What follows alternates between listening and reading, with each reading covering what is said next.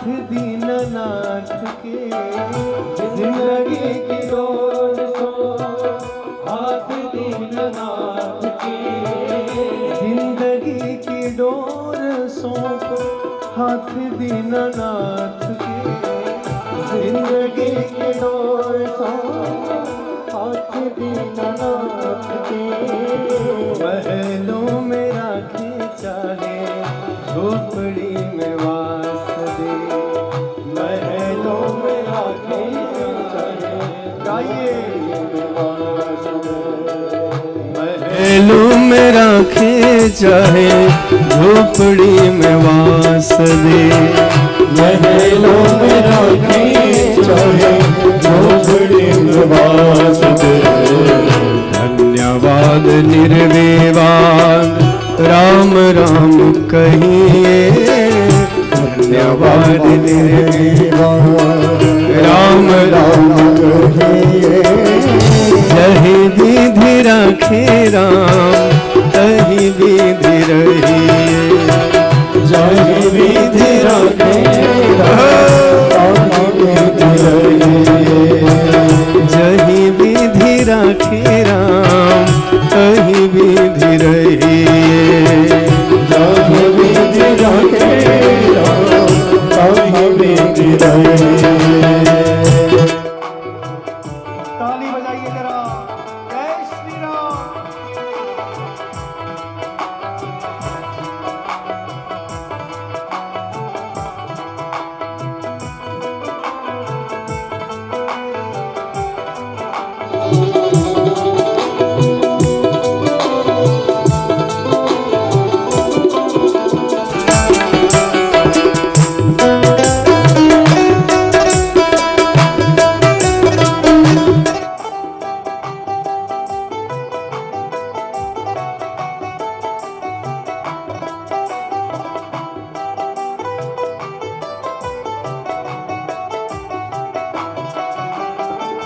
आशा एक राम जी से दूजी आशा छोड़ दे, आशा एक राम जी से दूजी आशा छोड़ दे, आशा एक राम जी से दूजी आशा छोड़ दे, आशा एक राम जी से दूजी आशा छोड़ दे।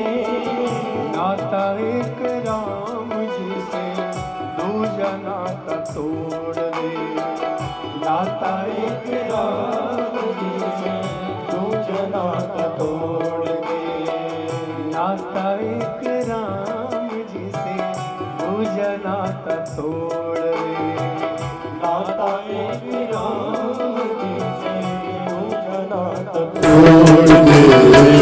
साधु संग राम रंग अंग अंग रंगिए, साधु संग राम रंग अंग अंग रंगिए।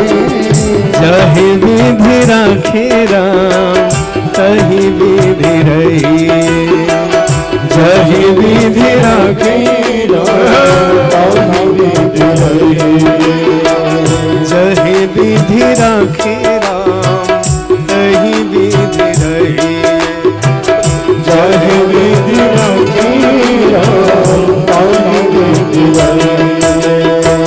सीताराम सीताराम सीताराम कहिए, सीताराम सीताराम सीताराम कहिए।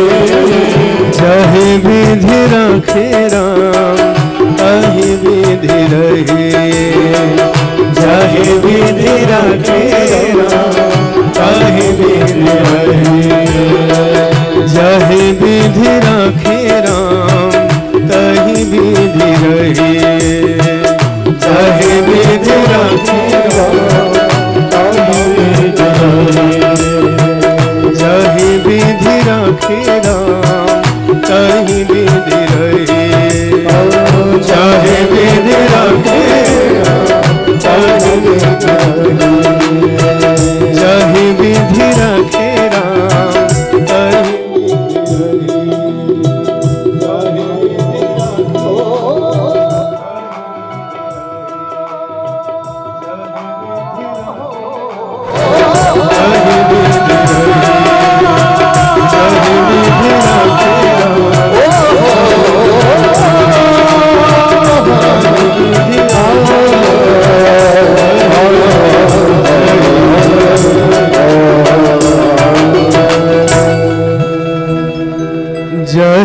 विधि रखे राम तहि विधि रहिए।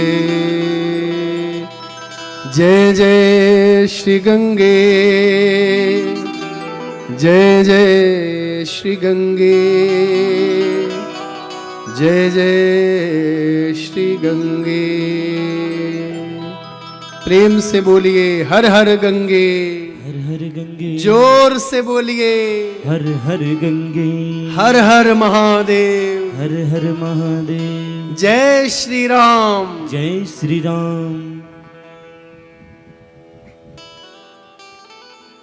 परम आराध्यमय करुणा वरुणालय सच्चिदानंद घन पूर्ण ब्रह्म परमेश्वर भगवान बद्री नारायण, भगवान सीताराम, भगवान श्री राधा कृष्ण, जगन्नाथ स्वामी, द्वारिकाधीश, देवादिदेव महादेव महामृत्युंजय, बाबा कैलाशपति, श्री केदारनाथ, बाबा काशी विश्वनाथ, महंकाल भगवान, ओमकारेश्वर, रामेश्वरम, कल कल निनादनी पुण्य शलीला पतित पावनी माँ गंगा जी, माँ यमुना जी, माँ नर्मदा जी। सर्वप्रथम मैं महारानी के चरणों में कोटि कोटि बार प्रणाम करता हूँ। सर्व चैतन्य रूपाम ताम आद्याम विद्याम च धीमहि बुद्धिमयानः प्रचोदयात्। वो विद्या स्वरूपा हैं, बुद्धि स्वरूपा हैं। उस महारानी के चरणों में मेरा कोटि कोटि बार प्रणाम।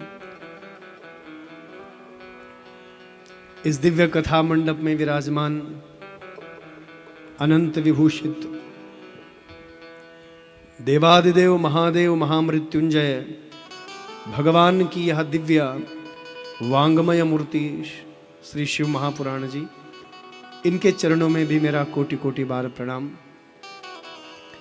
गुरु चरणों की वंदना करते हुए इस दिव्य कथा मंडप में विराजमान परम श्रद्धेय संत भगवान, ब्राह्मण देवता, भक्तिमयी माताएं बहनें, ज्ञानमय सभी मेरे भाई बंधु इष्ट मित्र, आइए आप सबको मेरा दोनों हाथ जोड़ करके बहुत विनम्र प्रणाम, वंदन है, अभिनंदन है। व्यासपीठ से आप सभी का स्वागत है।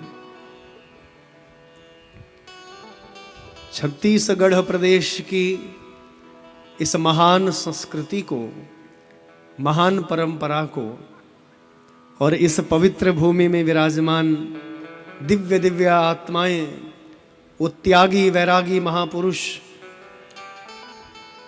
इस पवित्र भूमि को मैं बारंबार प्रणाम करता हूं, कोटि कोटि बार प्रणाम करता हूं। शबरी माता की यह पवित्र भूमि है, कौशल्या महारानी की यह पवित्र भूमि है, रामलला का ये ननिहाल है। और ऐसी पवित्र भूमि में बैठ करके बहुत मंगलमयी शिव महापुराण की कथा हम लोग सुन रहे हैं।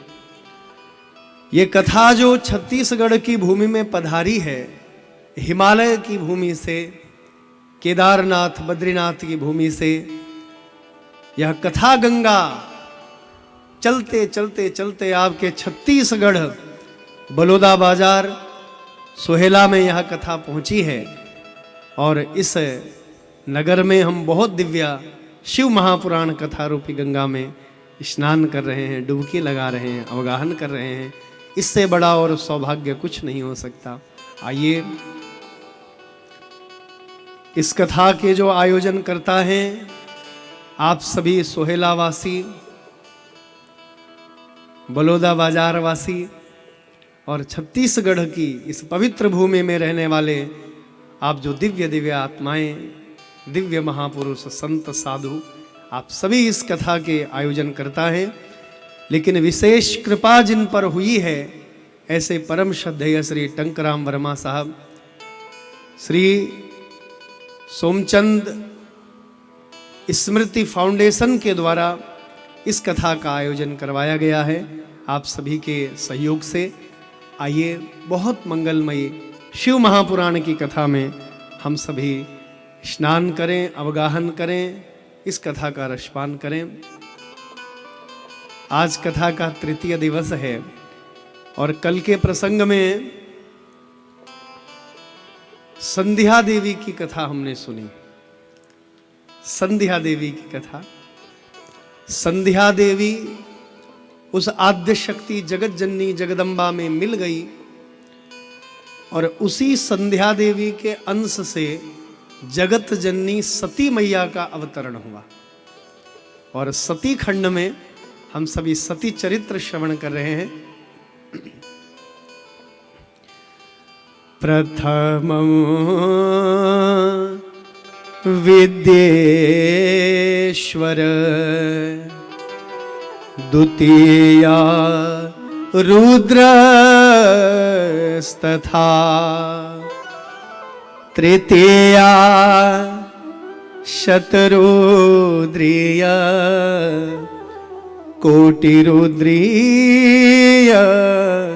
चतुर्थका, पंचमं उमा संहिताया, षष्ठम कैलाश तथैव च, सप्तमं वायवीया, सप्त संहिताय विश्रुता।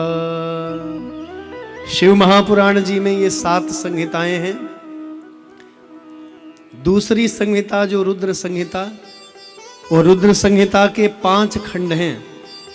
सृष्टि खंड, सती खंड, पार्वती खंड, कुमार खंड और युद्ध खंड। आज जो हम कथा सुनेंगे पार्वती खंड की कथा सुनेंगे और कल हमने सृष्टि खंड और सती खंड की कथा हम लोग सुन रहे हैं। सती के जो वर हैं स्वयं महादेव बने। इस जीव को शिव तो मिल गया लेकिन शिव को पहचान नहीं पाया। ये कोई साधारण कथा नहीं है। जीव कैसे शिव को पाए उसकी ये कथा है। सती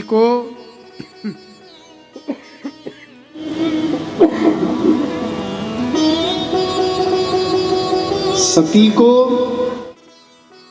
शिव तो मिल गए लेकिन शिव को पहचान नहीं पाए। इसीलिए शिव को पाने के बाद भी सती का जीवन बिगड़ गया। कथा सुनने आई लेकिन कथा नहीं सुन पाई। कथा सुनने जाएं तो अवश्य कथा सुने, और कथा नहीं सुनी तो उसका प्रभाव क्या हुआ? राम जी के प्रति संदेह हो गया। राम जी के प्रति संदेह हो गया। कल के प्रसंग में हमने सुना, इति दृशीम सतीम दृष्ट्वा शिव माया विमोहिता। राम जी को देख करके शिव माया से विमोहित हो गई है। राम जी की परीक्षा ले ली और शिव भगवान को जब इस विषय का ज्ञान हुआ तो महादेव ने सती का परित्याग कर दिया और अखंड समाधि में महादेव समाधिस्थ हो गए। और कई हजारों वर्षों के बाद जब महादेव जागे, श्री राम श्री राम श्री राम का शब्द मानो संपूर्ण कैलाश पर्वत में गूंजने लगा।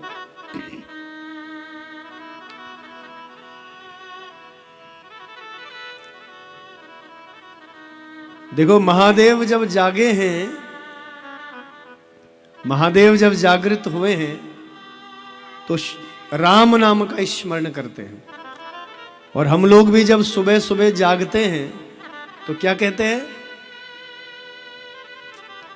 देखो, नींद भी एक प्रकार की समाधि है। इसीलिए तो कहते हैं निद्रा समाधि स्थिति, निद्रा समाधि स्थिति। निद्रा भी एक प्रकार की समाधि स्थिति है। महादेव जब निद्रा रूपी समाधि से जागे 87,000 वर्षों के बाद, तो क्या कहते हैं? राम राम कहते हैं। और हम लोग जब 7 घंटा 8 घंटा नींद लेकर के सुबह जागते हैं, तो क्या भगवान का स्मरण करते हैं? हमारी आंखों के सामने तो पहले मोबाइल फोन चाहिए, फेसबुक का स्टेटस चेक करेंगे क्या क्या है आज, व्हाट्सएप का स्टेटस चेक करेंगे क्या क्या आज है।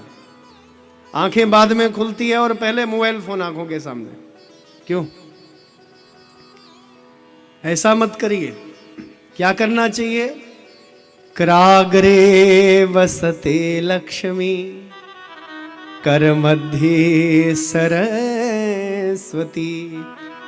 कर मूले ते गोविंद, प्रभाते कर दर्शनम। कर मतलब हाथ, संस्कृत में कर का अर्थ होता है हाथ। हाथ का दर्शन करें। कराग्रे वसते लक्ष्मी, जो अग्रभाग है ना, ये उंगलियां, इनमें महालक्ष्मी का वास है। इसलिए जिन लोगों को चाहिए कि महालक्ष्मी की हम पर विशेष कृपा हो, तो प्रातःकाल महालक्ष्मी का दर्शन करना चाहिए। यहां कराग्रे वसते लक्ष्मी, सबसे ऊपर महालक्ष्मी का दर्शन। कराग्रे वसते लक्ष्मी, कर मध्य सरस्वती। कर मध्य, मध्य में बीच में सरस्वती। जो पढ़ने वाले विद्यार्थी हैं, मेरे छोटे भैया बहनें यहाँ बैठे हैं, पढ़ने वाले लोग हैं, तो मध्य भाग में सरस्वती का दर्शन करें। कर मूले ते गोविंद, मूल भाग में गोविंद का दर्शन। गोविंद मतलब भगवान नारायण, नारायण का दर्शन करें। तो अपनी हथेली को आंखों के सामने रखिए और इस प्रकार आप दर्शन करिए हाथ का।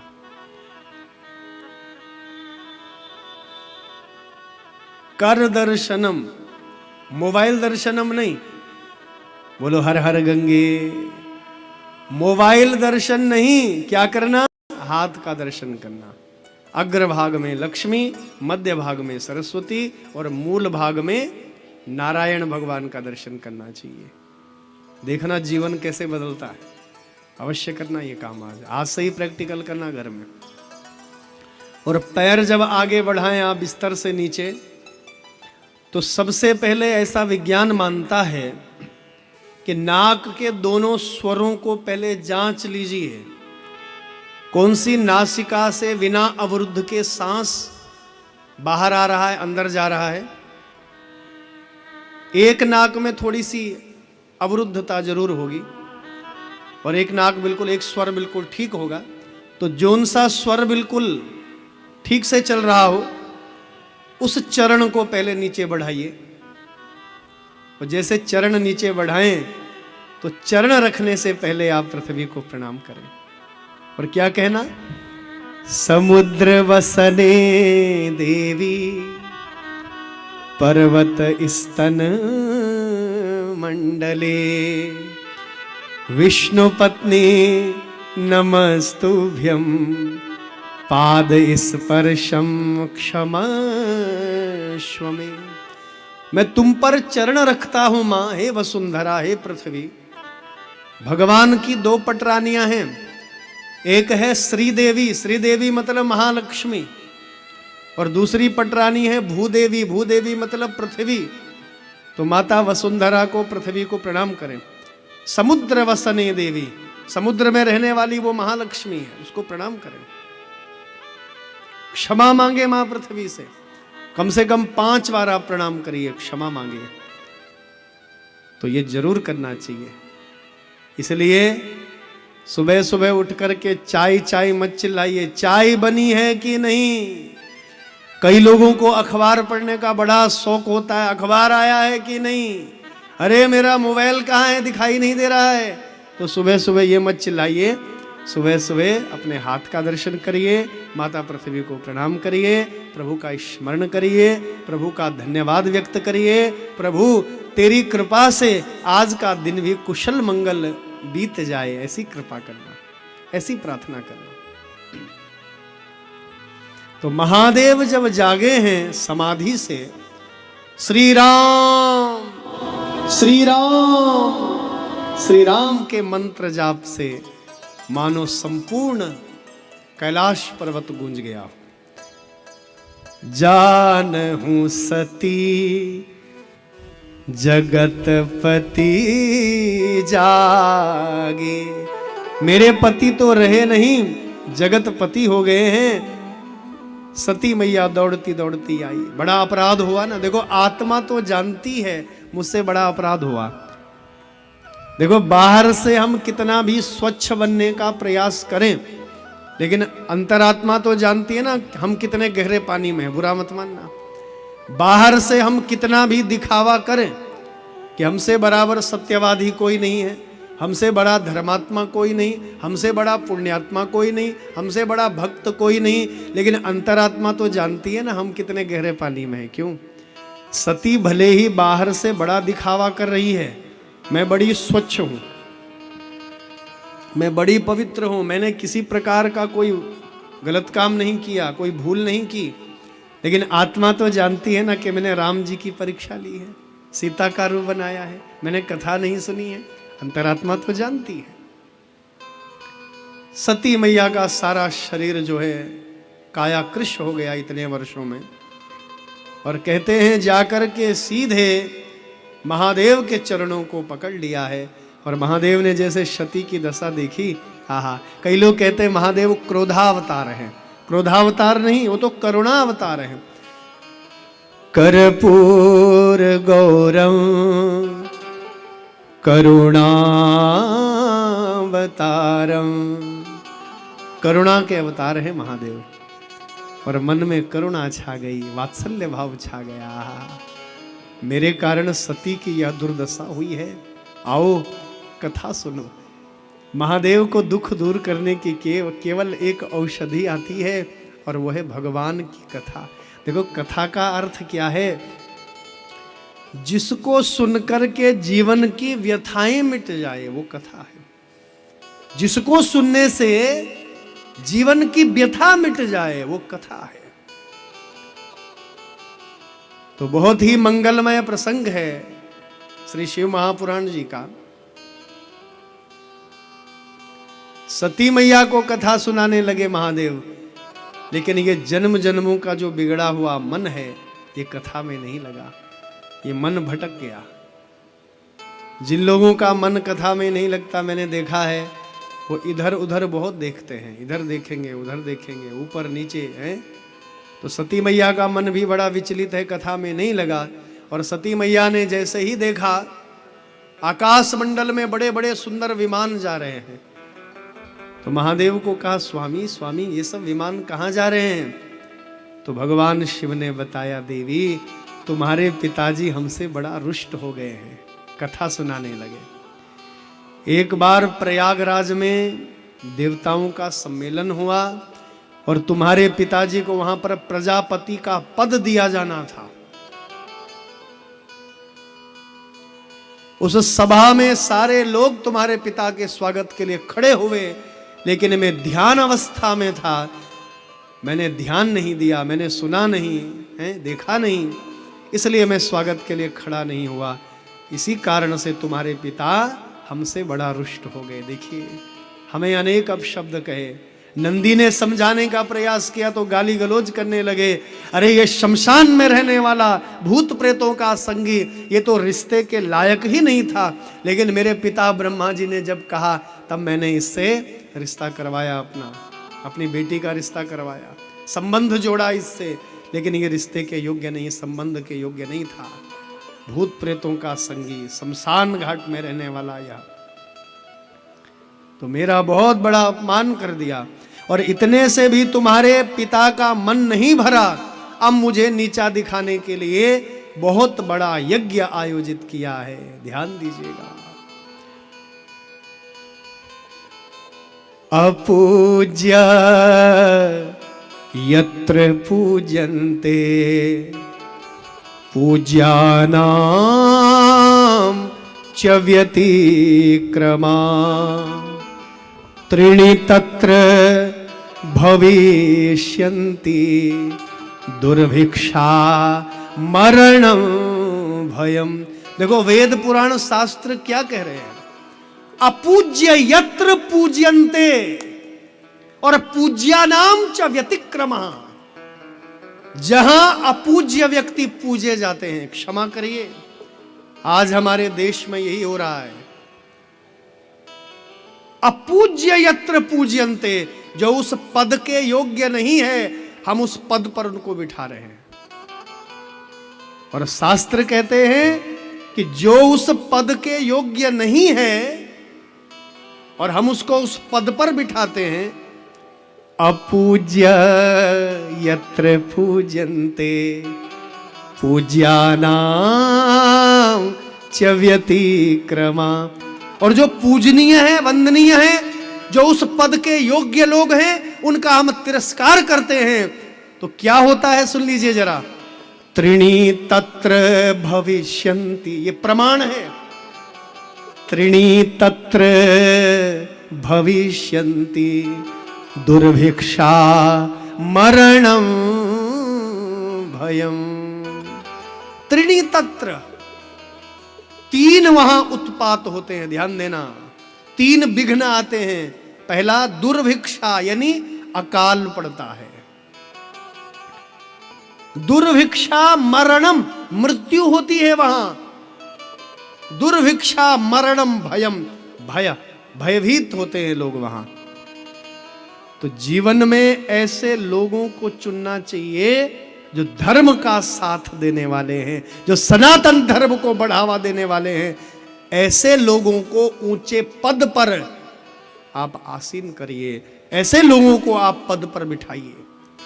और धर्म का विरोध करने वाले लोग, सनातन धर्म को गालियां देने वाले लोग, भगवान राम और रामायण पर अभद्र टिप्पणी करने वाले लोग, ऐसे लोगों को कभी मत पूजिए। पूजने का मतलब है कभी उनको ऊंचे पद पर मत बिठाइए। आप जो धार्मिक लोग हैं, जो संत प्रवृत्ति के हैं, जो साधु प्रवृत्ति के हैं, जो समाज की सेवा करने वाले हैं, बिल्कुल निस्वार्थ भाव से ऐसे लोगों को हमें चुनना चाहिए। ऐसे लोगों को हमें उस दिव्य पद पर बैठाना चाहिए। आप समझ रहे हैं मैं क्या कह रहा हूं? और जिस स्थान पर जो पूजनीय वंदनीय नहीं है, जो उस योग्य नहीं है, और हमने उस योग्य बना दिया है, और जो उस योग्य व्यक्ति था उसका अपमान कर दिया है, उसका निरादर कर दिया है, तो दुर्भिक्षा मरणम भयम। त्रीणि तत्र भविष्यन्ति दुर्भिक्षा मरणम भयम। तीन प्रकार के उत्पात होते हैं वहां, इसलिए सावधान। वो यज्ञ कैसे सफल होगा आप बताओ, जिस यज्ञ में महादेव का अपमान किया जा रहा है, कैसे वो यज्ञ सफल होता जी?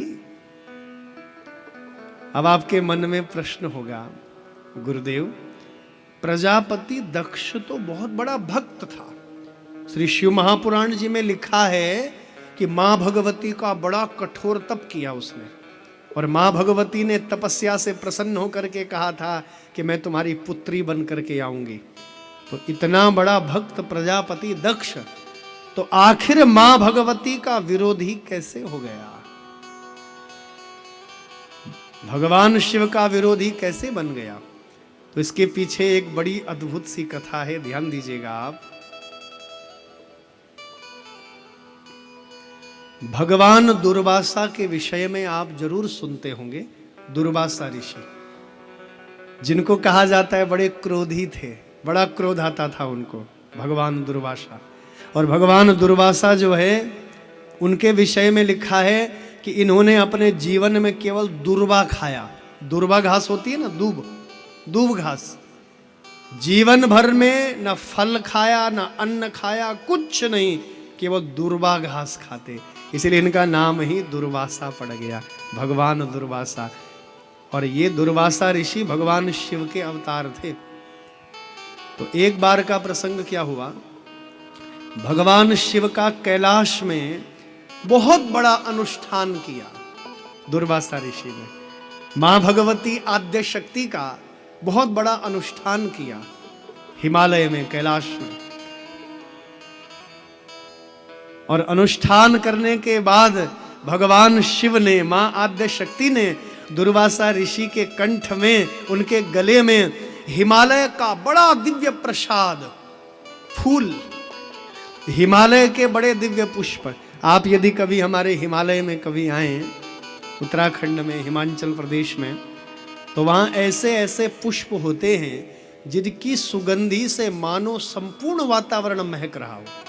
यदि कैलाश की ओर, हिमालय की ओर हम लोग जाएं, बाबा केदारनाथ की पूजा हिमालय में नील कमल से की जाती है, ब्रह्म कमल से की जाती है। ये ऐसे ऐसे हिमालय के दिव्य पुष्प हैं, यदि तुम्हारे घर में ये फूल आ गया तो सारा घर महकता है इन फूलों से। तो ऐसे ही हिमालय के दिव्य पुष्पों की माला प्रसाद के रूप में, आशीर्वाद के रूप में महादेव ने अपने भक्त दुर्वासा को दिया और आशीर्वाद दिया उनको। तो उस अनुष्ठान का सुफल प्राप्त करके दुर्वासा ऋषि आ रहे हैं। तो मार्ग में कौन मिले? प्रजापति दक्ष मिले। प्रजापति दक्ष भी शिव भक्त थे, मां भगवती आद्य शक्ति के बहुत अनन्य भक्त थे। तो उन्होंने जैसे ही वह दिव्य पुष्पों की माला देखी, बड़े प्रसन्न हुए और बहुत ही आग्रह पूर्वक बोले, हे परम पूज्य गुरुदेव, आप भी शिव भक्त हो और हम भी शिव भक्त हैं, प्रभु ऐसा करिए, यह जो दिव्य प्रसाद है आप कृपा करके मुझे प्रदान करिए, मुझे दे दीजिए। दुर्वासा ऋषि बोले, देखो भैया प्रजापति दक्ष, ये तो महादेव ने मुझे दिया है प्रसाद, मैं यह प्रसाद आपको नहीं दे सकता। हमको लगता है ना कि प्रसाद केवल खाने वाला होता है, क्षमा करिए, हमको लगता है कि कोई फल प्रसाद के रूप में मिल गया, क्यों, कोई मिठाई खाने के लिए मिल गई प्रसाद रूप में, तो वही केवल प्रसाद है। नहीं, प्रसाद का अर्थ होता है प्रसन्नता। और प्रसाद जो है, प्रसादे सर्व दुखानाम हानिरस्योप जायते। प्रसादे सर्व दुखानाम हानिरस्योप जायते। प्रसाद जो है उससे प्रसन्नता आती है जीवन में, प्रसन्नता आती है। प्रसादे सर्व दुखानाम, प्रसन्नता आती है जीवन में प्रसाद से। और वो प्रसाद केवल खाने वाला नहीं, ग्रहण करने वाला नहीं, अपितु भगवान के चरणों का यदि पुष्प भी मिल जाए तो वो भी प्रसाद है। तो भगवान दुर्वासा बोले, नहीं जी, ये प्रसाद तो स्वयं महादेव ने दिया है, दिव्य पुष्पों का हार, हम आपको ये कैसे दे दें, हम आपको ये नहीं दे सकते हैं? तो प्रजापति दक्ष बोले, नहीं महाराज, मैं भी भक्त हूं, मुझे दे दीजिए। बहुत आग्रह पूर्वक कहा।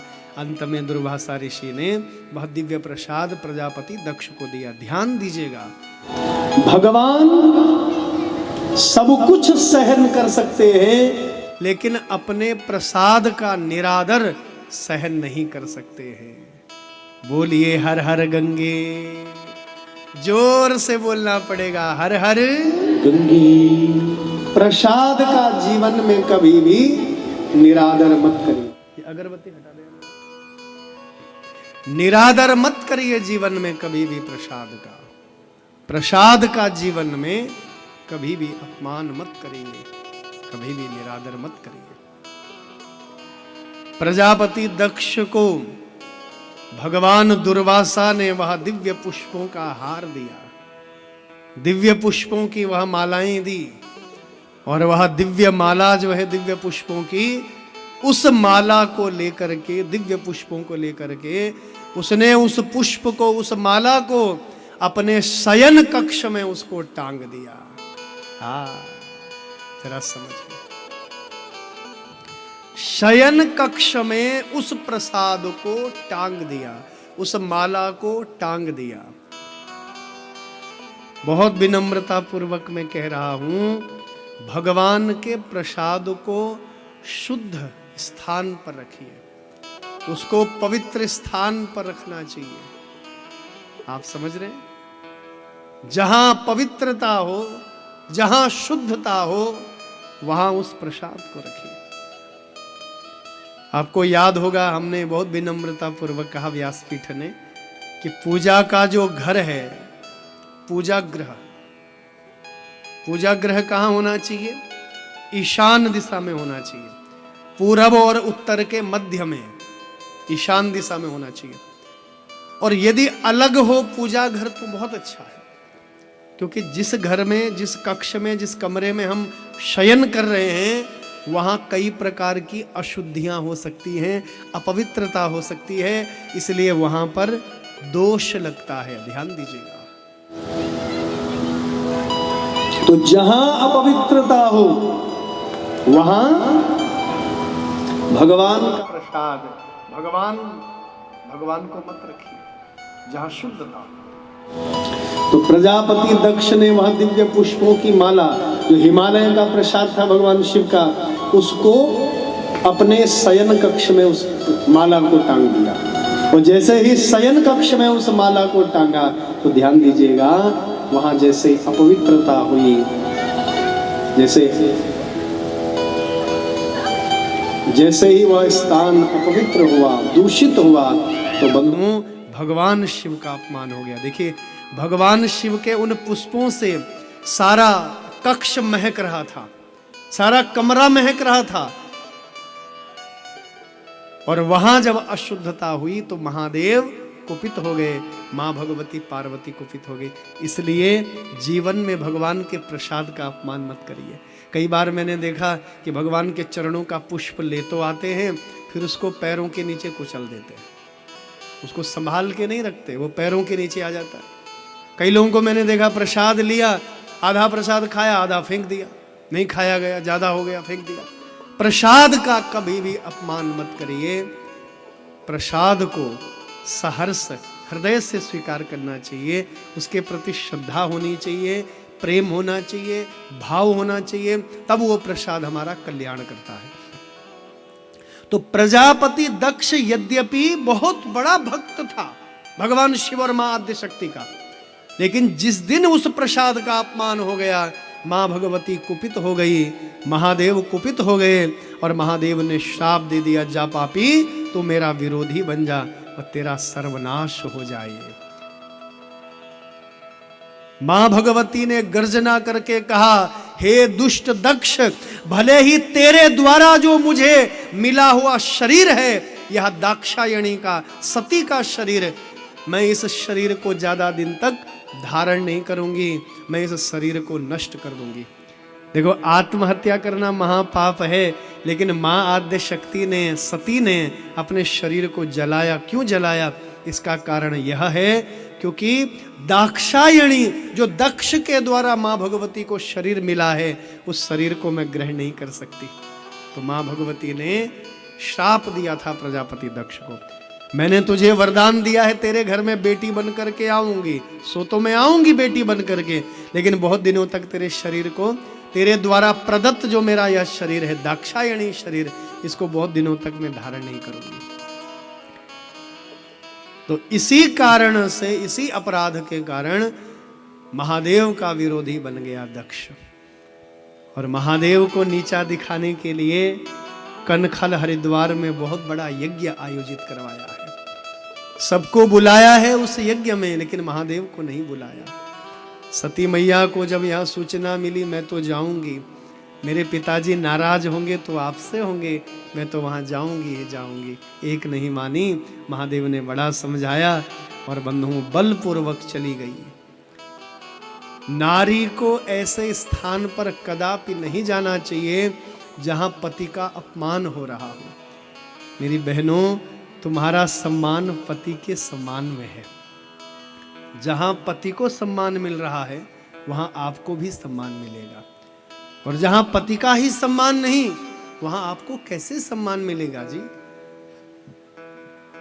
इसलिए सदैव स्मरण रहे, जहां पति को सम्मान मिल रहा है वहां आपको भी सम्मान मिलेगा। तो महादेव ने बड़ा समझाया, बोले देवी वहां मेरा अपमान हो रहा है और तुम वहां कदापि मत जाओ। सती ने एक नहीं मानी, चली गई वहां से। शिव महापुराण में लिखा है कि सखियों से महादेव ने बड़ा सुंदर श्रृंगार करवाया है। जिस रूप में प्रथम बार सती कैलाश पर्वत आई थी विवाह करके, उसी स्वरूप में सती मैया को विदाई दी।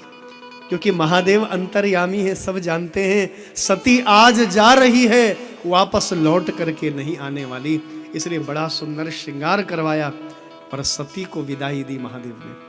कहते हैं कि डोली में बिठा करके विदाई दी। आहा, नंदी भृंगी श्रृंगी ने डोली उठाई, महादेव की आज्ञा से दक्ष प्रदेश में कनखल हरिद्वार में सती को छोड़ करके आए।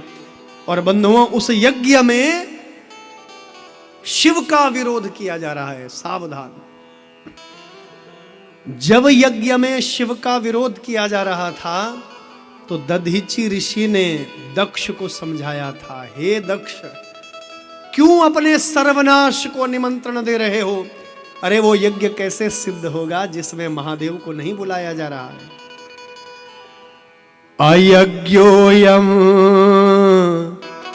महाजातो विना तेन शिवे नहीं। अयज्ञोयम महाजातो विना तेन शिवे नहीं। विनाशोऽपि विशेषेण यंत्रते ही भविष्यति। अयज्ञोयम महाजातो विना तेन शिवे नहीं। जो बिना शिव के यज्ञ किया जा रहा है वो यज्ञ नहीं, वो अयज्ञ है। और इस यज्ञ से तुम्हारा कल्याण नहीं, तुम्हारा सर्वनाश होगा राजा। विनाशो अपि विशेषेण यंत्रते ही भविष्यति। भविष्य में इस यज्ञ का परिणाम विनाश होगा, सर्वनाश होगा। ये किसने कहा शिव पुराण में? दधीचि ऋषि ने। दधीचि ऋषि अनन्य शिव भक्त थे। उन्होंने सब देवताओं को सचेत किया, प्रजापति दक्ष को सचेत किया था कि शिव का विरोध मत करो। लेकिन वो कहते हैं ना, विनाश काले विपरीत बुद्धि। बुद्धि भी विपरीत हो जाती है। आज बुद्धि विपरीत हो गई। सती मैया ने जैसे ही वहां शिव भगवान का विरोध देखा, शिव भगवान का कोई स्थान नहीं देखा, तो बंधुओं ध्यान दीजिएगा, नारी कैसे पति का अपमान सहन कर सकती है? आप बताइए, कैसे सहन करे नारी पति का अपमान? सती मैया ने पति का अपमान जब देखा तो सहन नहीं कर पाई और कहते हैं, दग्धे गात्रे वायु शुचिर धारणम योग मार्गतः। कई लोग कहते हैं कि सती मैया ने अपने शरीर को यज्ञ कुंड के द्वारा जलाया, हवन कुंड में नहीं जलाया। ध्यान दीजिए, स्पष्ट लिखा है इसी पुराण में, शिव महापुराण के सती खंड में स्पष्ट लिखा है, दग्धे गात्रे वायु सुचिर धारणम योग मार्गतः। धारणम योग मार्गतः, योग मार्ग के द्वारा शरीर को जलाया है। दग्धे गात्रे, गात्र कहते हैं शरीर के लिए, दग्धे दग्ध कहते हैं जलाने के लिए। शरीर जलाया है, पर कैसे जलाया है? योग मार्ग के द्वारा। योग के द्वारा सती मैया ने अपने शरीर से अग्नि को पैदा किया। शिव भगवान का जब अपमान देखा, जितने शिव द्रोही थे सबको माता सती ने दंड दिया और अंत में अपने योग के द्वारा अपने शरीर से माता ने अग्नि को प्रकट किया। दग्धे गात्रे वायु शुचिर धारणम योग मार्गता, योग मार्ग के द्वारा शरीर को जलाया और धू धू धू धू करके जैसे प्रचंड अग्नि सती मैया के शरीर को जलाने लगी, इतने में महादेव को सूचना दी गई। गणों के द्वारा महादेव कुपित हो गए और तुरंत महादेव ने जटा का बाल उखाड़ा और हिमालय के दो भाग हो गए। एक भाग से भगवान वीरभद्र और दूसरे भाग से महाकाली प्रकट हो जाती है। वीरभद्र भगवान प्रकट हो गए और आपको सुनकर बड़ा आश्चर्य होगा, इससे पहले यह प्रसंग नहीं सुना होगा। महादेव के शरीर से, महादेव के क्रोध से 100 प्रकार के ज्वर प्रकट हुए। 100 प्रकार के ज्वर, ज्वर कहते हैं बुखार, जो ये अनेक प्रकार के बुखार आ जाए ना ज्वर, तो कहते हैं ये महादेव के कोप से प्रकट हुए 100 प्रकार के ज्वर। शिव महापुराण की द्वितीय संहिता रुद्र संहिता के दूसरे खंड सती खंड में स्पष्ट लिखा है कि महादेव के शरीर से 100 प्रकार के ज्वर और 13 प्रकार के सन्निपात ज्वर। सन्निपात समझते? सन्निपात नहीं जानते? सन्निपात प्रसूता, जिस मां ने बच्चे को जन्म दिया है तो शरीर बहुत कोमल रहता है, तो उस समय जो मां को बुखार होता है ना, उसको कहते हैं सन्निपात। इतना भयंकर होता है वो, प्राण भी जा सकते हैं। वो प्रसूता, जिस प्रसूता को सन्निपात बुखार हो गया वो जीवित नहीं बच सकती है फिर। तो सन्निपात ज्वर, ये 13 प्रकार के सन्निपात ज्वर महादेव के कोप से प्रकट हुए और 100 प्रकार के साधारण ज्वर ये प्रकट हुए हैं। तो बंधुओं, महादेव का कोप, महादेव का क्रोध इतना भयंकर, 13 प्रकार के सन्निपात और 100 प्रकार के भयंकर ज्वर महादेव के कोप से प्रकट हुए और वीरभद्र भगवान और महाकाली प्रकट हुई। बोलिए वीरभद्र भगवान की जय। वीरभद्र भगवान प्रकट हो गए हैं और वीरभद्र भगवान को महादेव ने आज्ञा दी, जाओ दक्ष का विध्वंस कर दो, यज्ञ का विध्वंस कर दो। प्रजापति दक्ष के यज्ञ में भगवान वीरभद्र आए हैं, सारे यज्ञ का विध्वंस कर दिया। जितने भी शिव विरोधी थे, त्वष्टा आदि, उन सबको दंड दिया। जितने भी शिव का विरोध करने वाले थे, वीरभद्र भगवान ने सबको दंडित किया, सब देवताओं को प्रताड़ित किया और अंत में प्रजापति दक्ष के सिर को काट दिया। और जैसे प्रजापति दक्ष के सिर को काट दिया महादेव ने, वीरभद्र भगवान ने। और बंधुओं, आप यदि कभी ऋषिकेश की भूमि में आए तो ये जो संपूर्ण कथानक है, प्रसंग है, ये हरिद्वार का है, कनखल का। कनखल में आज भी वह स्थान है जहाँ प्रजापति दक्ष का यज्ञ था, गंगा के तट पर, और जहाँ महादेव ने यज्ञ का विध्वंस किया था वीरभद्र जी के द्वारा। तो वीरभद्र जी हरिद्वार से गंगा के किनारे किनारे किनारे ऋषिकेश में पहुंचे।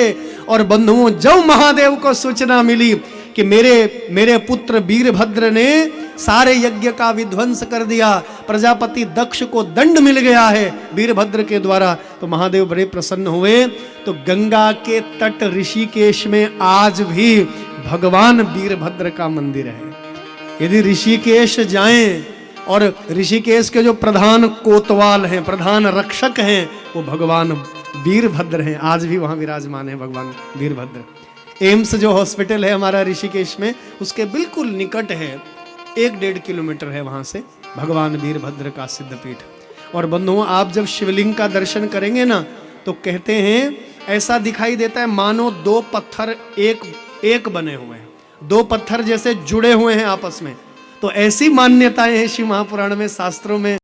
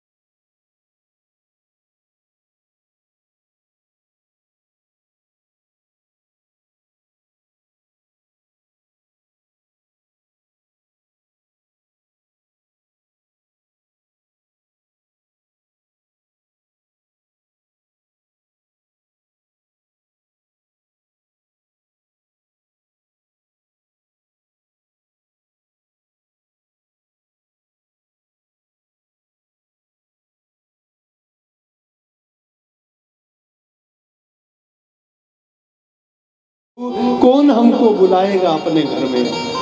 क्यों जी, कौन बुलाएगा हमें? हम निराश्रित हैं। कौन हमारा आवाहन करेगा? हम देवताओं को, ऋषि मुनियों को कौन बुलाएगा? इतना बड़ा अनिष्ट हो गया है, यजमान का वध हो गया है। प्रभु जीवित कर दीजिए हमारे यजमान को, प्रजापति दक्ष को। तो महादेव ने क्या किया? बकरे का सिर लगाया प्रजापति दक्ष पर। बकरे का सिर क्यों जोड़ा, जरा ध्यान दीजिएगा। बकरा मैं करता है, बहुत मैं करता है बकरा। क्यों मैं करता है? आजकल भी कई लोग मैं बहुत करते हैं। बोलो हर हर गंगे, जोर से बोलना पड़ेगा, हर हर। कई लोग मैं बहुत करते हैं। आपने भी सुना होगा, मैं ऐसा हूँ, मैं वैसा हूँ, मैंने ये किया है, मैंने वो किया है, हम ऐसे हैं। अरे भैया, मेरे बराबर है कोई?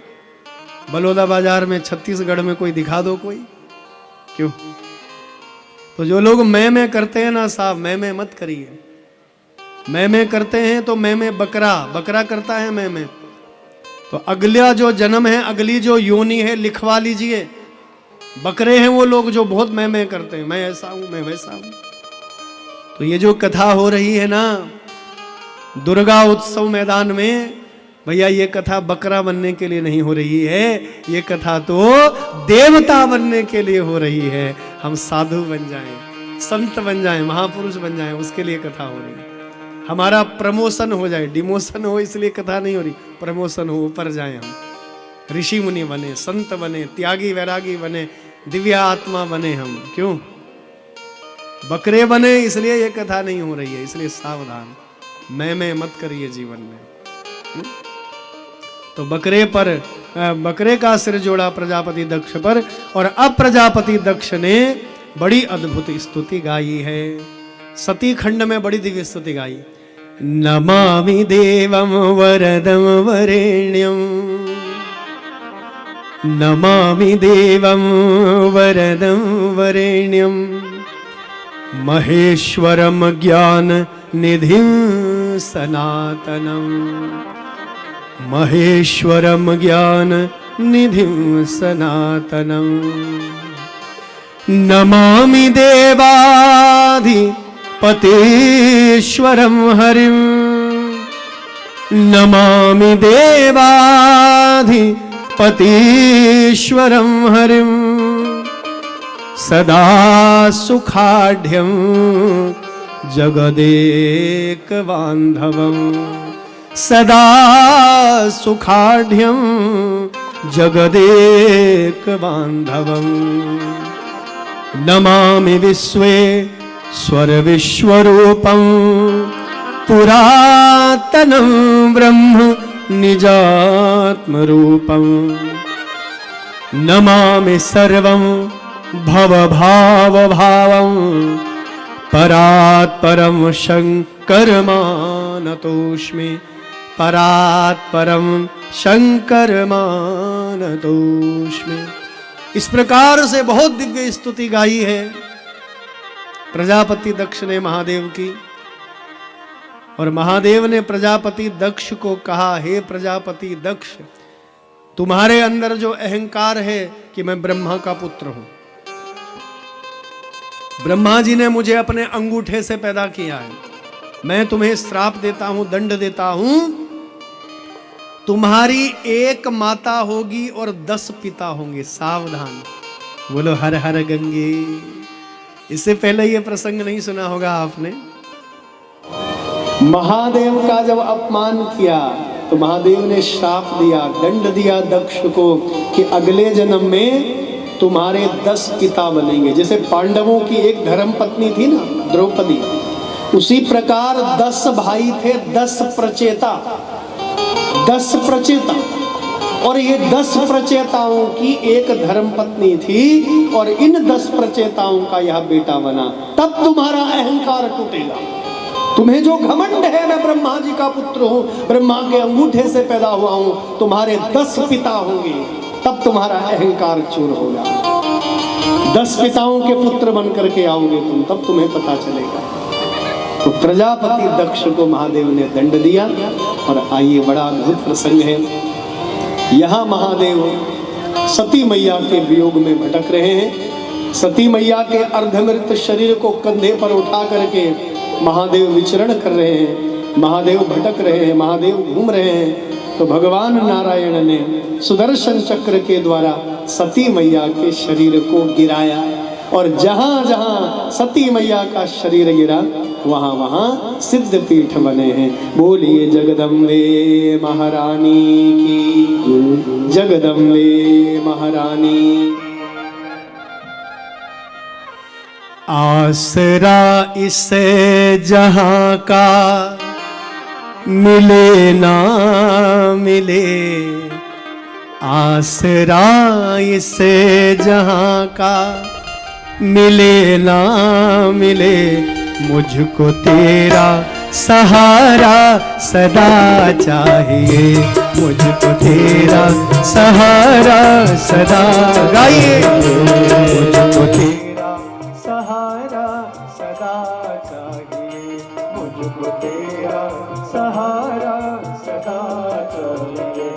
आसरा इस जहां का मिले ना मिले, आसरा इस जहां का मिले ना मिले, आसरा इस जहां का मिले ना मिले, आसरा इस जहां का मिले ना मिले, मुझको तेरा सहारा सदा चाहिए, मुझको तेरा सहारा सदा चाहिए, मुझको तेरा सहारा सदा चाहिए, मुझको तेरा सहारा सदा चाहिए।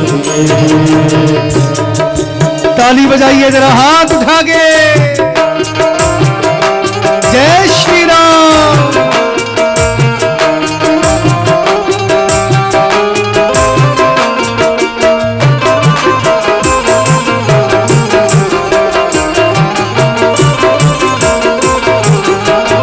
जय हो।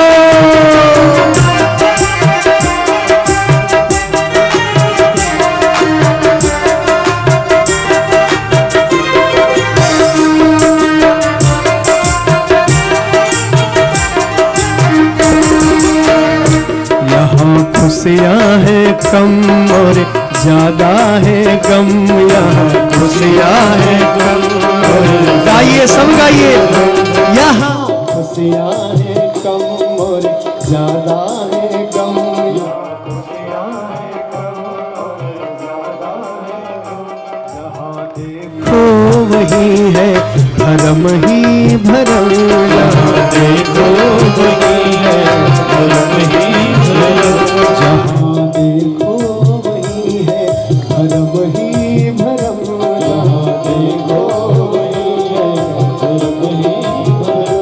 मेरी चाहत की दुनिया बसे ना बसे, मेरी चाहत की दुनिया बसे ना, गाइए, मेरी चाहत की दुनिया बसे ना बसे, मेरी चाहत की दुनिया बसे ना बसे, मेरे दिल में बसेरा तेरा चाहिए, बसेरा तेरा चाहिए। आसरा इस जहां का मिले ना मिले, आसरा इस जहां का मिले ना मिले, मुझको तेरा सहारा सदा चाहिए, मुझको तेरा सहारा सदा चाहिए, मुझको तेरा सहारा सदा चाहिए, मुझको तेरा सहारा सदा चाहिए।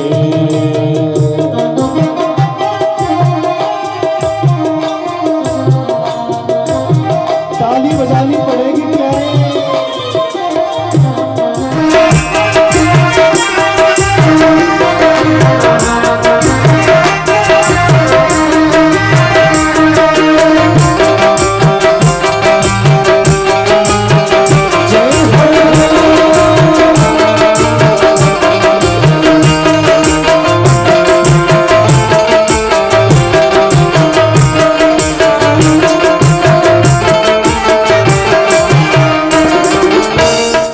कभी वैराग है, कभी अनुराग है,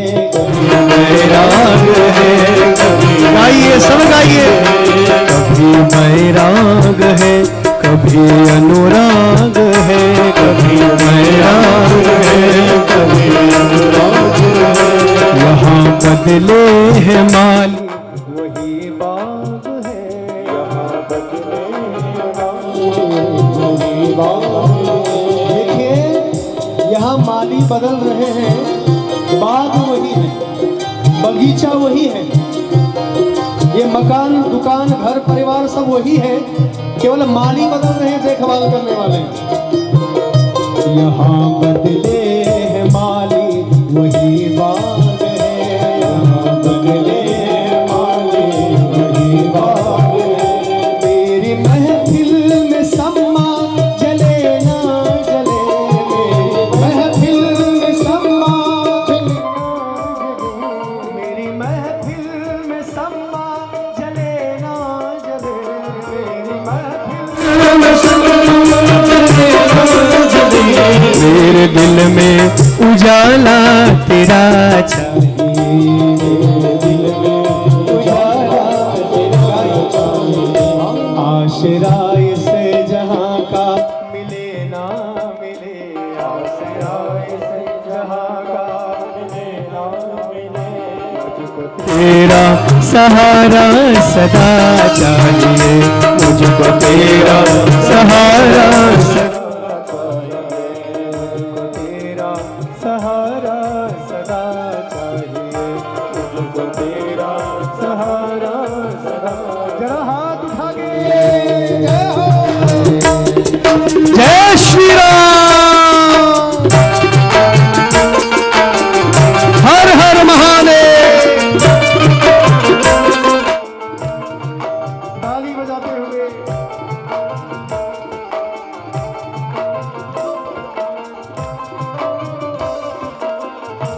इतने सुंदर हाथ दिए हैं, जय हो। सब ताली बजाइए।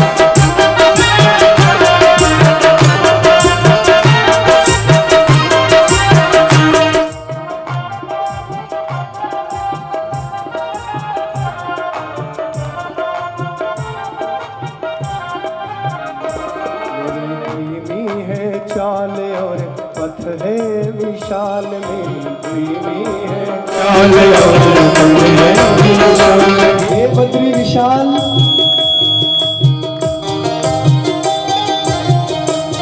हे महादेव, मेरी जो चाल है बहुत धीमी है और ये मार्ग ये पथ बड़ा विशाल है। मेरी धीमी है चाल और पथ है विशाल, मेरी गाइए सब गाइए। मेरी धीमी है चाल और पथ है विशाल, मेरी धीमी है चाल और पथ है विशाल। हर कदम पर मुसीबत है, अब तू संभाल।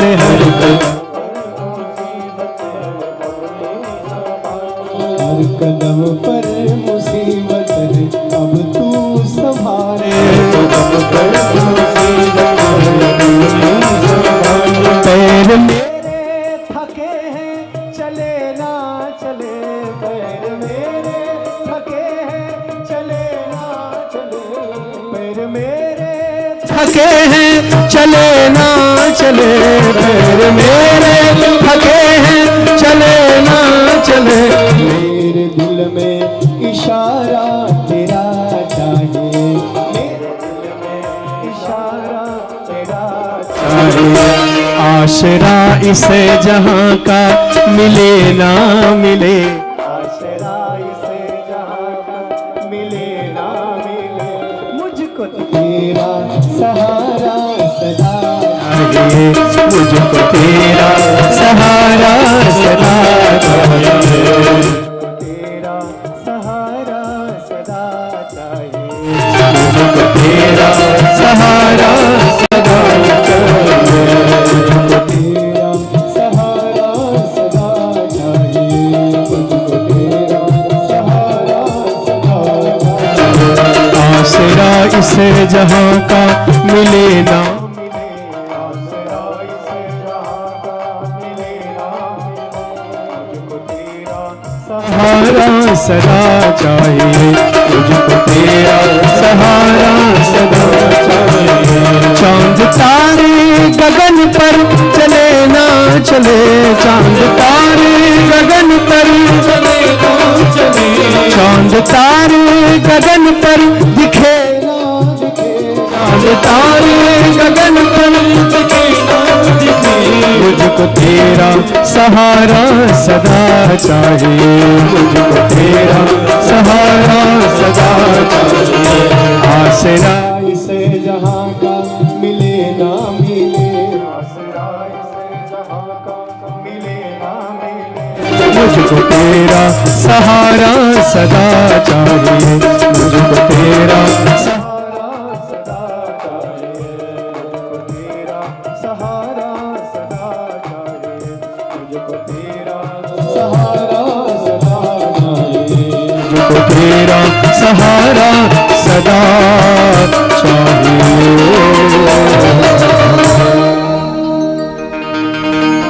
आसरा इसे जहां का मिले ना मिले, आसरा इसे जहां का मिले ना मिले, मुझको तेरा सहारा सदा चाहिए।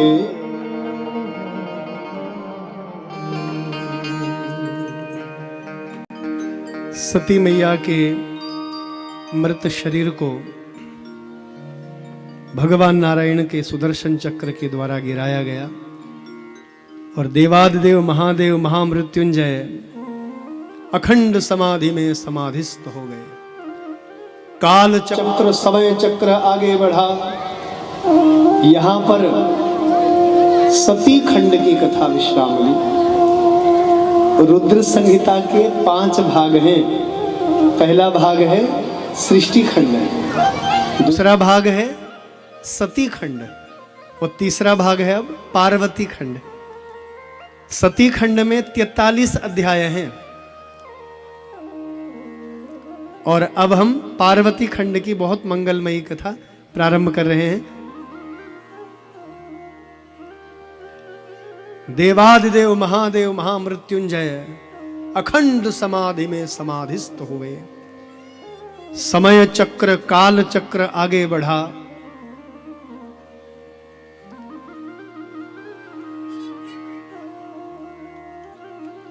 तारकासुर नाम का बड़ा भयंकर दैत्य पैदा हुआ। तारकासुर का जो पिता था उसका नाम था वज्रांग। कश्यप ऋषि ने और माता दिति ने शिव महापुराण में लिखा है कि 10,000 वर्षों तक बड़ा कठोर तप किया कि हमारा बड़ा दिव्य पुत्र हो। तो कहते हैं दिति के गर्भ से कश्यप ऋषि का पुत्र हुआ वज्रांग। ये वज्रांग नाम का पुत्र जो था दिति का, बड़ा दिव्य। वज्रांग नामा सो अभूद्वे दिति पुत्रो अमरोत्तमा नाम तुल्या तनुर्वियस सुप्रताप युध भवाद बली। कश्यप और दिति के पुत्र हुए हैं वज्रांग। अब नाम से ही बड़ा स्पष्ट है, वज्रांग यानी वज्र के समान जिसकी देह थी। बड़ा भयंकर दैत्य वज्रांग। बंधुओं, ये बड़ा धर्मात्मा हुआ, बड़ा पुण्यात्मा हुआ। यद्यपि राक्षस था लेकिन राक्षसों में बड़ा श्रेष्ठ था, बड़ा अच्छा, संत प्रवृत्ति का, साधु प्रवृत्ति का।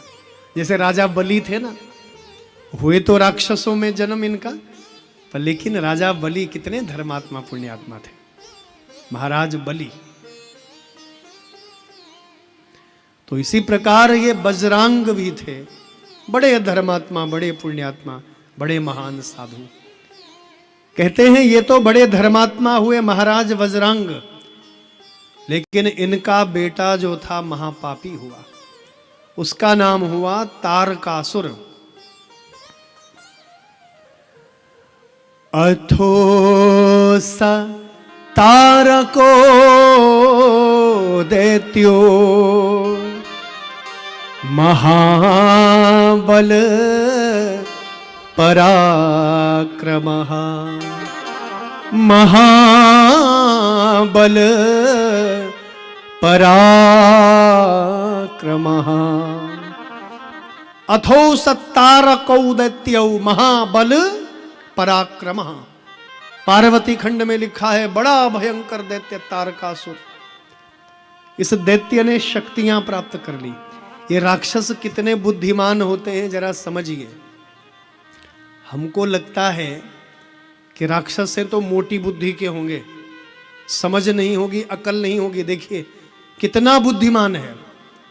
पहले ब्रह्मा जी को कहता है यदि आप मुझसे प्रसन्न हैं मेरे तप से तो मुझे वरदान में दीजिए कि मैं अजर अमर हो जाऊं, अमरता का वरदान दीजिए। ब्रह्मा बोले हे तारकासुर, हे पुत्र, वरदान कैसे दे दूं अमरता का? अमर तो मैं स्वयं नहीं हूं, तुम्हें कैसे वरदान दूं? कुछ और मांगो। तो कितना बुद्धिमान है राक्षस। देखिए उसने विचार किया कि देवादिदेव महादेव समाधि स्थिति में बैठे हैं, उनकी धर्म पत्नी की मृत्यु हो गई, तो कितना बुद्धिमान है। देखिए उसने वरदान में मांगा कि यदि आप प्रसन्न हैं तो मेरी मृत्यु केवल मात्र शिवपुत्र के द्वारा ही हो, शिवपुत्र के द्वारा हो। बोलो हर हर गंगे, जोर से बोलना पड़ेगा, हर हर, जोर से बोलो हर हर गंगे, हर हर महादेव, हर हर महादेव, जय श्री राम। जय श्री राम। कितना बुद्धिमान है। देखिए धर्म पत्नी ने तो आत्महत्या कर ली, सती मैया तो जल गई यज्ञ कुंड में, योग अग्नि के द्वारा स्वयं को जला दिया। कितना बुद्धिमान है। अब विवाह,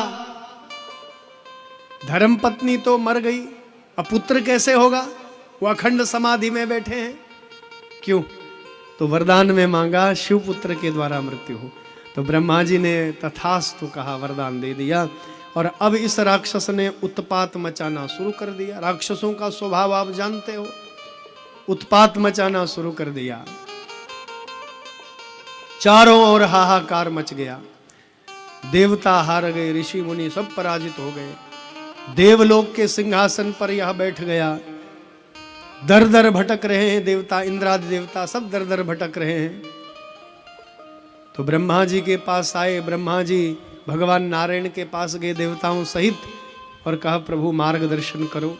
तो भगवान बोले देखो इस तारकासुर को न तो ब्रह्मा मार पाते हैं, न मैं मार सकता हूं, और ना ही इसको स्वयं महादेव मार सकते हैं। इसका वरदान है कि शिवपुत्र के द्वारा ही केवल मृत्यु होगी। अब शिवजी का पुत्र कैसे होगा? शिवजी तो वैरागी बन गए, धर्म पत्नी है ही नहीं। तो पहले इनका विवाह करवाना पड़ेगा। और विवाह ऐसा नहीं कि किसी के साथ भी विवाह हो जाएगा।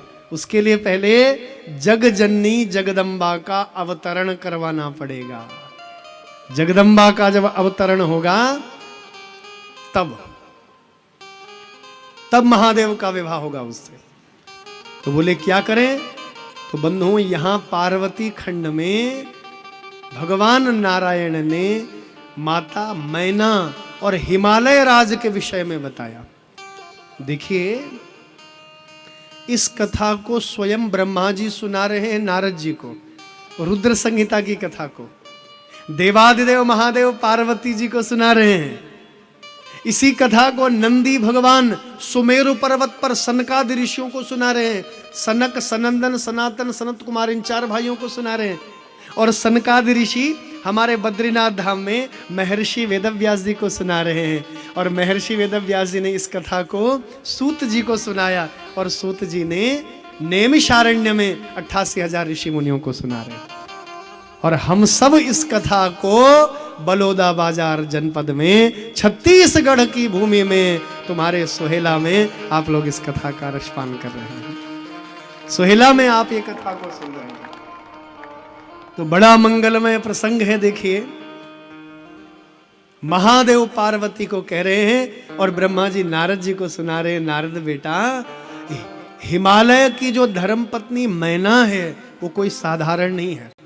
देखो, मैना माता की कथा आई है पूर्व जन्म की, इसको वरदान मिला हुआ है कि इसके गर्भ से जगत जननी जगदम्बा का अवतरण होगा।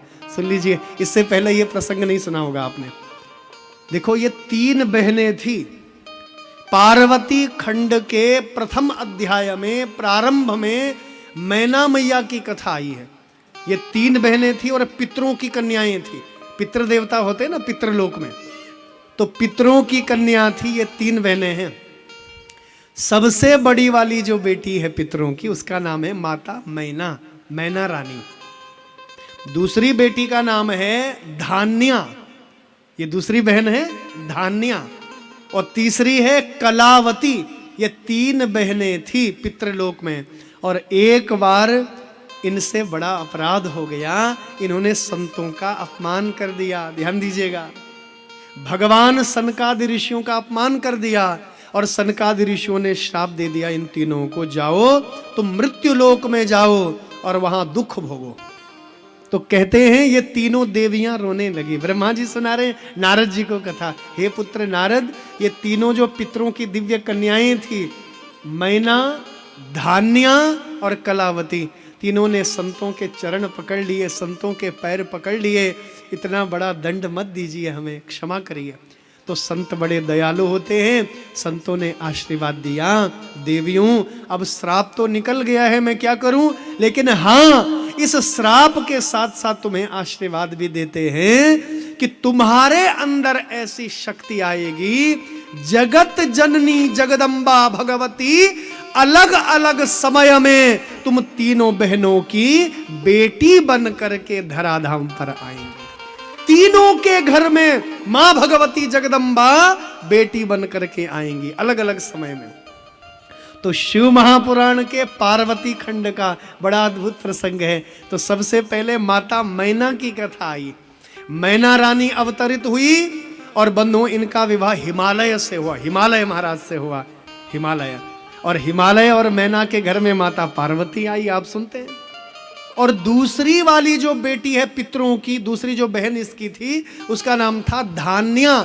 और धान्या त्रेता युग में जन्म होता है इसका, और धान्या का विवाह होता है जनक महाराज से। ध्यान दीजिएगा, जनक महाराज से विवाह हुआ इसका। और जनक और जो ये धान्या है, इनके घर में मां भगवती महालक्ष्मी सीता जी के रूप में अवतरित होती है। इनकी बेटी के रूप में मां भगवती जगदम्बा आई। धान्या, इनका नाम धान्या था। कहीं कहीं पर सुनैना जी भी कहते हैं, तो सुनैना जी हो या धान्या हो, शिव महापुराण में धान्या नाम आया है जनक जी की पत्नी का। और इनकी बेटी इनके घर में स्वयं मां भगवती आद्य शक्ति जानकी के रूप में, सीता मैया के रूप में अवतरित हुई।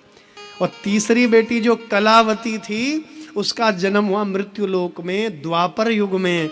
और द्वापर युग में बंधुओं वृषभान जी के साथ इसका विवाह हुआ। और वृषभान और कलावती माता के घर में वृषभान दुलारी के रूप में, कलावती की दुलारी के रूप में, राधा रानी के रूप में मां भगवती अवतरित हुई है। तो ये तीनों बहनों की कथा, ये तीनों बहनें थी। श्राप के कारण से मृत्यु लोक में जन्म हुआ। पितरों की 3 कन्या, मैना रानी, धान्या रानी और कलावती, 3 बहनें। और अलग अलग समय में इनके गर्भ से जगत जननी जगदम्बा भगवती का अवतरण हुआ। ऐसा शिव महापुराण के पार्वती खंड में वर्णन है। और आइए, ये सब बातें भगवान नारायण ने ब्रह्मादिक देवताओं को कही कि तारकासुर दैत्य को कोई नहीं मार सकता, न ब्रह्मा मार सकते हैं, न मैं मार सकता हूं, न स्वयं महादेव मार सकते हैं। हाँ, शिवपुत्र के द्वारा ही मृत्यु निश्चित है। तो पुत्र कैसे होगा? पहले विवाह होगा ना, तब तो पुत्र होगा। और विवाह कैसे होगा? जब पहले जगजननी जगदम्बा का अवतरण होगा, तब तो विवाह होगा। क्यों? तो आप ऐसा करिए, माता मैना रानी को वरदान मिला है पूर्व जन्म का। हिमालय महाराज बड़े धर्मात्मा पुण्यात्मा प्रतापी राजा हैं, उनके पास जाइए, उनसे अनुनय विनय करिए, और यदि वो कठोर तप करें तो अवश्य ही जगजननी जगदम्बा का अवतरण होगा। और जगजननी जगदम्बा आएंगी तो अवश्य ही उनका विवाह महादेव से होगा। तो जाओ, पहले माँ भगवती का अवतरण करवाओ। बोलिए जगदम्बे महारानी की। तो हिमालय और मैना की शरण में सब देवता आए हैं। नारद ऋषि ने बहुत आग्रह पूर्वक कहा है, हे महाराज हिमालय, हे माता मैना, आपसे बड़ा और प्रतापी और धर्मात्मा राजा इस ब्रह्मांड में कोई नहीं है। जगत कल्याण के लिए आपको आज इस धराधाम पर माँ भगवती का अवतरण करवाना है। हे महारानी मैना, यह शक्ति केवल आप में ही है जो आप माँ भगवती जगदम्बा को अवतरित करवा सकती हो। आप जाइए, कठोर तप करिए। तो कहते हैं महाराज हिमालय ने और माता मैना ने बड़ा कठोर तप किया माँ भगवती जगदम्बा का, और तपस्या करते करते करते माँ भगवती प्रसन्न हो गई। और कैसे आई, कैसे प्रकट हुई माँ? देखिए, सिंहस्थाम कालिका कृष्णा चारुवक्त्रा चतुर्भुजा,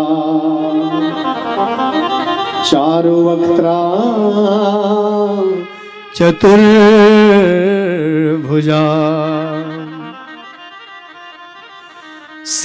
सिंहस्ताम कालिकाम कृष्णाम, सिंहस्थाम कालिकाम कृष्णाम, चारुवक्त्रां चतुर्भुजां,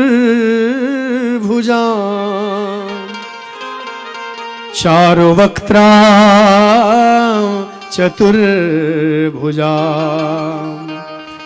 नीलाब्ज खंड अभयं, नीलाब्ज खंड अभयं, वरदां सुदिव्यां मनोहरां, वरदां सुदिव्यां मनोहरां। माँ भगवती जगदम्बा कैसे आई? सिंहस्थाम कालिकाम कृष्णाम, सिंह के ऊपर विराजमान होकर के कृष्ण वर्णा महाकाली के रूप में, नीला कमल जिनके हाथ पर है, ऐसा दिव्य रूप धारण करके मां भगवती प्रकट हो जाती है। बोलिए जगदम्बे महारानी की। जैसे ही यह भयंकर रूप देखा हिमालय ने और मैना ने, दोनों घबरा गए। आहा, हे मैया, हम तुम्हारी शरण में हैं महारानी, हमें अपना शांत रूप दिखाइए, इस उग्र रूप को मत दिखाइए माँ, हम घबरा रहे हैं, हमें डर लग रहा है। तब माँ भगवती भक्तों की इस अनुनय विनय को सुनकर के माँ भगवती ने अभय दान दिया। देखो, अभय दान दिया माँ भगवती ने, चिंता मत करो। तो तब माँ भगवती जगदम्बा शांत रूप में प्रकट हो गई। रक्तांबर रक्तांबर परिधान, रक्त चंदन चर्चिता, प्रसाद सुमुखी देवीं, करुणारस सागरी, प्रसाद सुमुखीं देवीं, करुणारस सागर, करुणारस सागर, करुणा रस सागरी वो माँ भगवती करुणा रस की सागर आज शांत रूप में प्रकट हुई। बोले मांगो क्या चाहिए, वरदान में मांगो क्या चाहिए आपको। तो हिमालय ने और मैना ने वरदान में मांगा, हे महारानी यदि आप हमसे प्रसन्न है मेरी माँ, यदि आप प्रसन्न है जग जननी जगदम्बा भगवती, यद्यपि आप जग जननी हो माँ, तू जग जननी है जगदम्बा, लेकिन फिर भी हम आपको अपनी बेटी बनाना चाहते हैं। हे जगदम्बा यदि आप हमसे प्रसन्न हो तो हमें वरदान दीजिए कि आप हमारी बेटी बन करके आओ। हमारी बेटी बन करके आप आइए। तो माँ भगवती बड़ी दयालु हैं, बड़ी कृपालु हैं। माँ भगवती ने तथास्तु कहा, वरदान दिया। और आइए हिमालय और मैना घर लौट आए।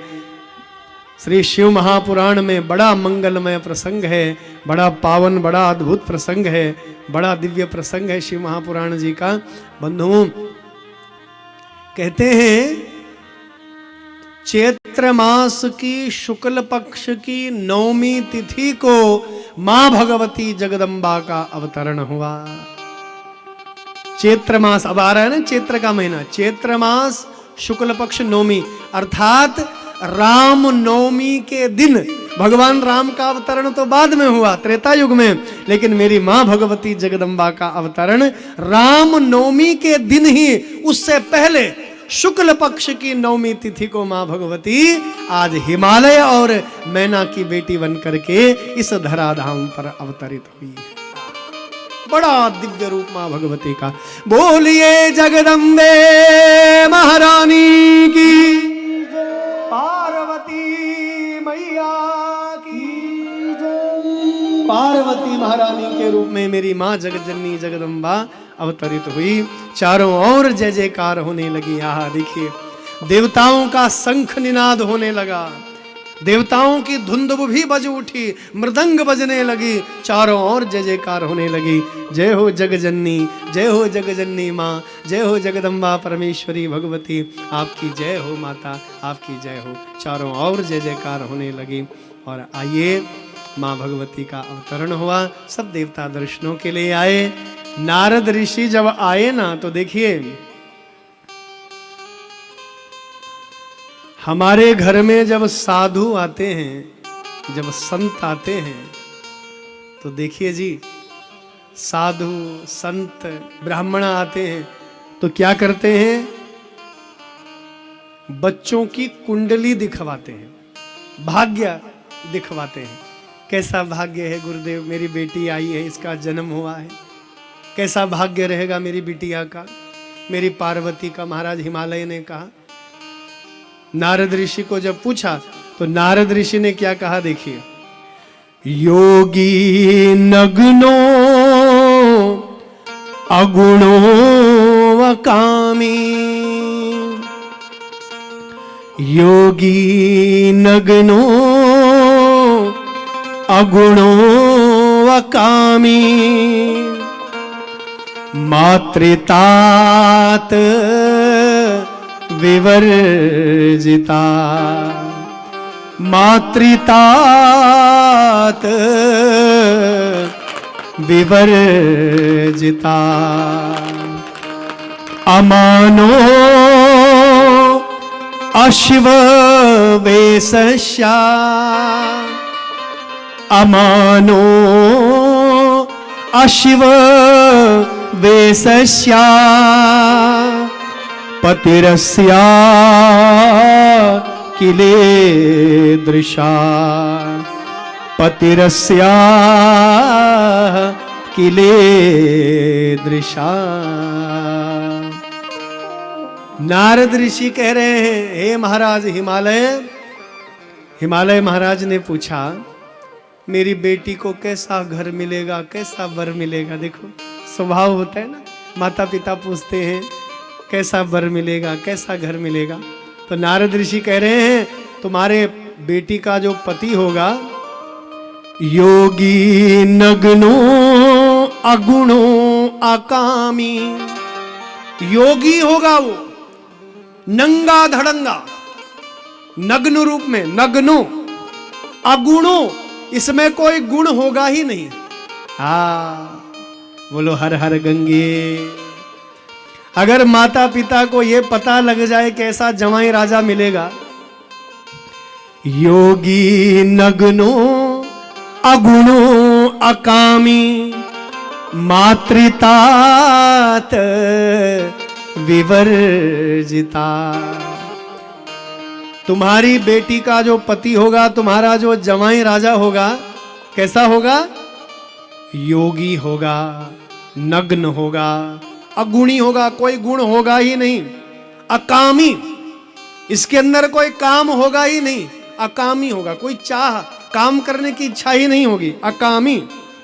मातृतात विवर्जिता, मातृतात विवर्जिता। न तो माता का पता होगा न पिता का पता होगा, ऐसा वर, ऐसा पति तुम्हारी बेटी को प्राप्त होगा। अमानो अशिव वेशस्या, अमानो, अमानी, अमानी का अर्थ होता है जिसको कोई मान सम्मान से लेना देना नहीं, उसका कोई मान सम्मान भी करे तो भी कोई प्रभाव नहीं पड़ेगा, और चाहे कोई अपमान भी करे तो कोई भी प्रभाव नहीं पड़ेगा।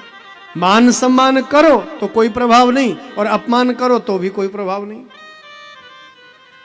अमानो अशिव वेशस्या पतिरस्या किले दृशा। ऐसा पति तुम्हारी बिटिया को प्राप्त होगा। जैसे ही माता मैना ने ये शब्द सुने, प्रेम से बोलो हर हर गंगे। हर हर गंगे, जोर से बोलना पड़ेगा, हर हर गंगे, हर हर महादेव, हर हर महादेव, हर हर महादेव, हर महादेव, जय श्री राम। जय श्री राम। तो यदि किसी पिता को ये पता लग जाए, किसी माँ को ये पता लग जाए कि हमारा जवाई राजा ऐसा होगा, योगी होगा, कैलाश पर्वत में नंगा बैठा होगा, क्यों? कोई गुण नहीं होगा, अकामी, कोई काम करने की इच्छा नहीं होगी, मातृतात विवर्जिता, जिसके न माँ का पता होगा न पिता का पता होगा। देखो, मातृतात विवर्जिता, अमानो, जिसको मान सम्मान से कोई लेना देना नहीं होगा, अशिव, जिसका वेश कैसा होगा? अशिव, यानी अकल्याणकारी होगा। शिव का अर्थ होता है कल्याण, और अशिव मतलब अकल्याण। जिसका वेश कैसा होगा? अकल्याणकारी होगा। अशिव वेशस्या पतिरस्या किले दृशा, ऐसा पति ऐसा वर तुम्हारी बेटी का होगा। अब सोचो जरा, आजकल के पिता को ऐसा पता लग जाए कि ऐसा जवाई राजा मिलना है तो क्या करेगा वो? सोच लो।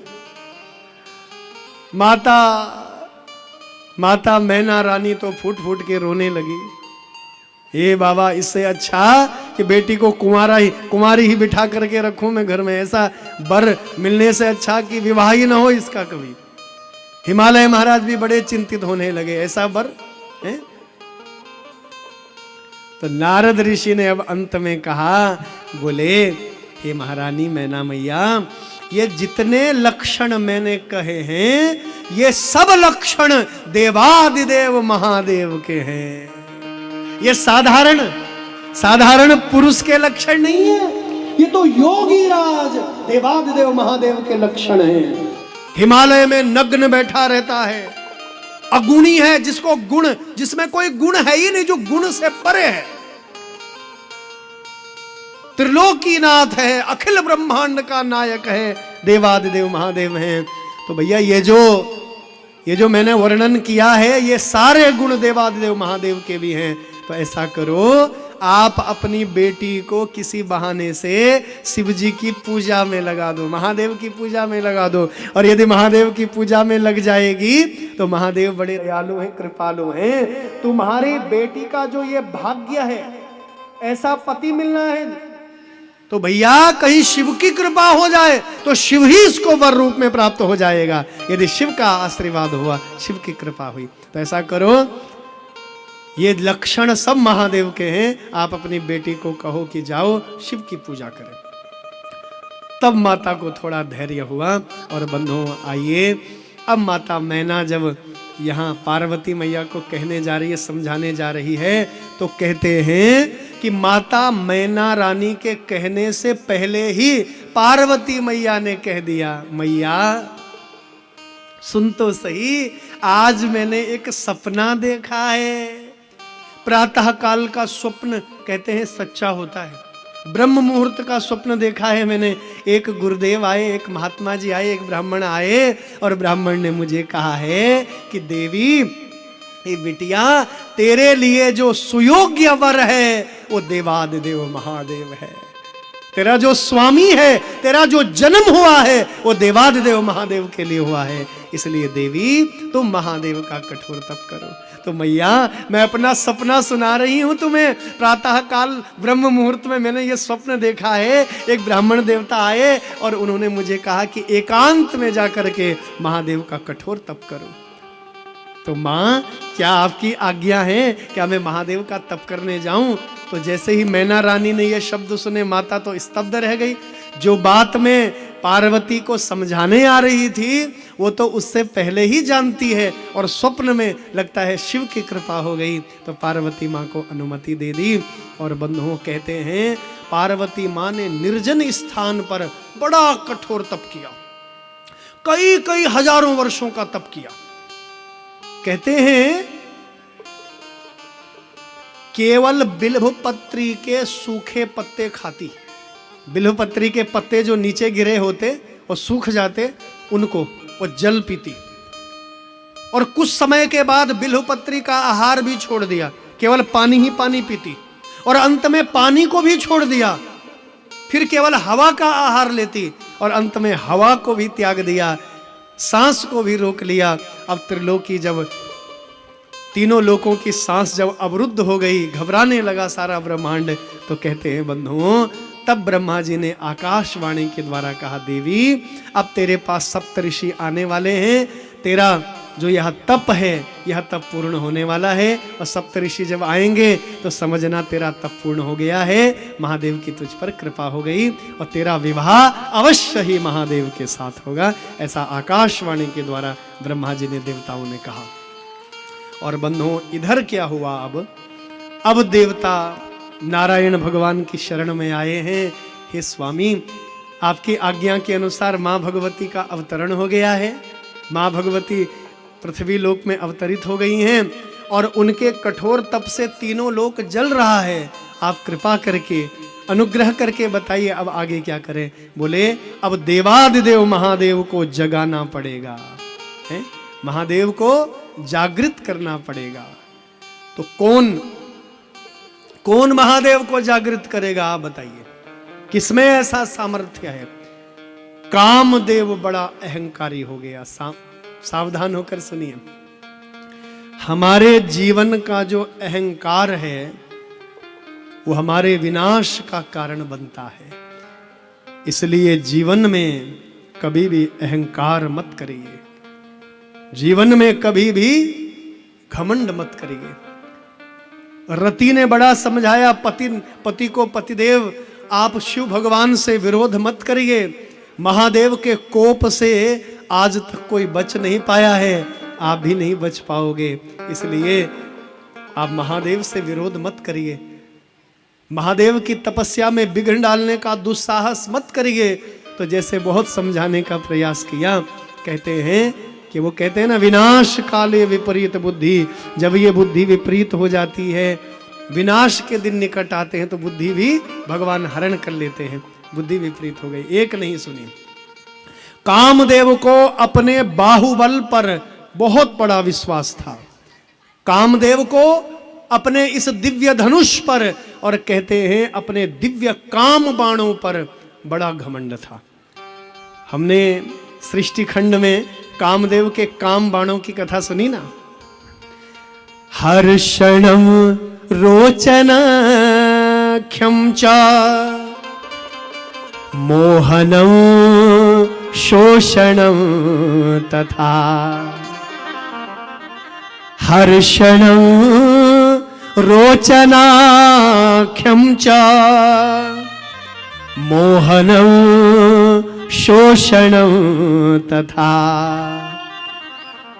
मारणं चेति प्रोक्तानि मारणं चेति प्रोक्तानि मुनेर्मोह कराण्यपि मुनेर्मोह कराण्यपि।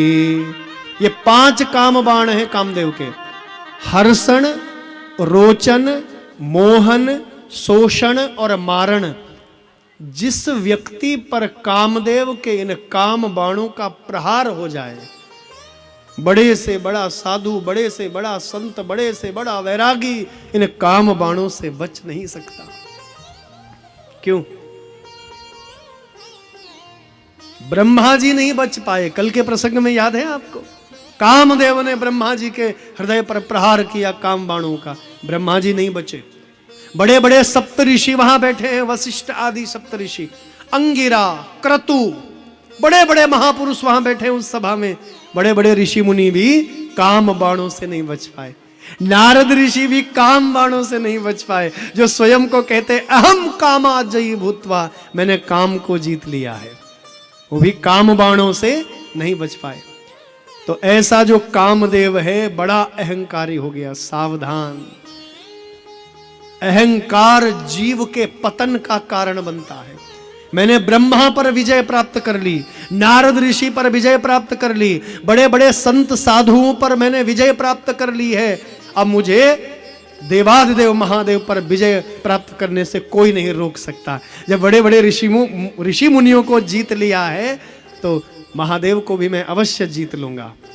तो कहते हैं बड़ा मंगलमय प्रसंग, कामदेव अहंकार के वश में होकर के आज कहते हैं अपने दिव्य धनुष को लेकर के, अपने 5 काम बाणों को लेकर के आज वो आया है। और बंधुओं कहते हैं आज काम बाणों का प्रहार करना चाहता है। देखिए आप, अपने मित्र बसंत के साथ, अपने दल बल के साथ में कामदेव आया है और जैसे ही भगवान पर प्रहार किया काम बाण का, देखो देवादिदेव महादेव तपस्या में बैठे, अखंड समाधि में समाधिस्थ हैं और कामदेव ने अपने 5 काम बाणों का प्रहार किया। और जैसे ही काम बाणों का प्रहार हुआ, ओ देखिए आप, तृतीया तस्य नेत्राद्वे, तृतीया तस्य नेत्राद्वे, ललाट मध्यगा ज्वलौद, ललाट मध्यगा ज्वलोद, ऊर्ध्वशिखो ऊर्ध्वशिखो दीप्तः प्रलयाग्नि समप्रभा,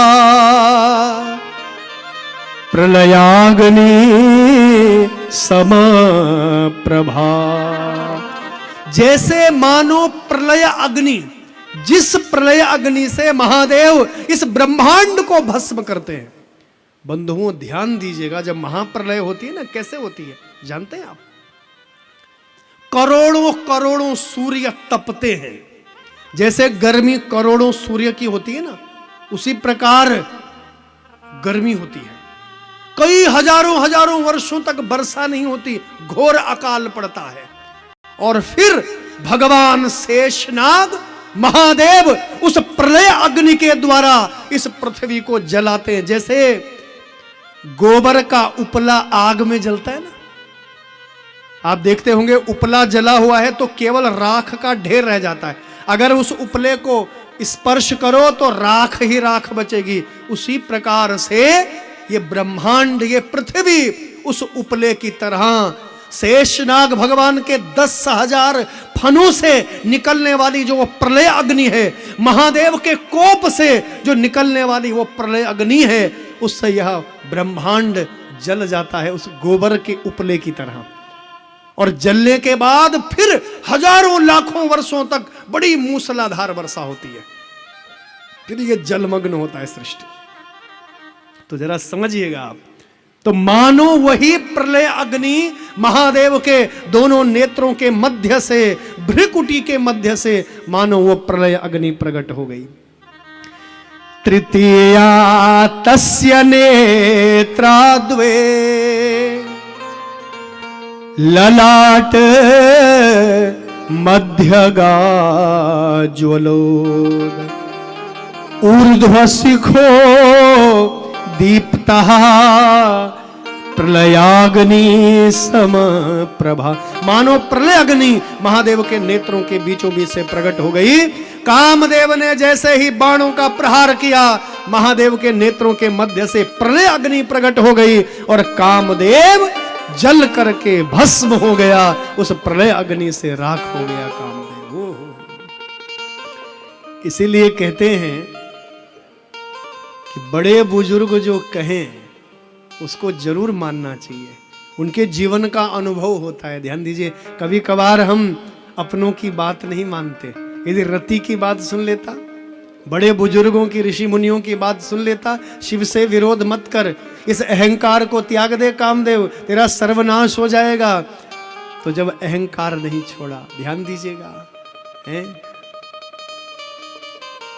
आजकल के युवा सोचते हैं कि हमारे बूढ़े माता पिता क्या जानते हैं, हमारे दादा हमारे दाई क्या जानती है, ये कुछ नहीं जानती। प्रैक्टिकल करना तो हम सीखते हैं, विद्यालय तो हम जाते हैं, साइंस के स्टूडेंट तो हम हैं, ये क्या जानते हैं। तो भले ही तुम लोगों की शिक्षा, आज के युवाओं की शिक्षा बहुत ज्यादा हो, लेकिन ध्यान देना, जीवन में शिक्षित व्यक्ति धोखा खा सकता है, लेकिन अनुभवी व्यक्ति जीवन में कभी धोखा नहीं खा सकता। इसलिए जो बड़े बुजुर्गों का अनुभव है, हमारे दादा हैं, परदादा हैं, बड़े बुजुर्ग हैं, दादा है, दाई है, जो संभ्रांत लोग बड़े बुजुर्ग हैं, उनके ज्ञान को, उनके उपदेश को जरूर मानना चाहिए, जरूर स्वीकार करना चाहिए। हम लोग सोचते हैं ये कुछ जानते ही नहीं है। क्या जानते हो तुम? कुछ नहीं जानते। तो कामदेव ने यदि ऋषि मुनियों की बात मान ली होती, अपनी धर्म पत्नी रति की बात, वो धर्म पत्नी है, तो इसका अर्थ ये नहीं हो कुछ नहीं जानती। भाइयों को लगता है, पुरुषों को लगता है कि धर्म पत्नी है हमारी तो कुछ नहीं जानती, ये मूर्ख है, ऐसे ही है ये। सावधान, वो ग्रह लक्ष्मी है, वो गृहिणी है, और गृहिणी जो कहे, मेरी बहनों आपका पूर्ण अधिकार है, यदि पति अधर्म की ओर जा रहा है, अन्याय की ओर जा रहा है, आपका अधिकार है उनको समझाने का, उनको रोकने का। आपका धर्म है यह उनको रोकने का। और मेरे भाइयों, धर्म पत्नी जो समझाए उसको विवेक के साथ उस पर विचार करना चाहिए, सोचना चाहिए। और जो लोग बिना सोचे ही कार्य करते हैं, जैसे आज कामदेव ने किया है, तो भस्म होना पड़ा है, जीवन बिगड़ गया है। अब माता रति रोते रोते आई, हा नाथ स्मर स्वामिन प्राण प्रिय सुख प्रदा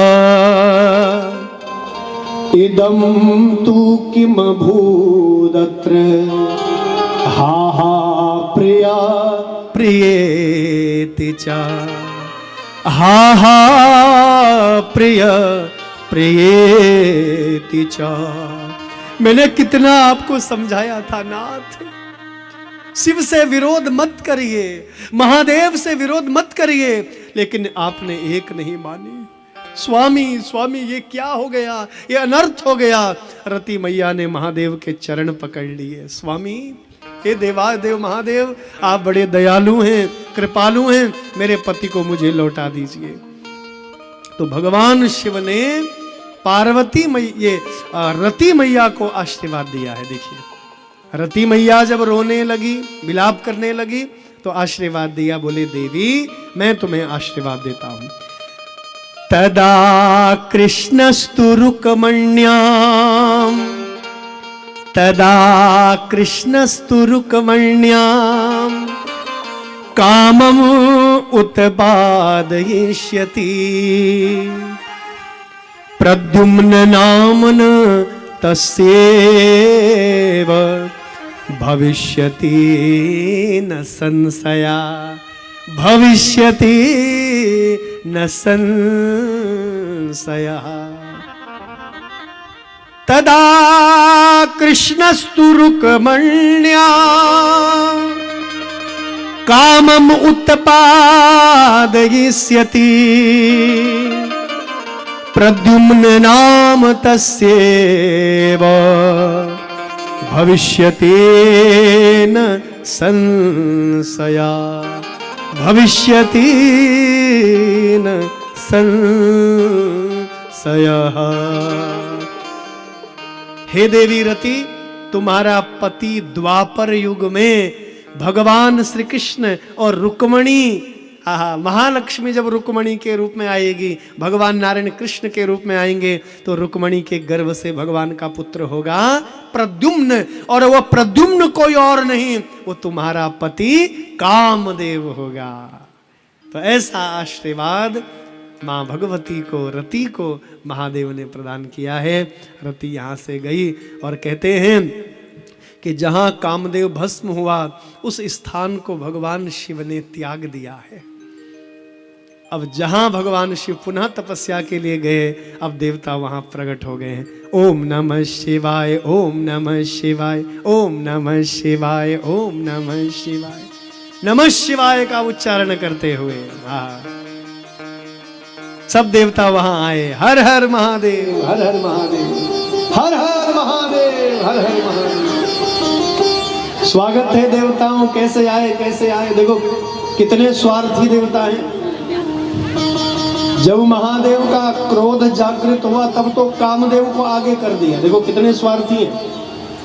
बलि का बकरा तो बेचारा कामदेव बन गया, और जब महादेव शांत हो गए अब देवता लोग आ रहे। कितने स्वार्थी है। अब उनको पता है ना कि क्रोध रति के कारण से शांत हो गया। रति ने रो रो करके महादेव का क्रोध जो है वो शांत कर दिया है। रति का क्रोध शांत हो गया है। ये देवता लोग जानते हैं कितने स्वार्थी हैं देवता। जरा कल्पना करिए, विचार करिए। और पहुंच गए वहां, देखिए जहां महादेव है, और जहां महादेव विराजमान है, हाँ सब देवता आए। और अंत में कहते हैं भगवान नारायण आए। और नारायण भगवान शिव भगवान के आराध्य नारायण हैं, और नारायण के आराध्य भगवान शिव हैं। ध्यान दीजिएगा, दोनों ने एक दूसरे का अभिनंदन किया। दोनों ने प्रणाम किया एक दूसरे को। हमने कल भी इस प्रसंग पर चर्चा की थी कि शिव और नारायण में कोई भेद नहीं है। विश्वनाथ मम नाथ पुरारी, विश्वनाथ मम नाथ पुरारी, विश्वनाथ मम नाथ पुरारी, विश्वनाथ मम नाथ पुरारी, विश्वनाथ मम नाथ पुरारी, विश्वनाथ मम नाथ पुरारी। त्रिभुवन महिमा विदित तुम्हारी, त्रिभुवन महिमा विदित तुम्हारी, त्रिभुवन महिमा विदित तुम्हारी, त्रिभुवन महिमा विदित तुम्हारी, विश्वनाथ मम नाथ पुरारी,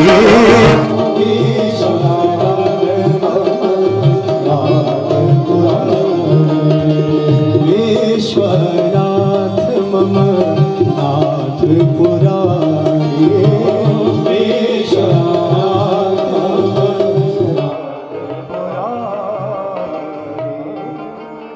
भगवान स्वयं कहते हैं विश्वनाथ मम नाथ पुरारी, त्रिभुवन महिमा विदित तुम्हारी। तीनों लोकों में आपकी महिमा विख्यात है, मेरे स्वामी मेरे नाथ विश्वनाथ हैं। तो भगवान नारायण ने आकर के, नारायण यानी भगवान श्री राम ने आकर के महादेव के चरणों में प्रणाम किया है और महादेव ने भी प्रणाम किया। स्वागतम वो महाभाग, प्रियम किम करवाणि वा। आपका स्वागत है महादेवा, आपका स्वागत है महाभाग, आपका स्वागत है। स्वागत किया, स्वागत किया। तो जैसे स्वागत किया, आइए प्रभु क्या आज्ञा है, क्या आज्ञा है हमारे लिए, क्या आज्ञा है। तो भगवान नारायण बोले, स्वामी मैं तो सेवक हूं और सेवक आज्ञा देने नहीं आया है, सेवक तो चरणों में प्रार्थना करने आया है। देखो, तो महादेव बोले, प्रभु ये तो आपका बड़प्पन है, आपकी महानता है। आप स्वामी हैं और स्वामी होकर के स्वयं को सेवक कह रहे हैं। आहा, क्या अद्भुत कथाएं हैं हमारी। देखिए, भगवान शिव का चरित्र दिखाता है, आप विनम्र होना सीखिए। श्री हनुमान जी महाराज जब लंका के लिए गए हैं ना,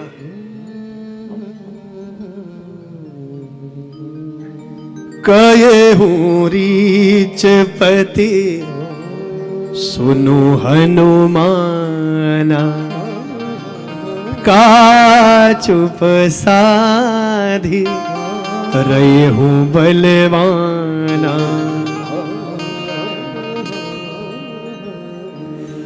पवन तनया बल पवन समाना, पवन तनया बल पवन समाना। बुद्धि विवेक विज्ञान निधाना, बुद्धि विवेक विज्ञान निधाना। जब जामवंत जी बोले, हनुमान जी अरे तुम्हारे अंदर की शक्ति, राम काज लगी तब अवतारा, राम के काज को संवारने के लिए तुम्हारा अवतार हुआ है। ऐसा कौन सा कार्य, कवन सो काज कठिन जग माही, ऐसा कौन सा कार्य जग में है ये स्वामी जो आपसे नहीं हो सकता।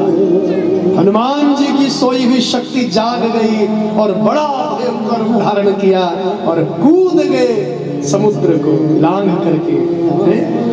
क्या हनुमान जी का पराक्रम। लेकिन हनुमान जी के प्रसंग को ध्यान से समझना जरा। जैसे जैसे लंका की ओर जा रहे हैं ना, हनुमान जी छोटे बन रहे हैं। मसक रूप कपि, मच्छर जैसा रूप बनाया हनुमान जी ने लंका में जाने से पहले।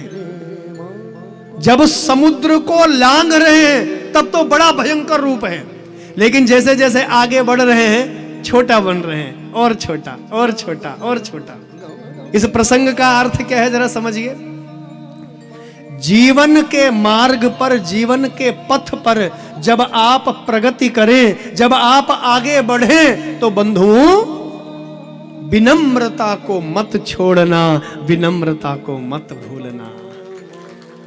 आजकल लोगों को पद मिल जाता है, प्रतिष्ठा मिल जाती है तो फूल जाते हैं, हमसे बड़ा तो कोई है ही नहीं। और कई लोग तो स्वयं को भगवान से भी श्रेष्ठ मानने का अपराध कर बैठते हैं। कई लोग तो राम भगवान पर, रामायण पर बड़ी बड़ी अभद्र टिप्पणियां तक कर देते हैं। अरे धिक्कार है ऐसे लोगों को जो पद के मद में चूर होकर के भगवान तक का अपमान कर देते हैं। तो ऐसे जो निर्लज लोग हैं, अधम लोग हैं, पापी लोग हैं, उनको अवश्य दंड मिलता है।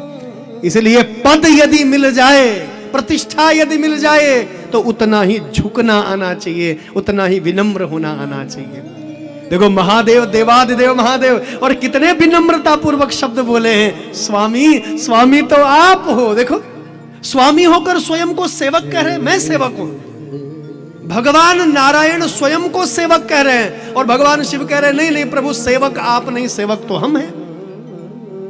भगवान शिव और भगवान नारायण का प्रसंग दोनों छोटा बन रहे हैं। देखो छोटे बन रहे हैं, लेकिन आजकल का मनुष्य कलिकाल का कोई छोटा नहीं बनना चाहता, सब बड़ा बनना चाहते हैं। पैसे में हम बड़े हैं, मान सम्मान में हम बड़े हैं, धन वैभव में हम बड़े हैं, बैंक बैलेंस में हम बड़े हैं।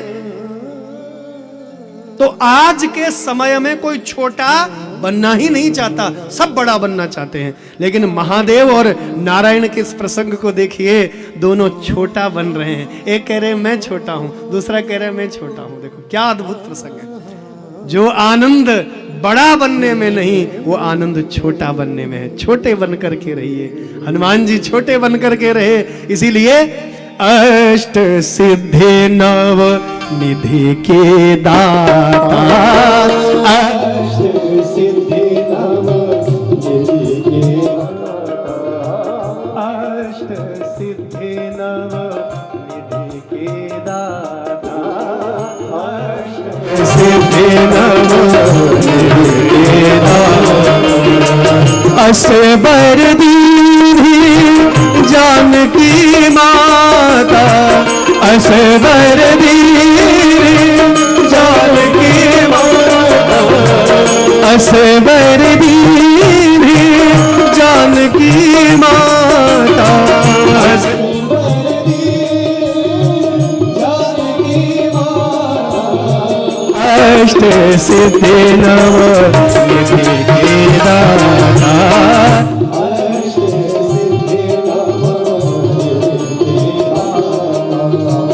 अष्ट सिद्धि नव निधि के दाता।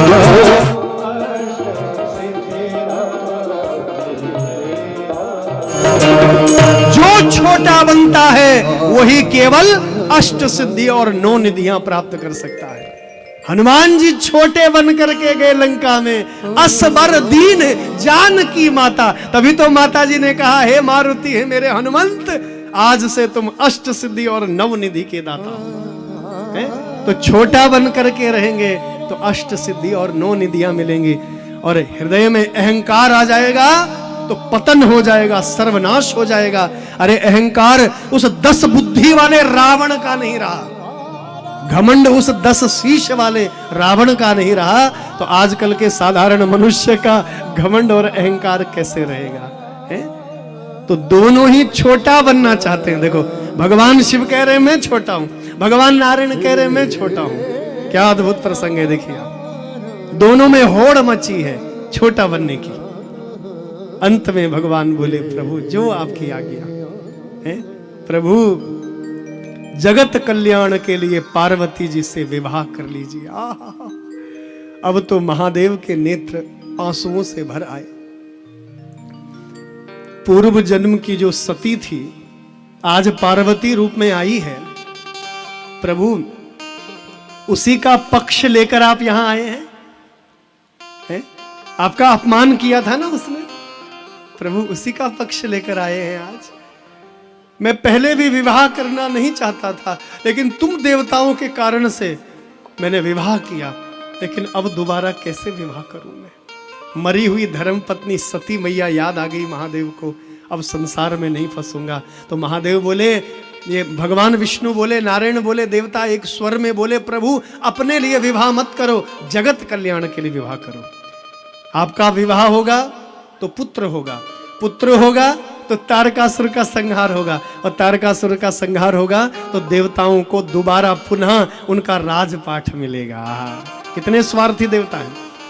शिव भगवान की गृहस्थी बसेगी, ये उद्देश्य नहीं है। उद्देश्य क्या है? विवाह होगा तो बेटा होगा, बेटा होगा तो तारकासुर को मारेगा, क्योंकि वरदान है। तारकासुर का वरदान है शिवपुत्र के द्वारा ही मृत्यु हो। कितने स्वार्थी, कितने कपटी, कितने छली देवता है, जरा कल्पना कर लीजिए। बड़ा अद्भुत प्रसंग है? अब महादेव बिल्कुल विवश हो गए, बोले प्रभु जो आपकी आज्ञा है। इधर सब देवता लोग चल पड़े। अब महादेव परीक्षा के लिए सप्त ऋषियों को भेज रहे हैं।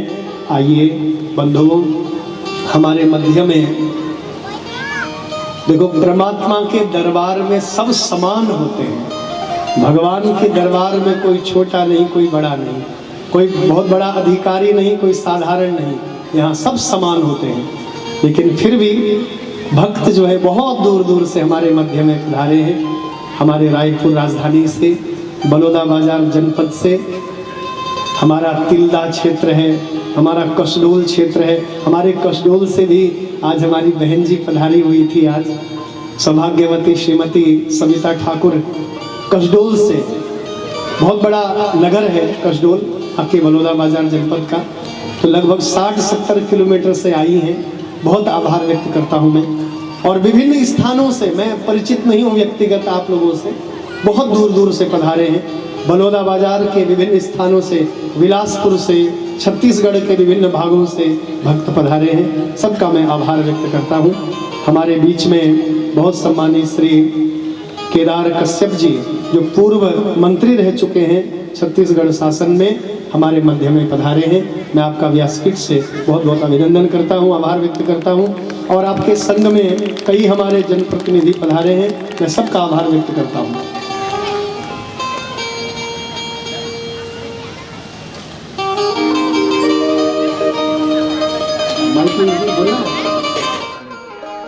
मैं आमंत्रित करता हूं बहुत सम्मानित हमारे टंकराम वर्मा साहब, जो कि हमारे इस क्षेत्र के बहुत बड़े समाज सेवी और बहुत बड़े धर्म स्तंभ, जिन्होंने अपने इस समय में कई भागवत कथाएं, कई राम कथाएं और कई शिव महापुराण की दिव्य कथाएं जिन्होंने संपन्न करवाई हैं, ऐसे हमारे टंकराम वर्मा साहब, एक बार जोरदार तालियों से जरा अभिनंदन करेंगे। देखो, छत्तीसगढ़ की भूमि में आपके इस भाई को, आपके बेटे को, जो उत्तराखंड की भूमि से, हिमालय से, बद्री धाम से जो इस भूमि में आने का सौभाग्य प्राप्त हुआ है, वो हमारे टंकराम वर्मा जी का ही प्यार और स्नेह है।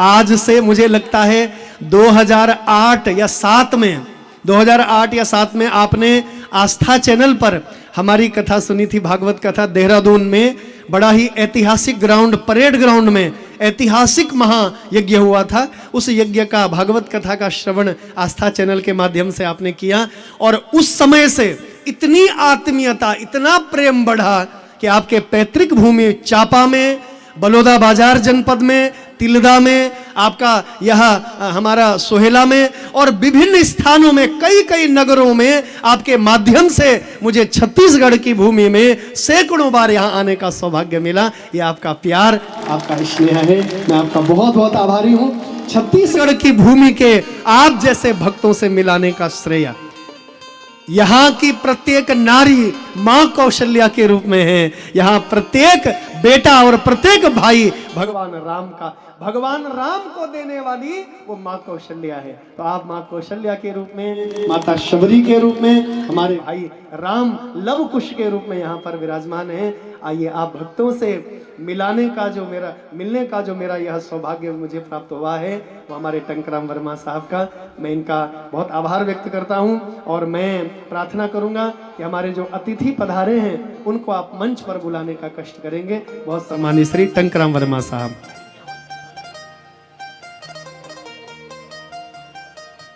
हर हर महादेव, बोलिए वृंदावन बिहारी लाल की। भारत की संस्कृति और संस्कार परंपरा का निर्वहन करते हुए अपने व्यस्ततम क्षण से हमारे बीच सम्माननीय केदार कश्यप जी, पूर्व मंत्री छत्तीसगढ़ शासन, और सम्माननीय श्री राम गिडलानी जी, छत्तीसगढ़ सिंधी एकेडमी के अध्यक्ष हैं, अपने कीमती समय निकालकर पधारे हुए हैं। आपको मंच पर आमंत्रित करता हूं कि मंच पे आएंगे और व्यासपीठ से महाराज जी से आशीर्वाद प्राप्त करेंगे। साथ में हमारे दीवान जी भी हैं जो बस्तर से आए हैं। कल महाराज जी बहुत सुंदर कथा में 3 वन का वर्णन कर रहे थे, मूल रूप से दंडकारण्य। तो हमारे माननीय केदार कश्यप जी दंडकारण्य में ही जन्म लिए हैं, पले हैं, बड़े हैं। कल की कथा में वर्णन हुई और आज हमारे बीच पधारे हैं। जोरदार ताली बजा करके एक बार स्वागत करिएगा।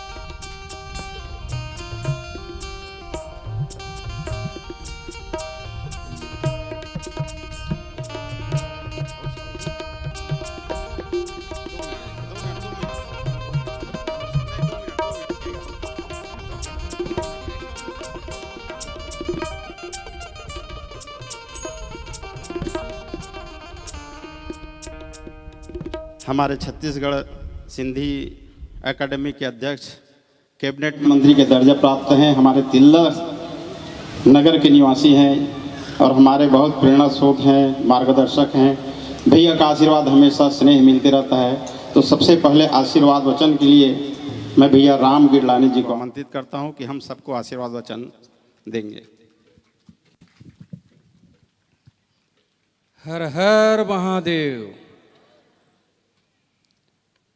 बड़ा अच्छा क्षण है ये सोहेला वासियों के लिए। हर वर्ष की भांति आदरणीय स्वर्गीय श्री सोनचंद वर्मा की स्मृति में श्री टंकराम वर्मा द्वारा हमेशा से यह राम कथा का या शिव महापुराण का जो आयोजन कराया जा रहा है और कभी राम कथा का आयोजन भी कराया जाता रहा है।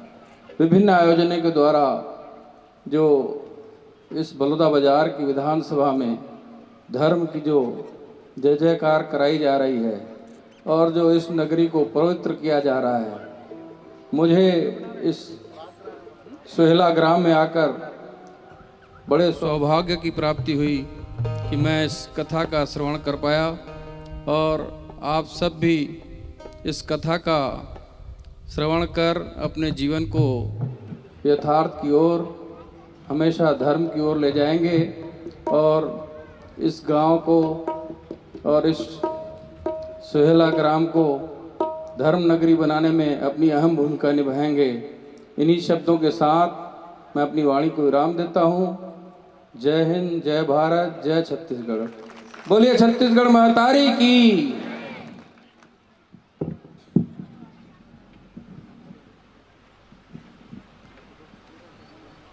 अब माननीय केदार कश्यप जी को आमंत्रित करने से पहले मैं दो शब्द उनके बारे में कहना चाहूँगा।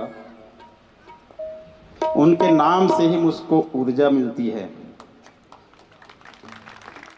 5 साल में जो रह करके काम किया हूँ, उनकी सोच, उनके विचार और उनके कार्य करने की शैली अद्भुत है। बस्तर को सब जानते हैं, बहुत पिछड़ा हुआ है। बस्तर के लोग कभी कल्पना करते थे कि हम चपरासी बन जाएं तो बहुत बड़ी बात है, चपरासी बन जाए, कहीं स्कूल में क्लर्क बन जाएं। लेकिन मंत्री जी के ऐसा प्रेरणा रही, योगदान रहा कि बस्तर से केवल चपरासी, क्लर्क, प्राचार्य नहीं, आईएएस और आईपीएस बन करके वहाँ से बच्चे जा रहे हैं। शिक्षा के क्षेत्र में, चिकित्सा के क्षेत्र में, हर क्षेत्र में बस्तर को बहुत आगे किया और 27 साल की उम्र में माननीय केदार कश्यप जी मंत्री बन गए और एक बार नहीं 15 साल तक मंत्री रहे और इस क्षेत्र में जो काम दिए हैं, जो शिक्षा के क्षेत्र में आगे बढ़े हैं, उसको मैं कभी भूल नहीं सकता और बलौदा विधानसभा के लोग नहीं भूल सकते। जो हाई स्कूल और हायर सेकेंडरी के लिए तरसते थे, बिल्डिंग के लिए तरसते थे, सभी गांव में स्कूल खोले। खपराडी से शुरू करता हूं, ज़्यादा दूर का नहीं गिनाता मैं। खपराडी में भटकते थे लोग, हाई स्कूल खोले, हाई स्कूल भवन दिया। जिस मंच में बैठे हैं, मंच के पीछे 1,21,00,000 का हायर सेकेंडरी स्कूल भवन बना हुआ है। 5 किलोमीटर में जरौद है, हायर सेकेंडरी स्कूल दिए हैं। उसके बगल में जांगड़ा है, हायर सेकेंडरी स्कूल दिए हैं। उसके और बगल में जाएंगे तो मोहभट्टा है, 1,21,00,000 का बिल्डिंग वहाँ तैयार हुआ है। यहीं पास में अभी मंत्री जी रास्ते में पार करके आए, बड़ा गांव पड़ा भटभेरा, सामने जो बड़ी बिल्डिंग दिखी माननीय केदार कश्यप जी का दिया हुआ है। हमारे शिव कटरिया जी हैं, उनके गांव में हायर सेकेंडरी स्कूल भवन 1,21,00,000 का। मैं तो केवल यही सिमगा ब्लॉक बता रहा हूँ, ल और बलौदाबाजार को छोड़ रहा हूँ। तो इतने प्रगति हुई है जिनको भूल नहीं सकते। अब मैं आशीर्वाद वचन के लिए माननीय केदार कश्यप जी को आमंत्रित करता हूं। एक बार जोरदार ताली बजा करके।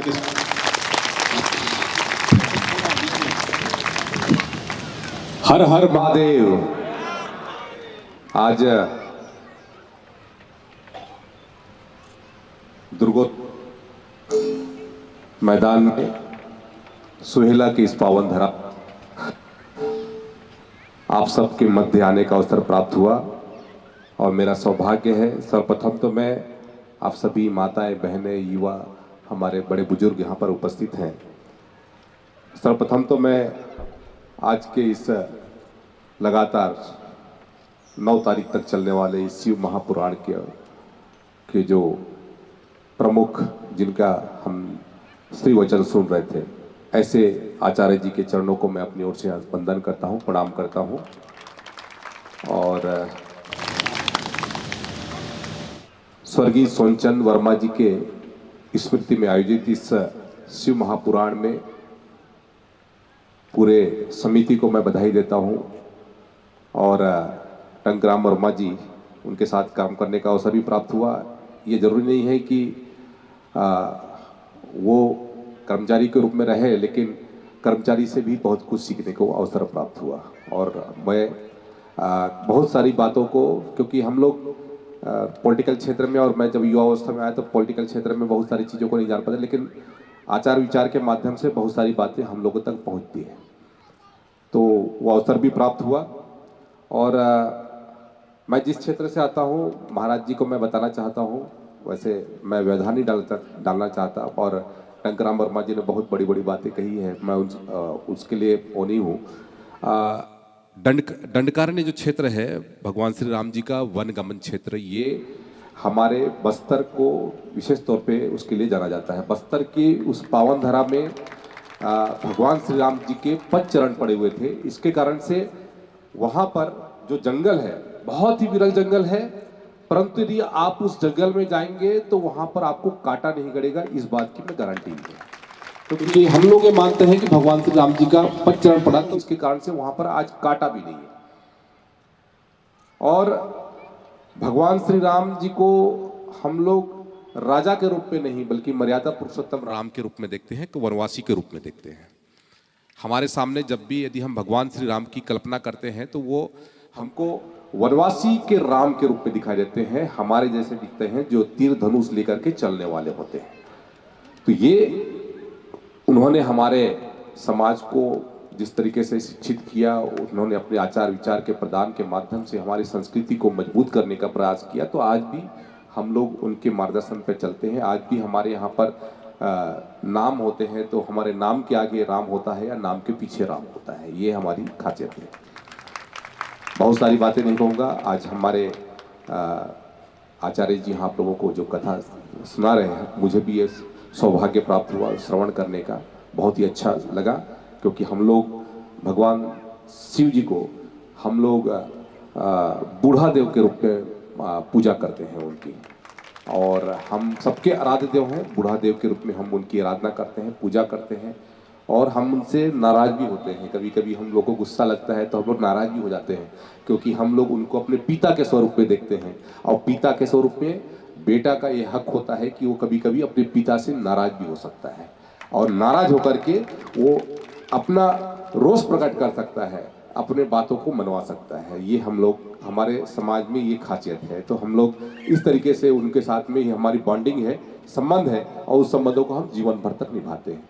तो मैं ज़्यादा कुछ नहीं कहूँगा क्योंकि बहुत अच्छी बातें आपने यहाँ पर अपने इस शिव महापुराण के माध्यम से बताई है। सर निस्संदेह यहाँ का पूरा सुहेला के और पूरे हमारे यहाँ पे जितने भी श्रोतागण हैं, श्रद्धालु हैं, भक्तगण हैं, वो इन बातों को श्रवण करके अपने जीवन में अंगीकार करेंगे। मैं बहुत बहुत धन्यवाद ज्ञापित करता हूँ, मुझे यहाँ पर आने का अवसर प्राप्त हुआ। बहुत बहुत धन्यवाद। जय हिंद, जय भारत। एक बात बताना भूल गया, स्वर्गीय दादा बलिराम कश्यप जो बस्तर क्षेत्र का लगातार प्रतिनिधित्व किए हैं, 7 बार सांसद रहे हैं, उनके सुपुत्र हैं माननीय केदार कश्यप जी, और बहुत ही धर्मपरायण व्यक्ति है। हर साल दादा बलिराम कश्यप की स्मृति में वहाँ भी हर साल बहुत बड़ा उत्सव और रामायण का आयोजन किया जाता है। मैं अतिथियों के आगमन के लिए पूरे हमारे आयोजन समिति की तरफ से, सुहेला वासियों की तरफ से हृदय से आभार व्यक्त करता हूँ। और ये मंच हमारे सम्माननीय आचार्य जी को समर्पित है। कथा आगे बढ़ेगी।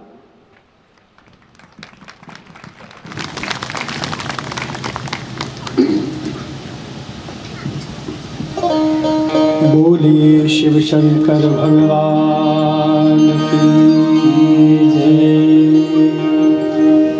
विश्वनाथ मम नाथ पुरारी, विश्वनाथ मम नाथ पुरारी, विश्वनाथ मम नाथ पुरारी, विश्वनाथ नाथ पुरारी।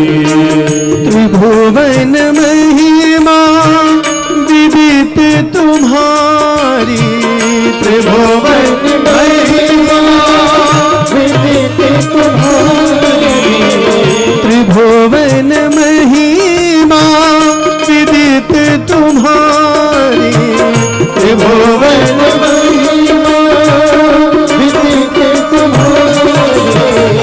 विश्वनाथ मम नाथ पुरारी, विश्वनाथ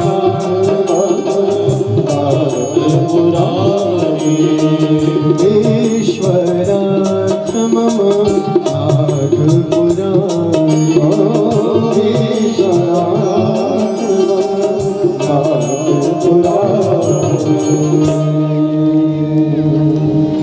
भगवान नारायण ने भगवान शिव को कहा, प्रभु आविवाह कर लीजिए, स्वयं के लिए नहीं जगत कल्याण के लिए आविवाह करिए।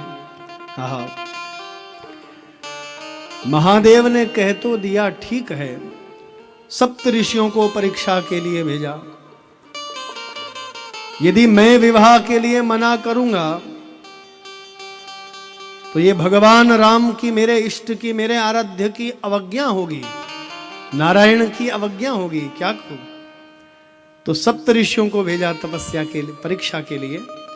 सप्त ऋषि आए हैं, पार्वती महारानी तप कर रही है। सप्त ऋषियों ने कहा, अलख निरंजन, अलख निरंजन, भिक्षाम देहि। तो पार्वती मैया भिक्षा लेकर के आई। बाबा जी प्रणाम, बाबा जी प्रणाम, बाबा जी प्रणाम। कहो देवी, इतना कठोर तप कर रही हो, क्या कारण है? आपके स्वरूप से ऐसा प्रतीत होता है कि आप कोई बड़े दिव्य राजा की कन्या हैं। कौन है आप? आपने हमें ठीक पहचाना गुरुदेव।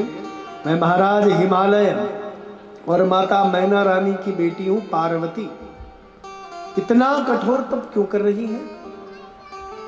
किस वस्तु की चाह है आपको? क्या नहीं है आपके पास?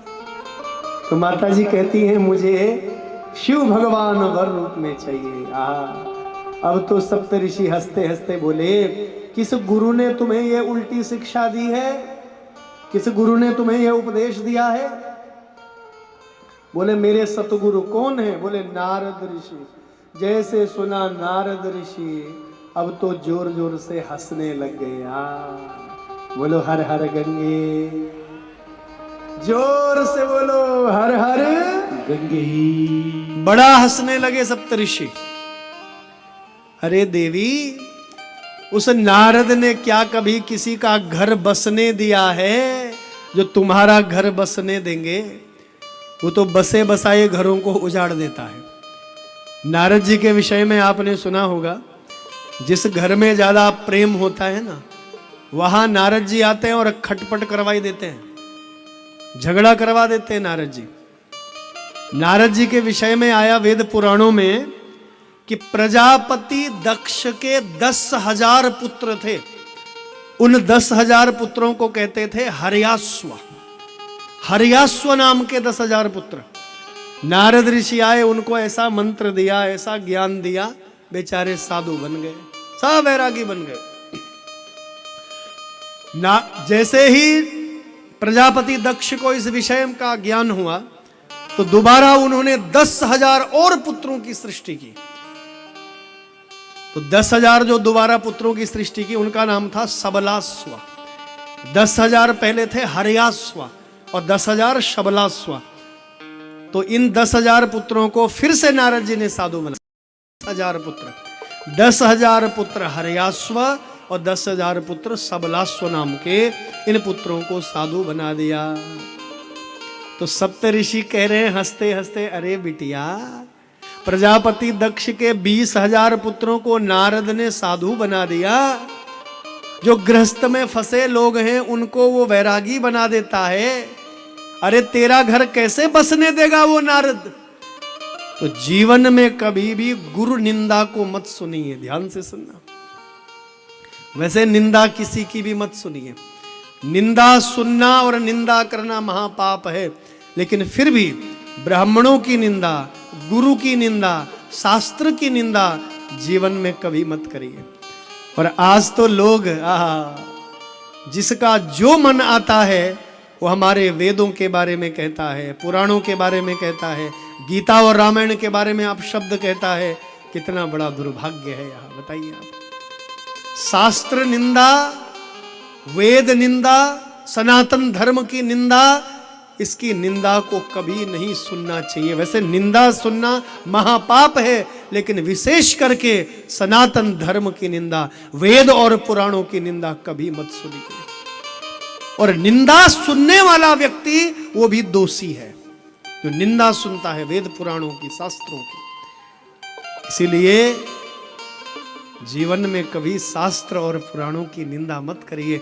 आज तो लोग खूब निंदाएं करते हैं, गीता रामायण पर खूब टीका टिप्पणी करते हैं। कितना बड़ा दुर्भाग्य है यह, बताइए। तो जैसे ही गुरु की निंदा हो रही है, तुरंत पार्वती माँ ने जल लिया हाथ में। ए बाबा खबरदार, अभी तुम्हें भस्म कर दूंगी मैं। मेरे गुरु के विषय में एक भी शब्द कहा तो देखना।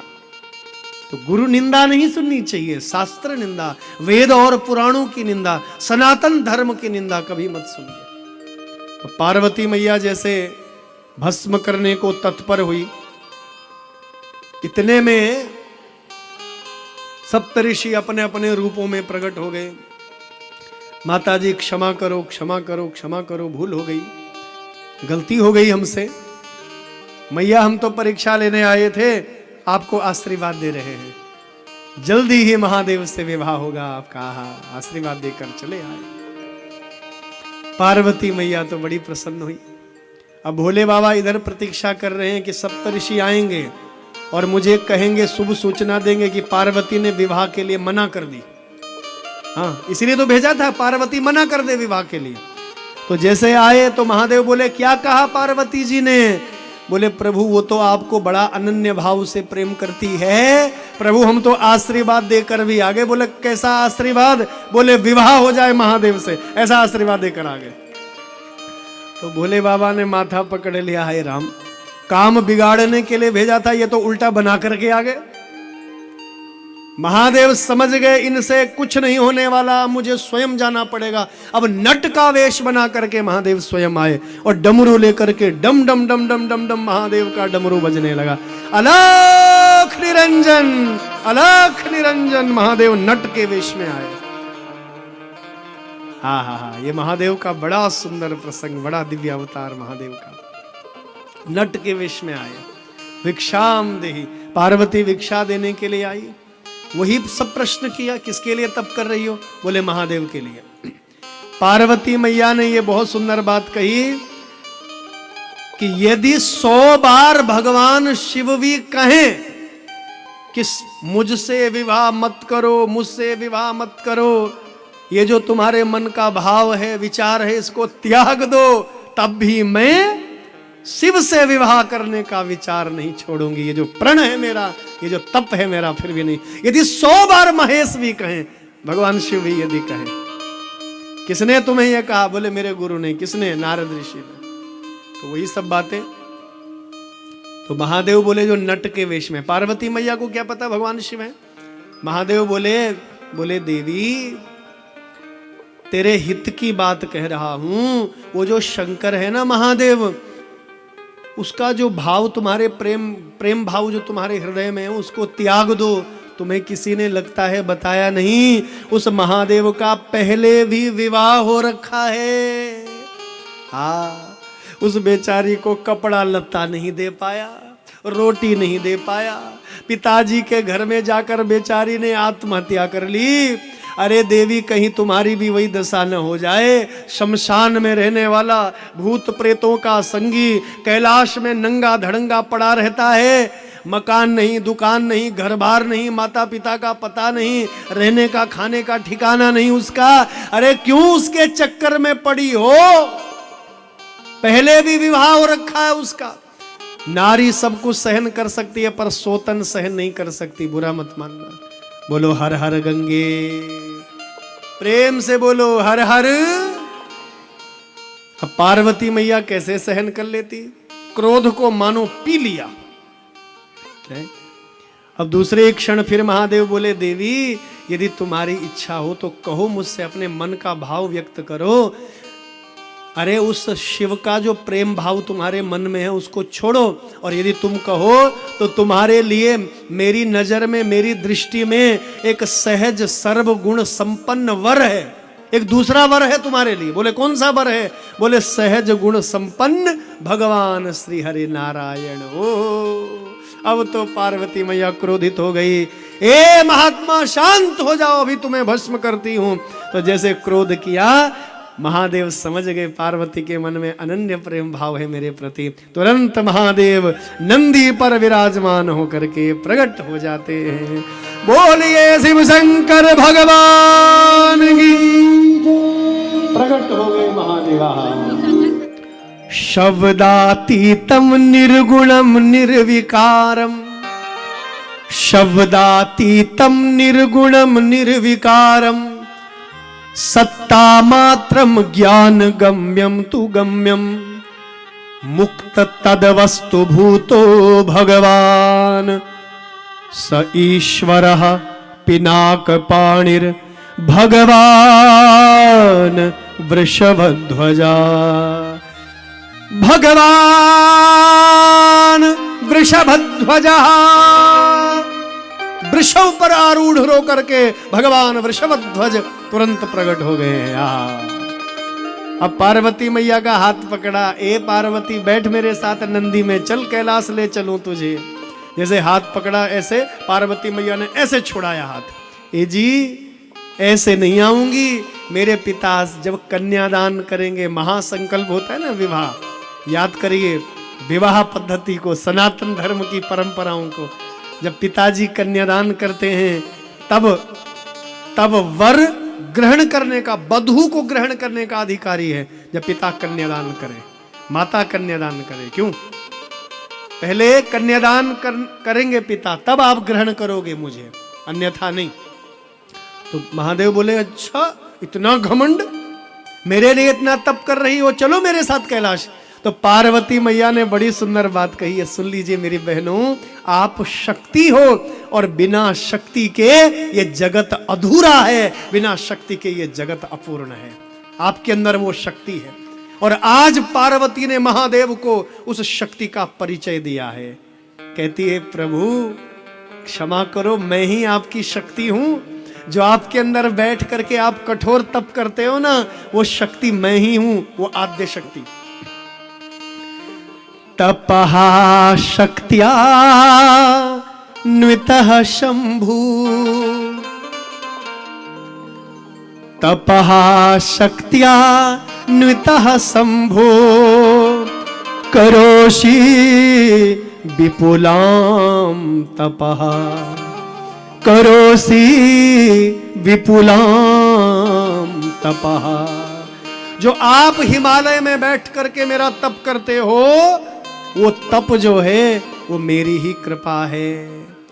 देखिए शिव कैसे लिखेंगे, शिव सबसे पहले पीछे से इकार की मात्रा, ई की मात्रा रहती है ना, इकार, और फिर लिखेंगे शव।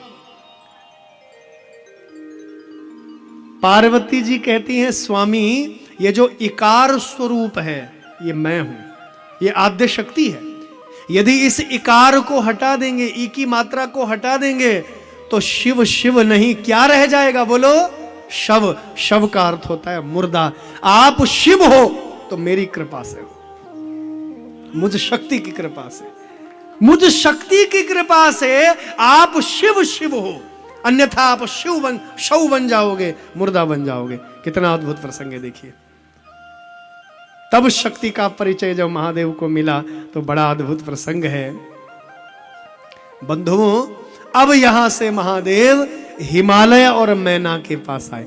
जब पार्वती को समझा नहीं पाए तो अब हिमालय और मैना के पास आए। तो हिमालय और मैना को कहने लगे, बोले अरे तुम्हारी बेटी पागल हो गई, वो शमशान में रहने वाला भूत प्रेतों का संगी है, न माता का पता न पिता का पता, अवगुणी अकामी है, मातृतात विवर्जिता। अरे क्यों उसके लिए अपने, तुम्हारी बेटी तो पागल हो गई है लेकिन तुम तो समझदार हो। तो महादेव स्वयं की आलोचना करते हैं, ध्यान दीजिएगा जरा।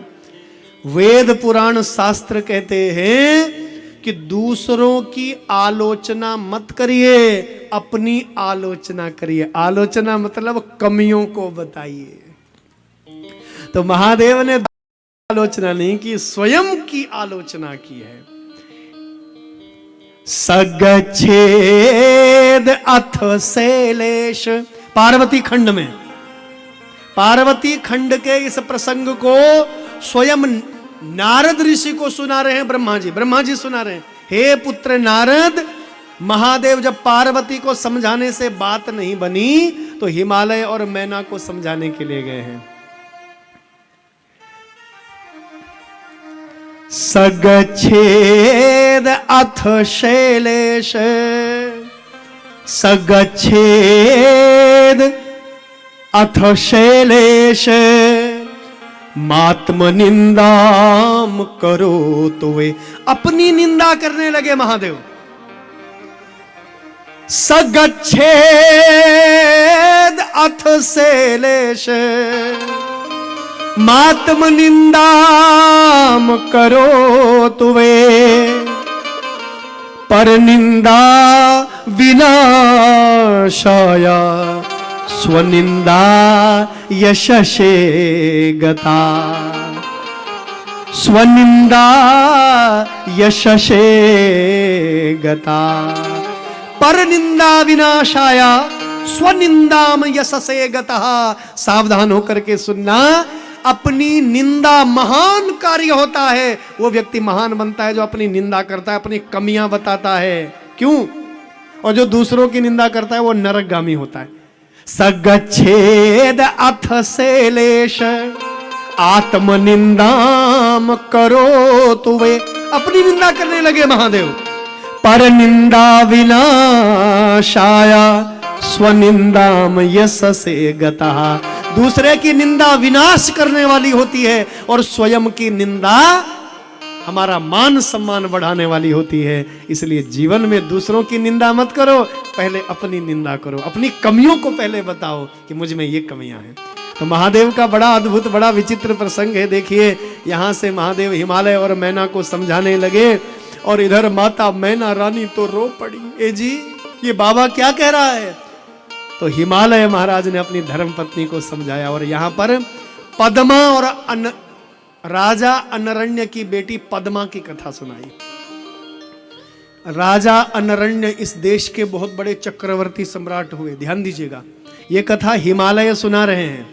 राजा अनरण्य की बेटी पद्मा का विवाह किससे हुआ? हजारों हजारों हजारों वर्ष के पिप्पलाद ऋषि से। भगवान शिव के अवतार हैं। अब हम शत्रुद्रीय संहिता की कथा जब सुनेंगे आगे शिव महापुराण जी में, तो भगवान के 100 अवतारों में एक अवतार है पिप्पलाद अवतार। इनका जन्म पीपल के वृक्ष के नीचे हुआ, इसलिए इनको पिप्पलाद कहते हैं। पीपल के फलों को खाकर, पीपल के पत्तों को चबा करके ये बड़े हुए। ये दधीचि ऋषि के पुत्र थे। ध्यान दीजिएगा, पीपल के पेड़ के नीचे जन्म हुआ भगवान पिप्पलाद, शिव अवतार हैं।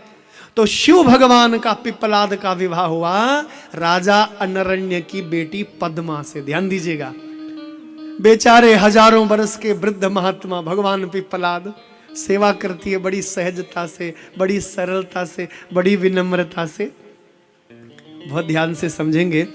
एक बार धर्म भगवान इसकी परीक्षा लेने के लिए आए। धर्म भगवान इसकी परीक्षा लेने के लिए आए। तो ध्यान दीजिएगा, धर्म भगवान जब परीक्षा लेने के लिए आए ना जी, तो कहने लगे, अरे देवी, उनको लगा कि ये दिखावा तो नहीं करती सेवा का। हजारों वर्ष के बूढ़े महात्मा, कहीं दिखावा तो नहीं करती पद्मा। तो पानी का गागर गंगा जल लेकर के जा रही है पति के स्नान के लिए। तो धर्म भगवान आगे बड़ा दिव्य रथ लेकर के बोले, देवी, आपका रूप यौवन ऐसा लग रहा है जैसे चक्रवर्ती सम्राट की बेटी हो। बिल्कुल ठीक महाराज, आपने मुझको बिल्कुल ठीक पहचाना। मैं महाराज अनरण्य की पुत्री हूं। अरे यहाँ जंगल में क्या कर रही हो? मेरा विवाह पिप्पलाद मुनि से हुआ। अच्छा, वो बूढ़ा महात्मा जिसको आंखों से दिखाई नहीं देता, कानों से सुनाई नहीं देता, हाथ पैर जिसके काम नहीं करते, क्या वो बूढ़ा पिप्पलाद तुम्हारा पति है? बोले जी वो है। तो धर्म भगवान बोले, अरे देवी, तुम तो रत्न हो, रत्न। चलो, मैं स्वर्ग का देवता हूं, स्वर्ग का राजा हूं, चलो मेरे साथ, स्वर्ग की रानी बना करके रखूंगा तुझे। क्या करेगी यहाँ जंगल में? अरे उस बूढ़े के साथ क्यों अपना जीवन व्यतीत कर रही हो? चलो मेरे साथ स्वर्ग, तुम्हें रानी बना करके रखूंगा। धर्म भगवान परीक्षा ले रहे हैं माता पद्मा की। पद्मा ने अनसुना कर दिया। ए बाबा, हटो हटो, जाओ जाओ जाओ, आप जो भी हो जाओ, मैं अपने पति को भगवान के रूप में पूजती हूँ। आगे चलती गई, उसका प्रस्ताव अस्वीकार कर दिया धर्म भगवान का, और आगे बढ़ी। अब धर्म भगवान ने हाथ पकड़ा, और जैसे हाथ पकड़ा है बंधुओं, बड़ा मंगलमय प्रसंग, जैसे हाथ पकड़ा, आहा, माता पद्मा सती जती नारी। मेरी बहनों, आप अपने सतीत्व को समझो, इसलिए मैं ये विशेष करके कथा समझा रहा हूं। धर्म भगवान ने हाथ पकड़ा, मानो उस सती जती नारी ने अपने सतीत्व धर्म से अपने हाथ में बिजली का करंट मानो दौड़ाया। एक झटका लगा, तुरंत हाथ छोड़ दिया। बोले, आप जो भी हो, आपने बहुत बड़ा अपराध किया है। एक सती जती नारी का स्पर्श किया है। मेरे पति चाहे जैसे भी हैं, वो मेरे लिए भगवान से कम नहीं है, मेरे लिए परमेश्वर से कम नहीं है। मैं राजा अनरण्य की बेटी और पिप्पलाद, महात्मा पिप्पलाद की धर्मपत्नी पद्मा, तुमने मेरा स्पर्श किया है। अरे रूप से तो तुम देवता लग रहे हो, लेकिन कर्मों से राक्षस हो। मैं तुम्हें श्राप देती हूं, तुम्हारा सर्वनाश हो जाए। जैसे श्राप दिया, पृथ्वी कांपने लगी। धर्म भगवान को सर्वनाश होने का श्राप दे दिया।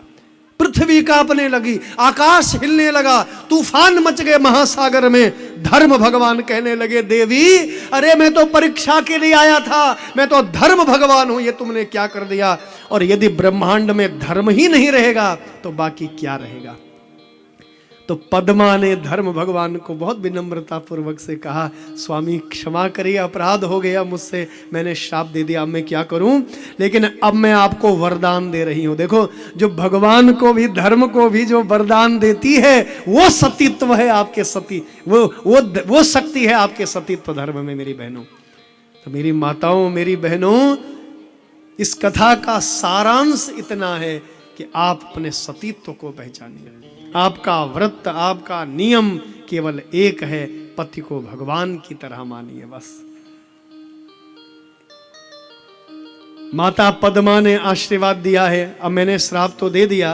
प्रभु सतयुग में तुम्हारे 4 पैर रहेंगे, ध्यान दीजिएगा।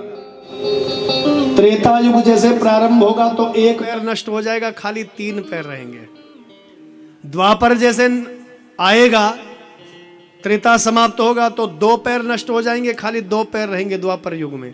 धर्म भगवान के 2 पैर हैं द्वापर युग में। द्वापर भी समाप्त हो जाएगा, कलयुग आ जाएगा तो 3 पैर कट जाएंगे, केवल 1 पैर रहेगा। अभी कलयुग में जो धर्म हो रहा है ना, धर्म भगवान का केवल 1 पैर बचा है। ये कथाएं हो रही हैं, दान पुण्य हो रहा है, यज्ञ हो रहा है, ये 1 पैर है। सोचो जरा, जब घोर कलयुग आएगा, जब 1 पैर भी नष्ट हो जाएगा तो कुछ नहीं बचेगा। 4 पैर हैं धर्म भगवान के।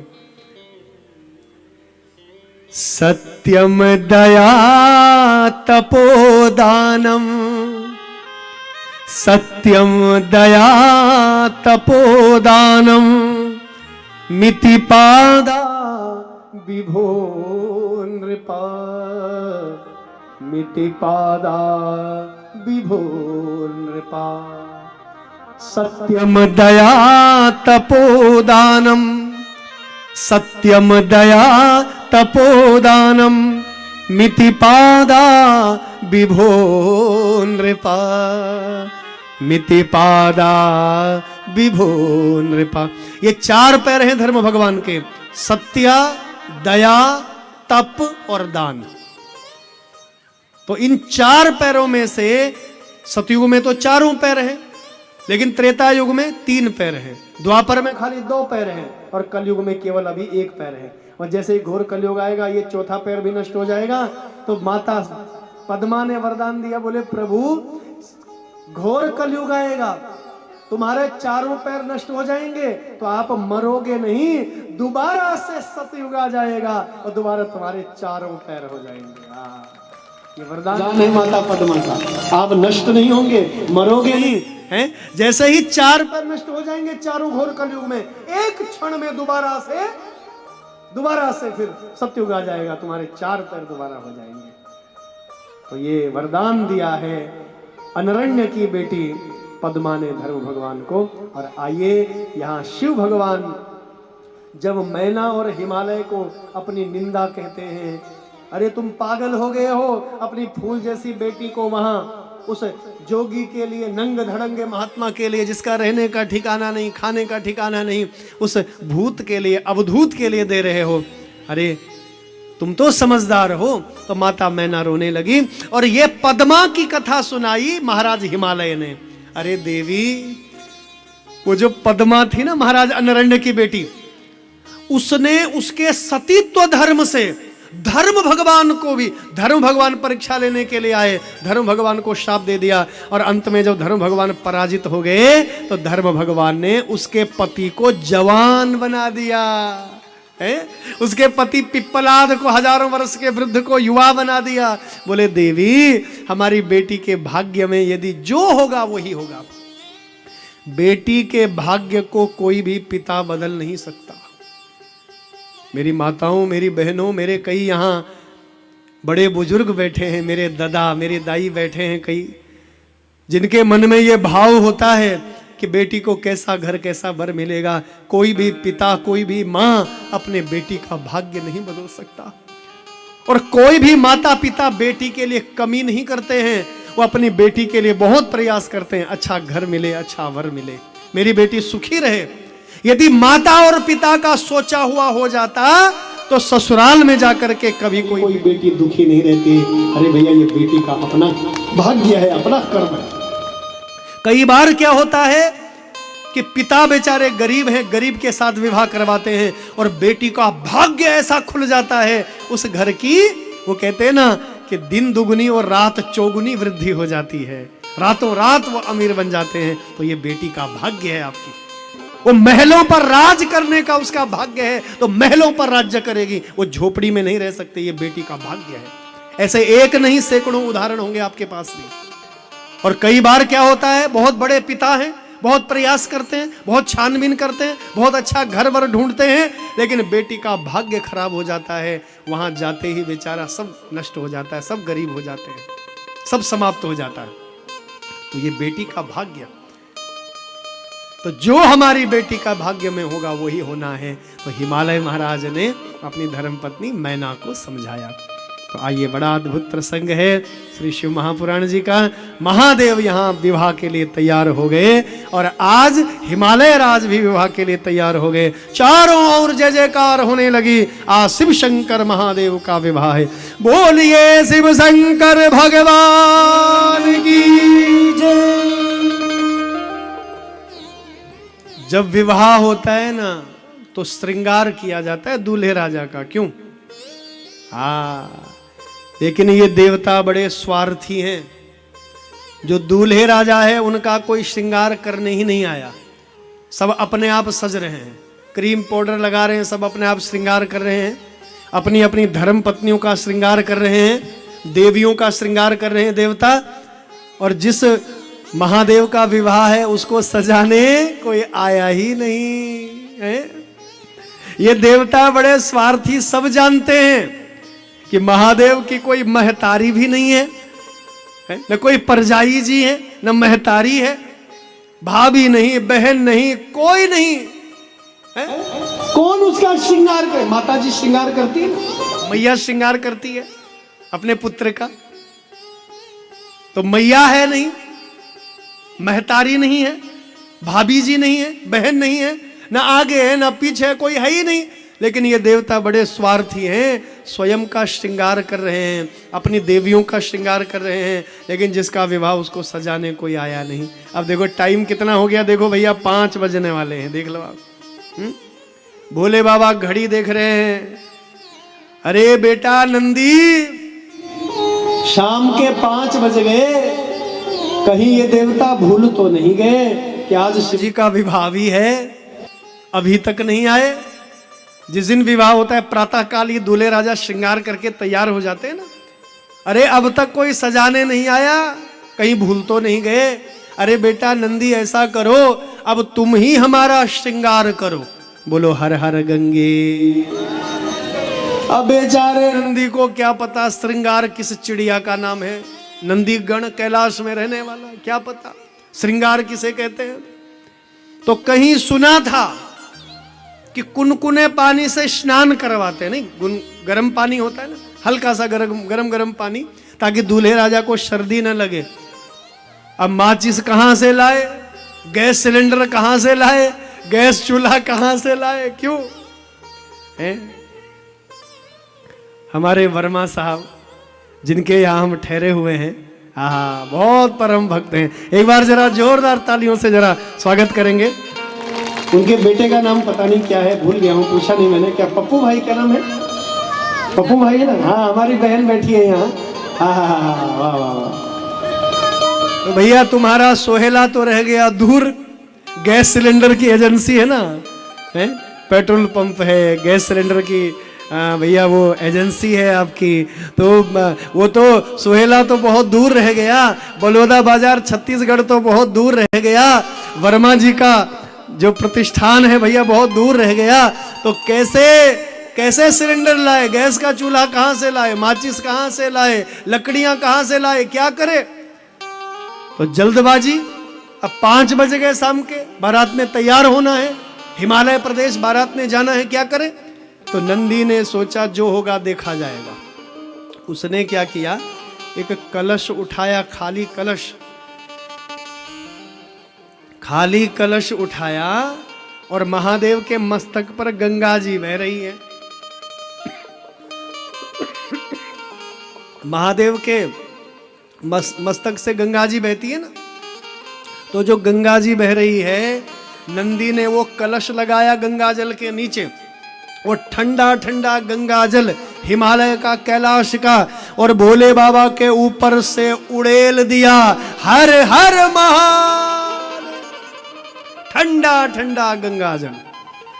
और आजकल यदि हमारे हिमालय में आप जाओ और वहां पानी पर थोड़ा सा हाथ लग जाए ना तो करंट लगता है, इतना ठंडा पानी है, इतना ठंडा गंगा जल है हमारे हिमालय में।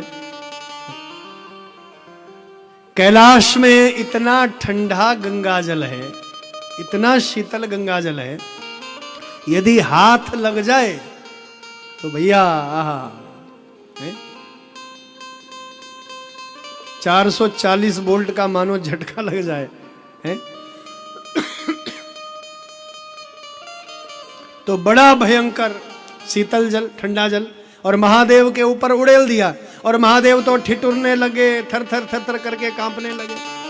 अब भोले बाबा जवान होते तो सहन कर लेते, बूढ़े हैं ना, दूसरा विवाह हो रहा है, बोलो हर हर गंगे।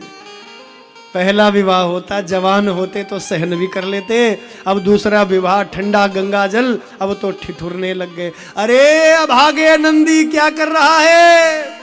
अरे भैया इस शीतल ठंडा गंगा जल से कहीं भैया मेरे छाती में दर्द न उठ जाए, पता नहीं क्या हो जाए, क्या कर दिया तूने ये। तो नंदी को जब डांटा तो नंदी क्षमा मांगता है, महादेव क्षमा करो। तब तक दूसरे गण ने सुना था, भृंगी ने, दूसरा गण है ना भृंगी, भृंगी ने सुना था कि शरीर पर कुछ लगाते हैं। जब दूल्हा विवाह के लिए जाता है तो शरीर में हल्दी लगाते, हमारे सनातन की परंपरा है, कच्ची हल्दी को पीसते हैं और हल्दी का स्नान कराते हैं, बहुत मंगल माना जाता है ना। हमारे छत्तीसगढ़िया भी यह परंपराएं होंगी भाई, छत्तीसगढ़ की ये परंपराएं होंगी। हमारे भारतवर्ष की हल्दी से स्नान करवाया जाता है, दूल्हे राजा का हल्दी से श्रृंगार करते, तो हल्दी से स्नान करवाया जाता है। अब भृंगी को क्या पता कि हल्दी लगाते, और हल्दी कहां से लाए? रायपुर बाजार, छत्तीसगढ़, बलौदा बाजार बहुत दूर रह गया, कहां से हल्दी लाई, क्या करे? तो उसने क्या किया, नीचे शमशान घाट में कोई मुर्दा जल रहा था, और मुर्दा जल रहा था, एक हड्डी का टुकड़ा पड़ा हुआ था शमशान घाट में। उसने क्या किया, उस हड्डी के टुकड़े को घिस घिस करके काला टीका तैयार कर दिया, और वहां पर जो राख पड़ी हुई थी, मुर्दा जलने के बाद राख होती है ना, उस राख को टोकरे में लेकर के आया और दौड़ता दौड़ता दौड़ता भोले बाबा के ऊपर शमशान घाट की राख को उड़ेल दिया। हर हर महादेव।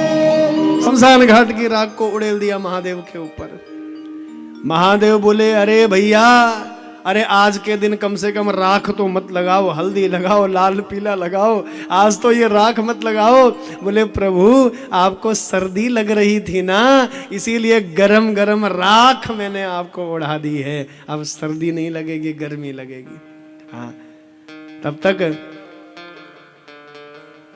श्रृंगी ने सुना था कि काला टीका लगाते हैं, मलयगिरी चंदन का श्रृंगार करते हैं, तो हड्डी को घिस करके काला टीका लाया और महादेव के मस्तक पर लगा दिया। बोले शिव शंकर भगवान की। अब संसारी दूल्हे राजा क्या करते हैं, मोतियन की माला, स्वर्ण की माला, चेन पहनते ना कंठ में, तो बड़ा अद्भुत प्रसंग है।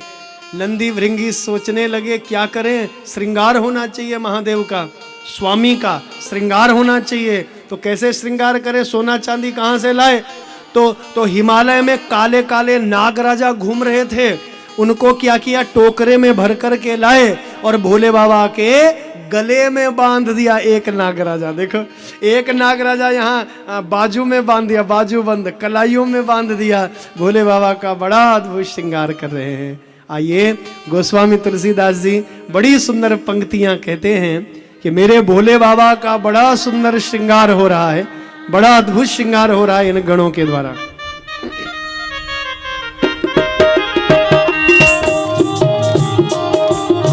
ताली बजाते हुए गाइए जरा। ओहो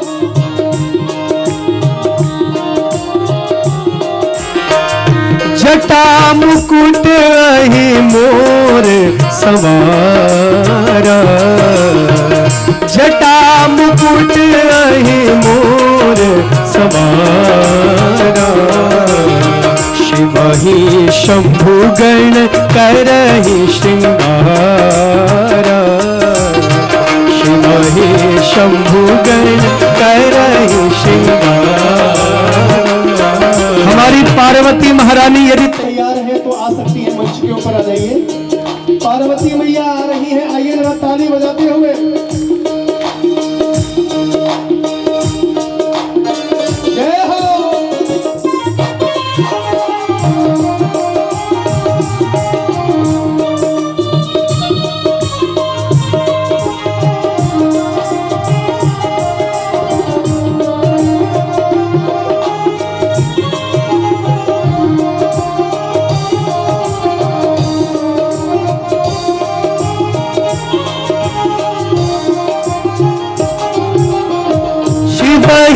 शंभु गण करहि श्रृंगारा, शिव ही शंभु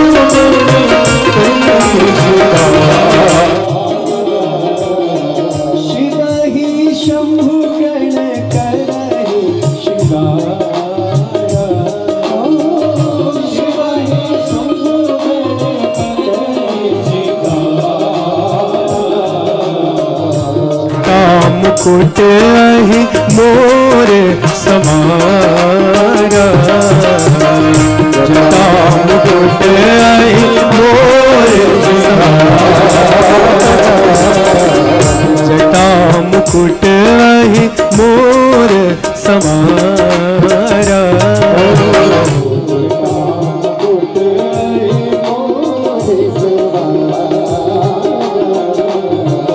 कंकण कुंडल पहने प्याला, कंकण कुंडल पहने जय हो,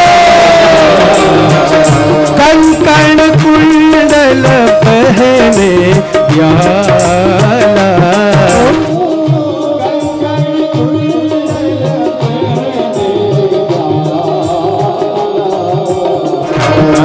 विभूति पट के हरि छाला, तन विभूति पट के हरि छाला, विभूति पट के हरि छाला, विभूति पट के हरि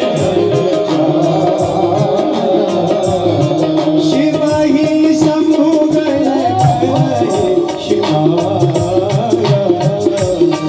शिव ही शंभु गण करहि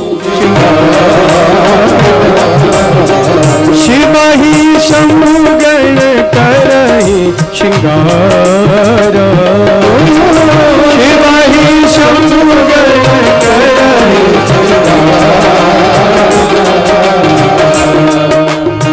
जटा मुकुट अहि मोर समारा, जटा मुकुट अहि मोर समारा,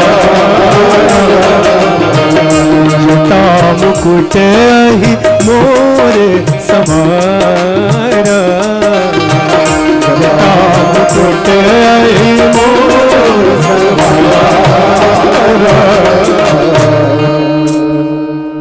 अभी केवल पार्वती मैया को लाएंगे मंच में, बारात नहीं आएगी। पहले पार्वती मैया को लेकर के आएंगे, बारात थोड़ी देर में आएगी। आइए। शिव ही शंभु गण करहि श्रृंगारा,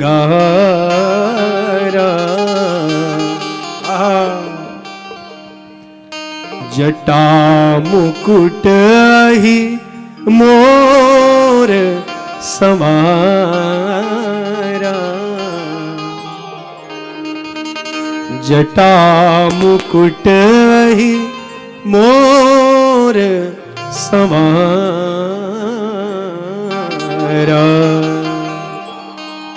महादेव के गण जो है श्रृंगार कर रहे हैं। कंकण कुंडल पहने ब्याला, कंकण भी ब्याल कहते हैं सर्प के लिए। कंकण कुंडल पहने ब्याला, कंकण भी सर्प है, कुंडल भी सर्प है, गले की जो जंजीर है, चेन है, वो भी सर्प है।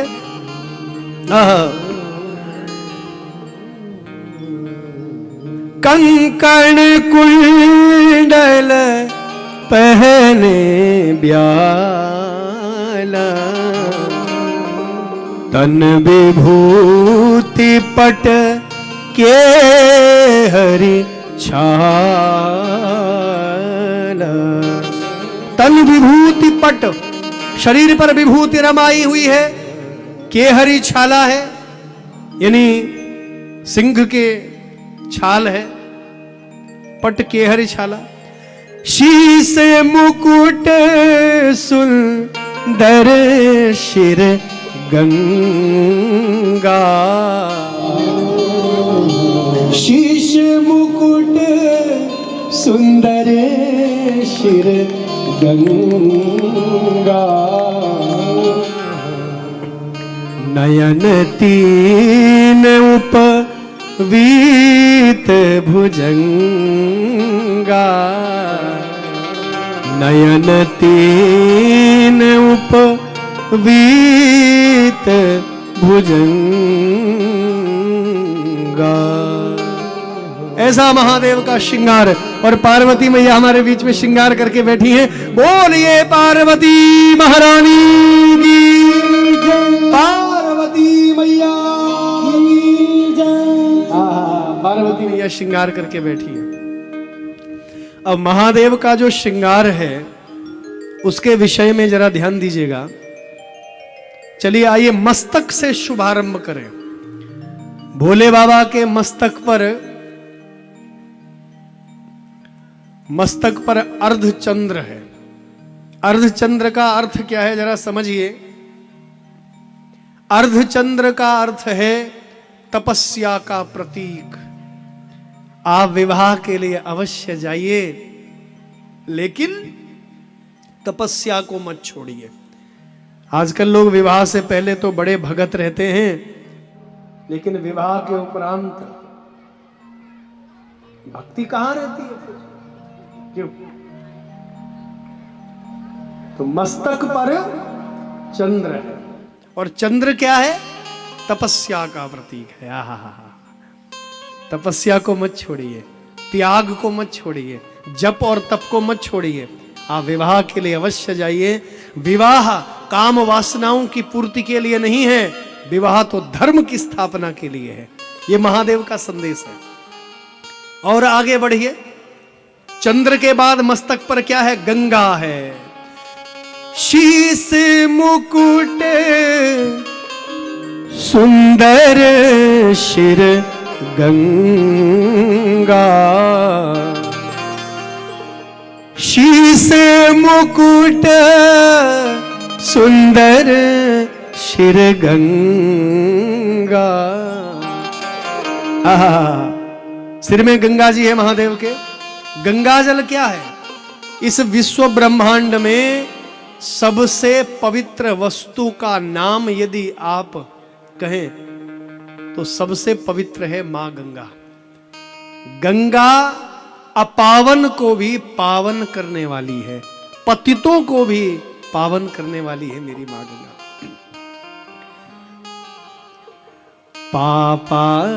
पापापहारी दुरितारी तरंगधारी शैल प्रचारे गिरिराज गुह विदारी। पापापहारी दुरितारी तलंगधारी शैल प्रचार गिरिराज गुहा विदारी। पापों से जीव को मुक्त करने वाली है मां गंगा। मां गंगा क्या है? पतित को भी पावन करने वाली है। सुन लीजिएगा जरा, पतितों को भी पावन करने वाली है मां गंगा। इसलिए सबसे पवित्र है मां गंगा। गंगा से बड़ा कोई पवित्र वस्तु नहीं है। सबसे पवित्र है गंगा। और सबसे अपवित्र है चिता की राख। सुन लीजिए, यदि शमशान घाट से होकर के कभी जा रहे हैं और चिता का धूम, धूम कहते हैं धुएं के लिए, यदि धुएं का स्पर्श हो जाए तो वस्त्र सहित स्नान करना चाहिए। यदि धुआं लग जाए शमशान घाट का तो वस्त्र सहित स्नान करना चाहिए, ये शास्त्र कहते हैं, वेद पुराण कहते हैं।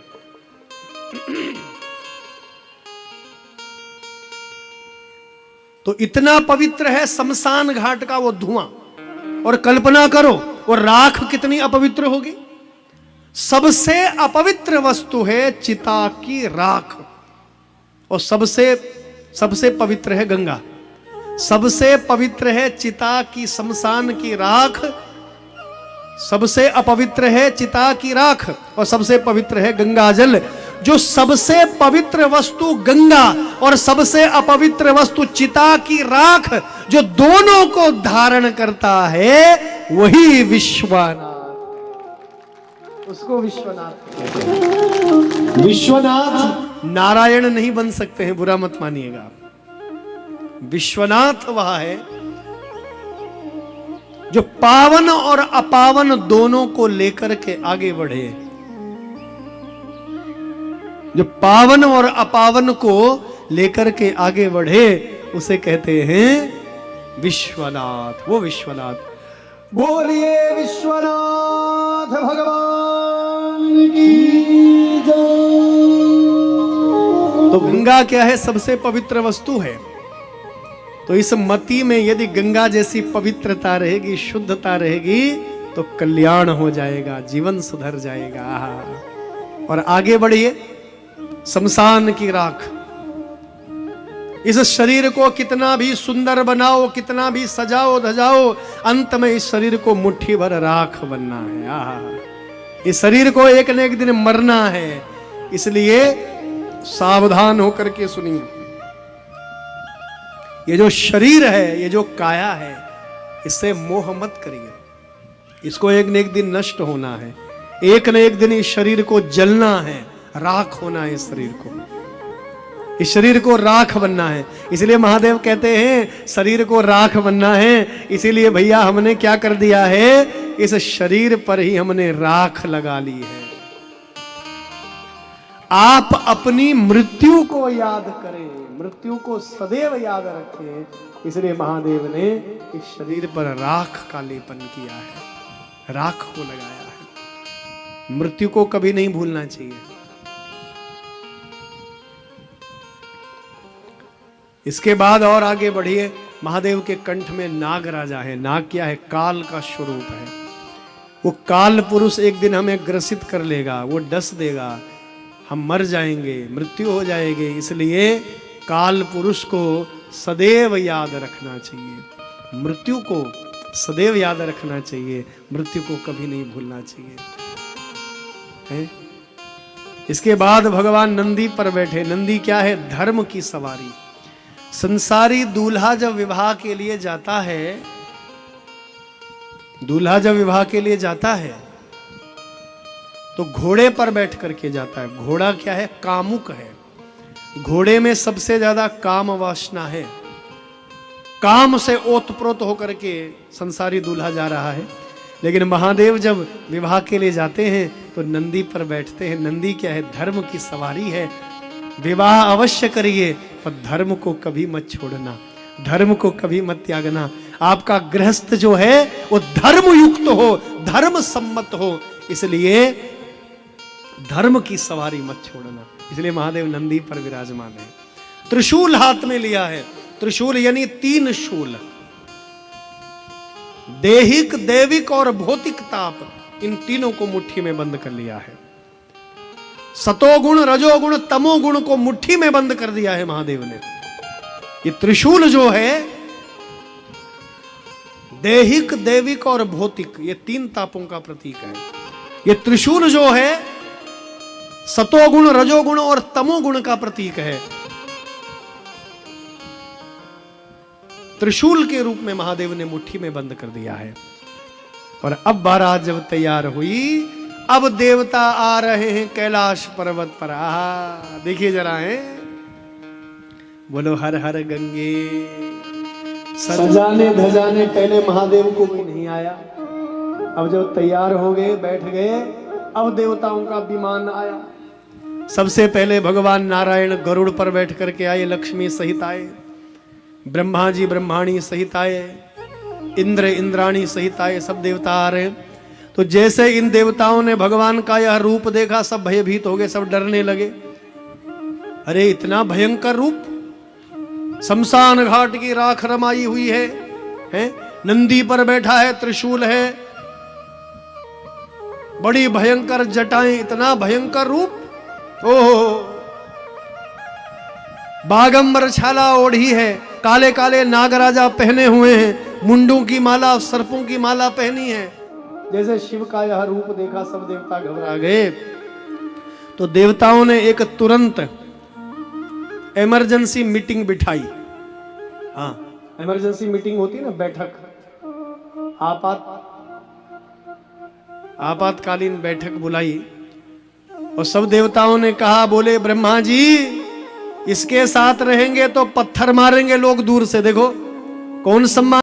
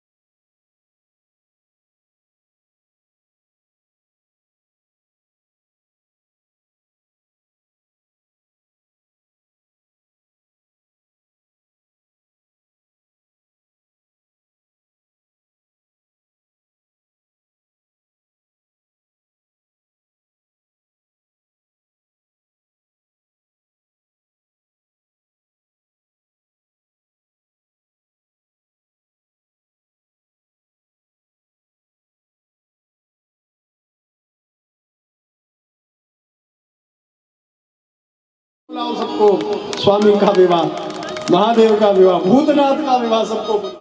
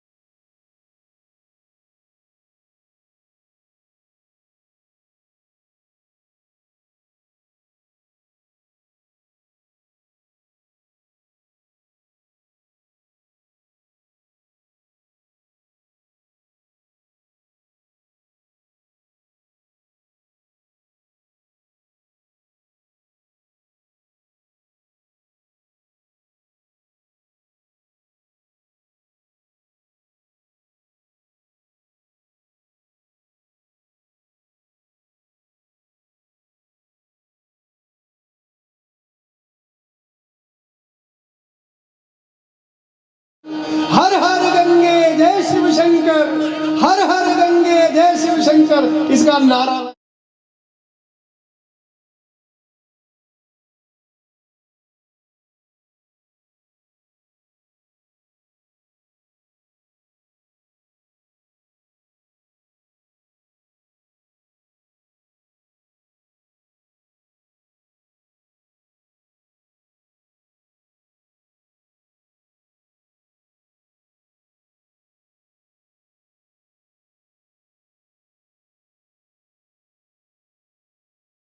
अफ्रीका के, ऑस्ट्रेलिया के आए हुए हैं, इनको भगाओ। अरे ये देश गंगा जल पीने वाले लोगों का है, ये देश शराब नशा करने वाले लोगों का है। शिव की भक्ति का नशा, गंगा जल का नशा, गंगा जल पिया जाता है।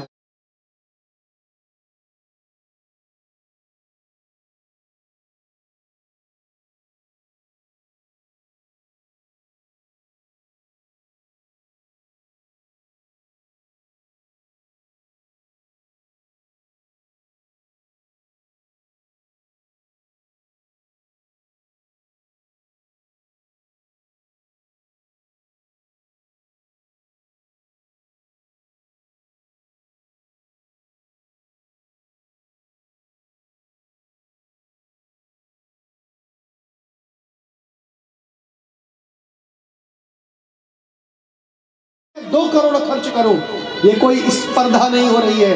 मैं आप छत्तीसगढ़िया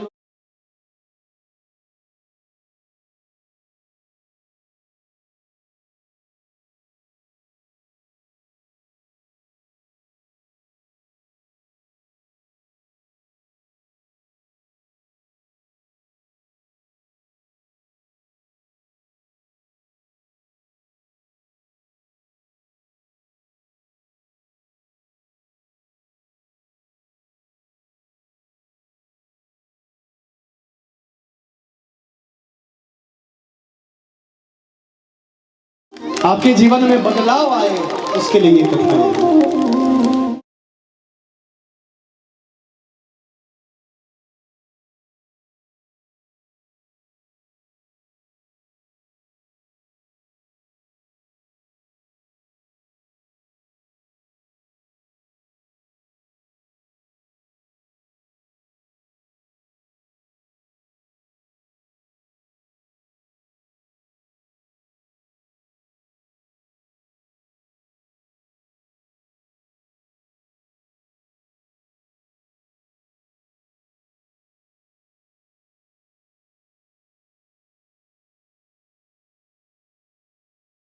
पहले बड़ा डर लग रहा था कि लोग आएंगे नहीं है। गुरुजी इतना अच्छा विवाह हुआ।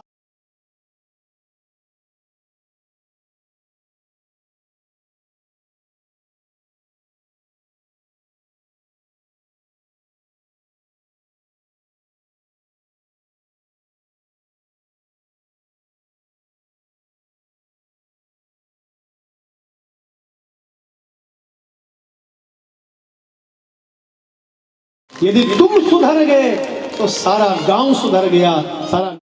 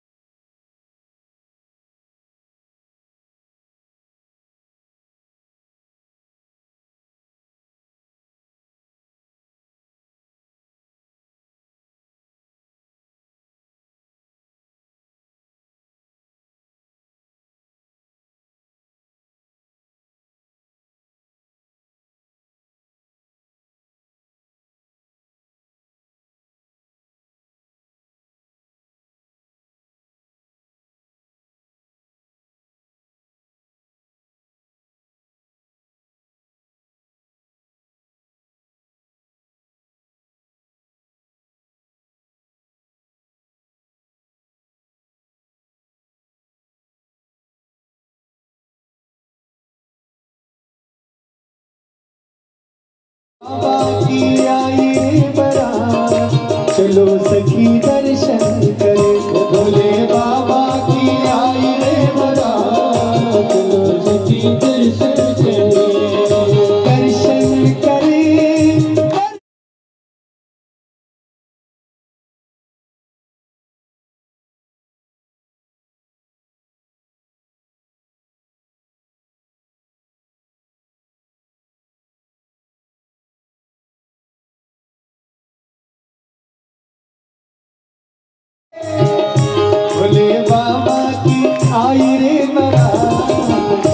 सखी दर्शन करे भोले बाबा।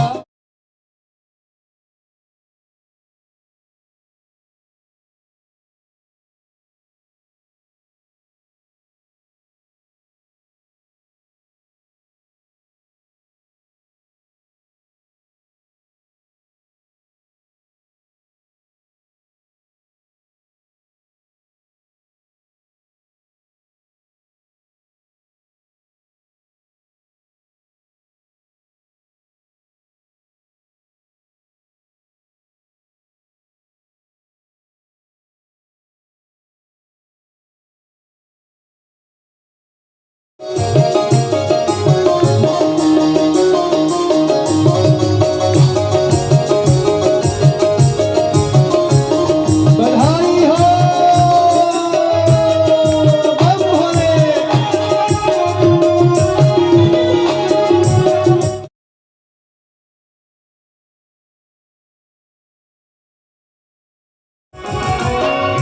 भोले बाबा की, भोले बाबा की, भोले बाबा की आई रे बरात, चलो सखी दर्शन करे भोले बाबा की आई रे बरात, चलो सखी दर्शन करे भोले बाबा की आई रे बरात, चलो सखी दर्शन करे भोले बाबा की आई रे बरात।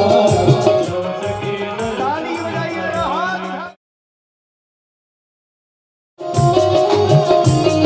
और हाथ बधाई हो।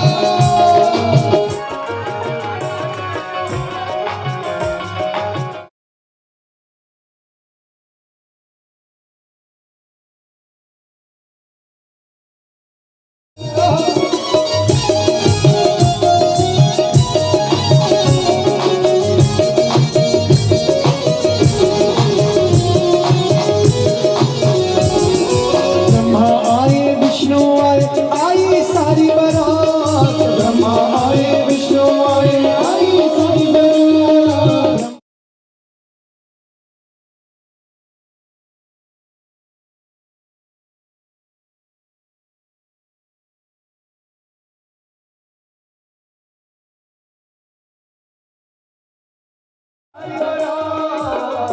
शिव शंकर की, भोले बाबा की, और भोले बाबा की आई रे बरात, चलो सखी दर्शन करे भोले बाबा की आई रे बरात, चलो सखी दर्शन करे भोले बाबा की आई रे बरात, चलो सखी दर्शन करे भोले बाबा की आई रे बरात, चलो सखी दर्शन करे भोले बाबा की आई रे बरात, चलो सखी दर्शन करे भोले बाबा की आई रे बरात, चलो सखी दर्शन करे।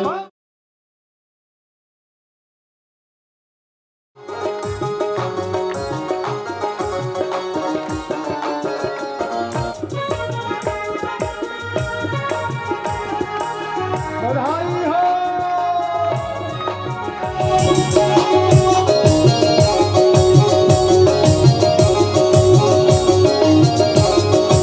जय हो, ताली बजाते हुए।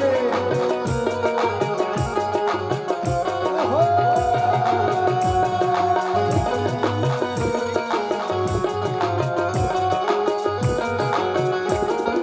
नंदी नाचे भिंगी नाचे नाची सारी बारात, नंदी नाचे भिंगी नाचे नाची सारी बारात, नंदी नाचे भिंगी नाचे नाची सारी बारात, नंदी नाचे भिंगी नाचे नाची सारी बारात, नंदी नाचे भिंगी नाचे नाची सारी बारात, नंदी नाचे भिंगी नाचे सारी बारात।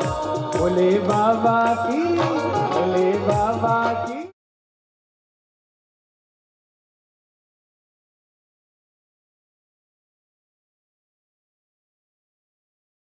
ये बारात चलो सखी दर्शन करे भोले बाबा की आई।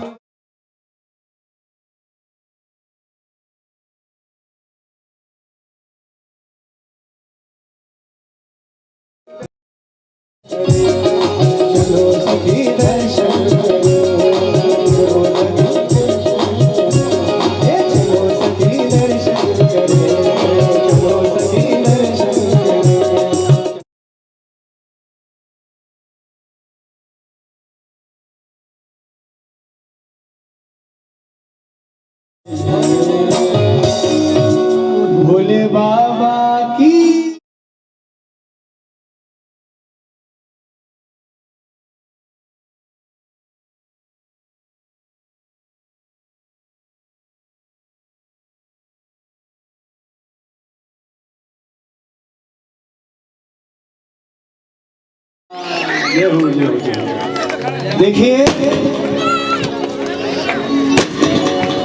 अरे भैया यहाँ नहीं करना चाहिए। बोलो शिव शंकर भगवान की।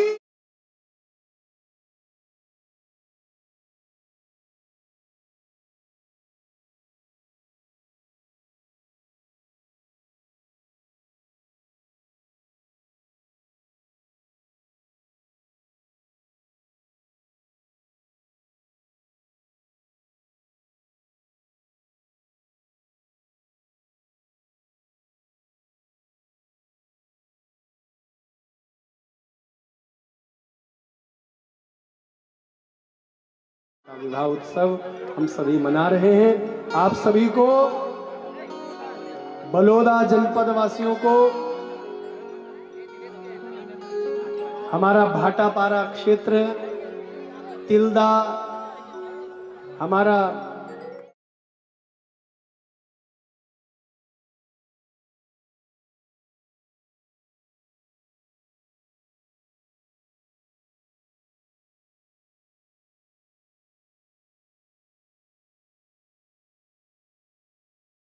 सोहिला वासियों के सौजन्य से यह कथा हो रही है, लेकिन परमात्मा किसी न किसी को निमित्त बनाते हैं। ऐसे हमारे बहुत बड़े धर्म स्तंभ, हमारे बहुत सम्मानित श्री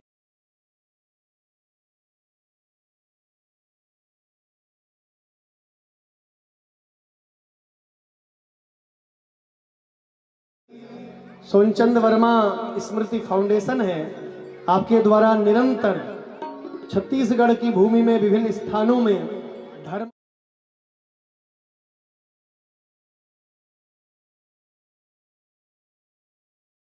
परिवार का, स्वर्गीय सोनचंद वर्मा साहब परिवार का मैं बहुत बहुत आभार व्यक्त करता हूं। मैं टंकराम वर्मा जी को मंच पर आमंत्रित करता हूं, आप आएंगे और शिव परिवार का पूजन करेंगे, आरती लेकर के आएंगे सपत्नीक सहित। ज्यादा लोग ना आए, मंच पर आकर के शिव परिवार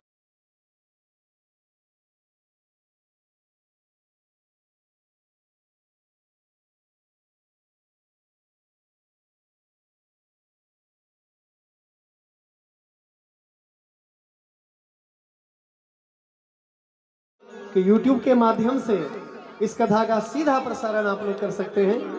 YouTube पर आप आचार्य महामाया प्रसाद आप सर्च करेंगे और इन कथाओं से जरूर जुड़ेंगे। आप शेयर करेंगे इन भजनों को, इन कथाओं को अवश्य अपने मोबाइल फोन के माध्यम से आप सुने।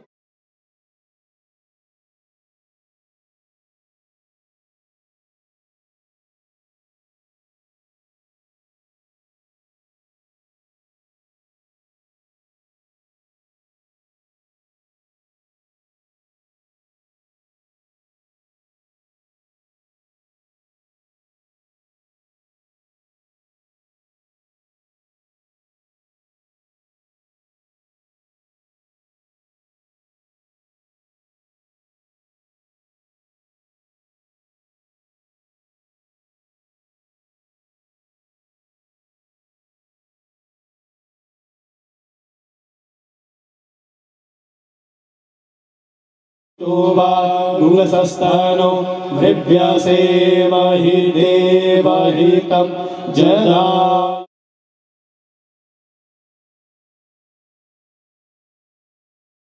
भावाय च नमः शंकराय च महेश्वराय च नमः शिवाय च शिवतराय च त्र्यंबकं यज्जामहे सुगन्धिं पुष्टिवर्धनम् उर्वारुकमिव बन्धनान् मृत्योर्मुक्षीयमामृतात्।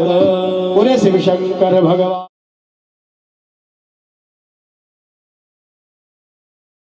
कि आगे का कार्यक्रम मार्गदर्शन करने का कष्ट करेंगे।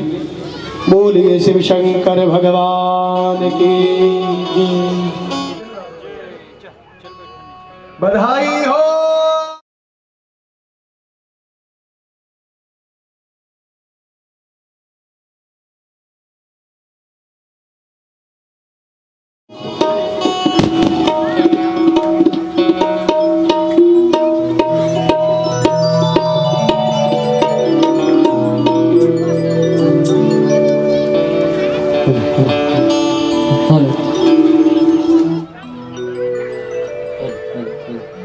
बोलिए बाबा भोलेनाथ की, शंकर भगवान की।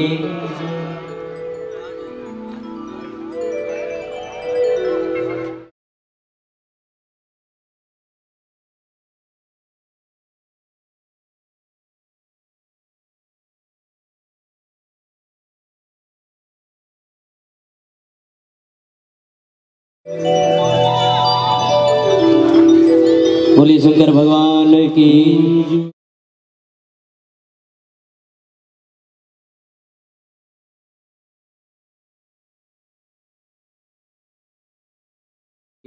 विवाह वर्णन हम तुमने महाराज श्री की इस पावन श्री मुख से सुना। चूँकि आज हमारे बीच बहुत से मेहमान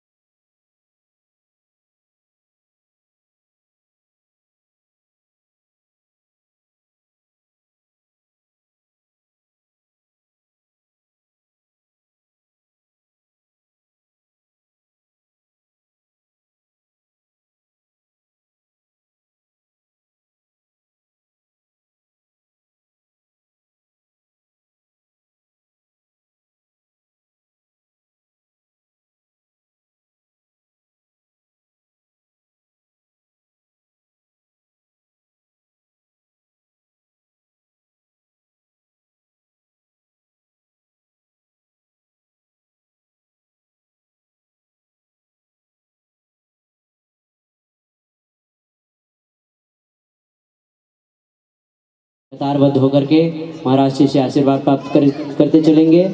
और आपको बता दें कि यह जो कथा है महाराज जी के महामाया प्रसाद शास्त्री जी के चैनल से आप लाइव प्रसारण देख सकते हैं। और आप सभी से आग्रह है कि अधिक से अधिक उसको सब्सक्राइब करें, लाइक करें, छोटे छोटे जो क्लिप हैं उनको देखिए। उसमें बहुत ही आपको अनगिनत धर्म, संस्कृति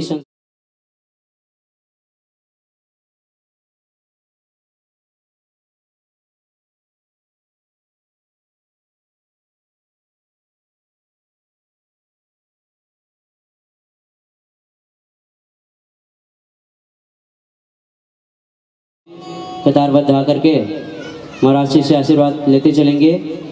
राजकुमार ठाकुर जी तिल्दा से आप भी आकर के आशीर्वाद प्राप्त करेंगे।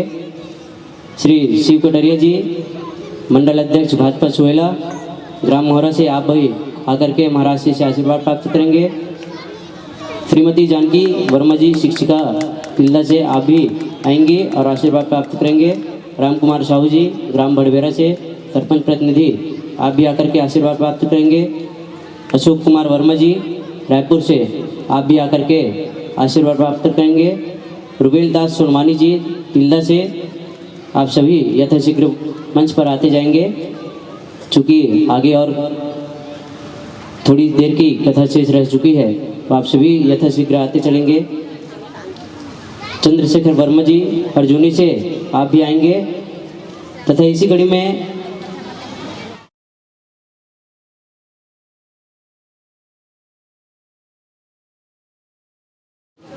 सुंदर कवि आप भी आकर के आशीर्वाद प्राप्त करेंगे।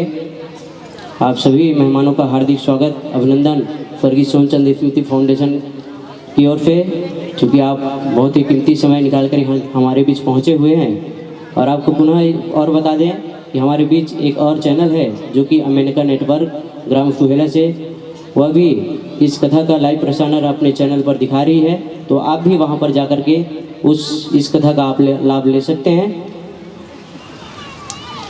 आगे चलेंगे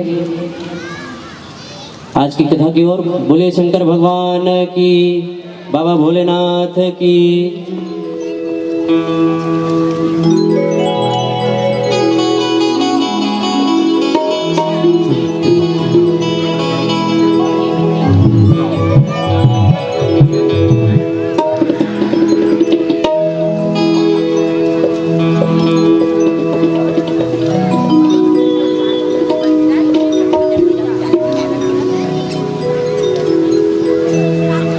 जैसा कि आप सभी को बता दूं कि महाराज जी का जो चैनल है यूट्यूब पर शिवशंकर वर्मा जी, आप भी आकर के आशीर्वाद प्राप्त करेंगे।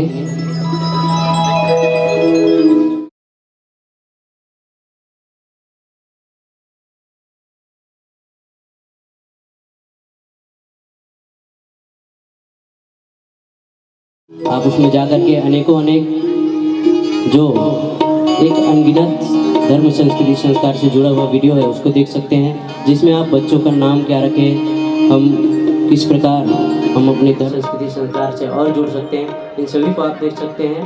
तो अभी हमारे बीच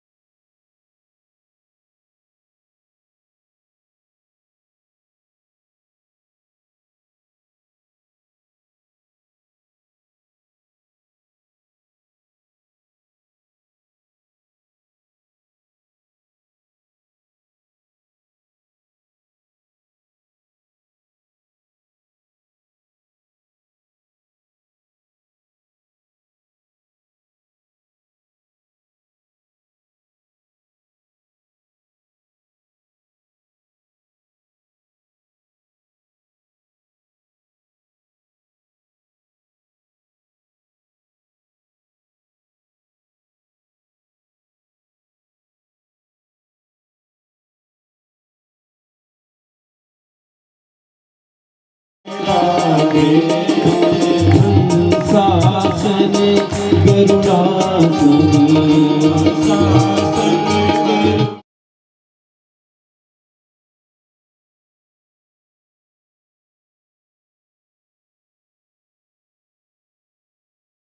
तू भुज तार चतुर भुज दस भुज ते सोहे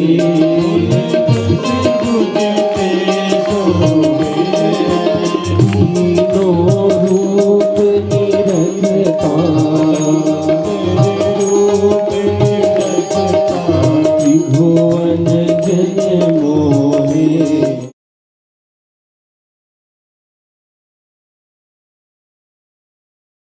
लावन माला मुंड माला भारी मुंड माला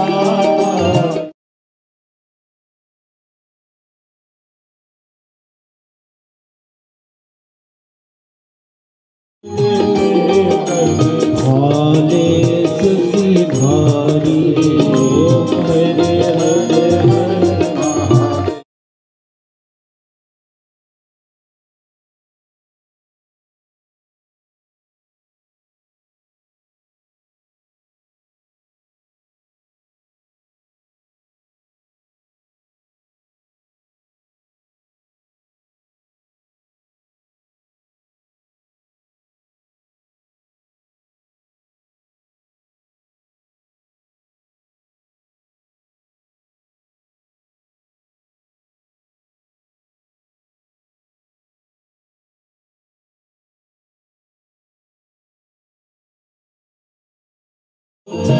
मरुति सोम भर जग कर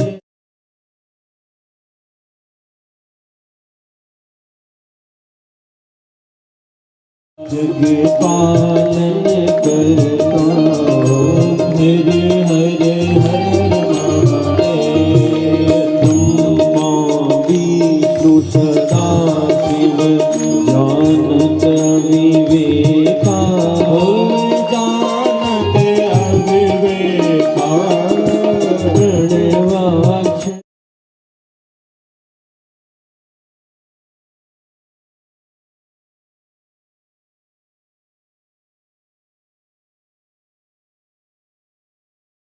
हर हर महादेव काशी में विश्वनाथ विराजे नंदी ब्रह्मचारी नंदी ब्रह्मचारी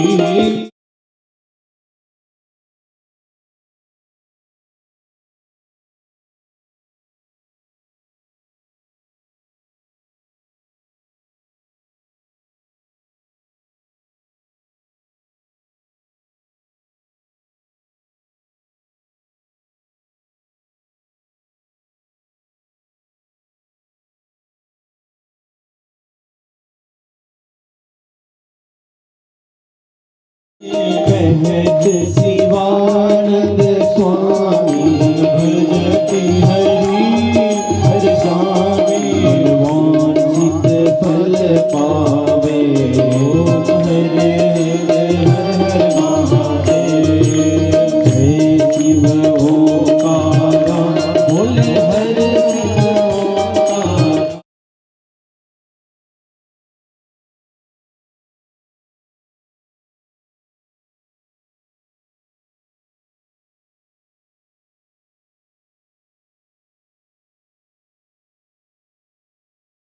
गौरं करुणावतारं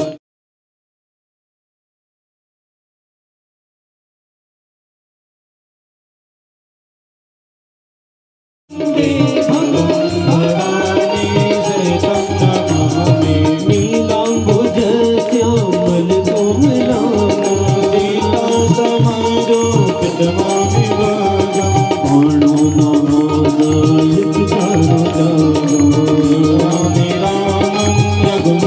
नारायण श्री कृष्ण गोविंद हरे नारायण वासुदेव स्वामी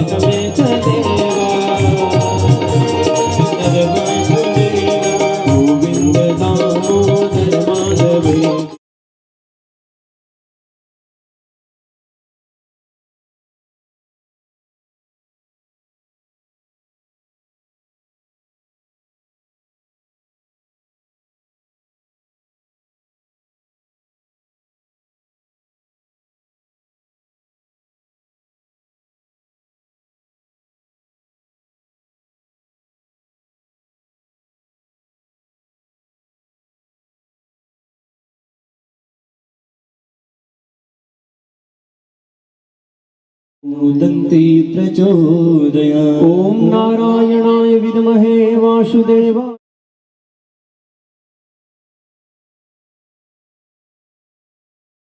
विद्महे श्री राधा वल्लभाय धीमहि नो श्रीरामः प्रचोदयात्। श्रीवंतिका बकुल चंपक पाटलाब्जे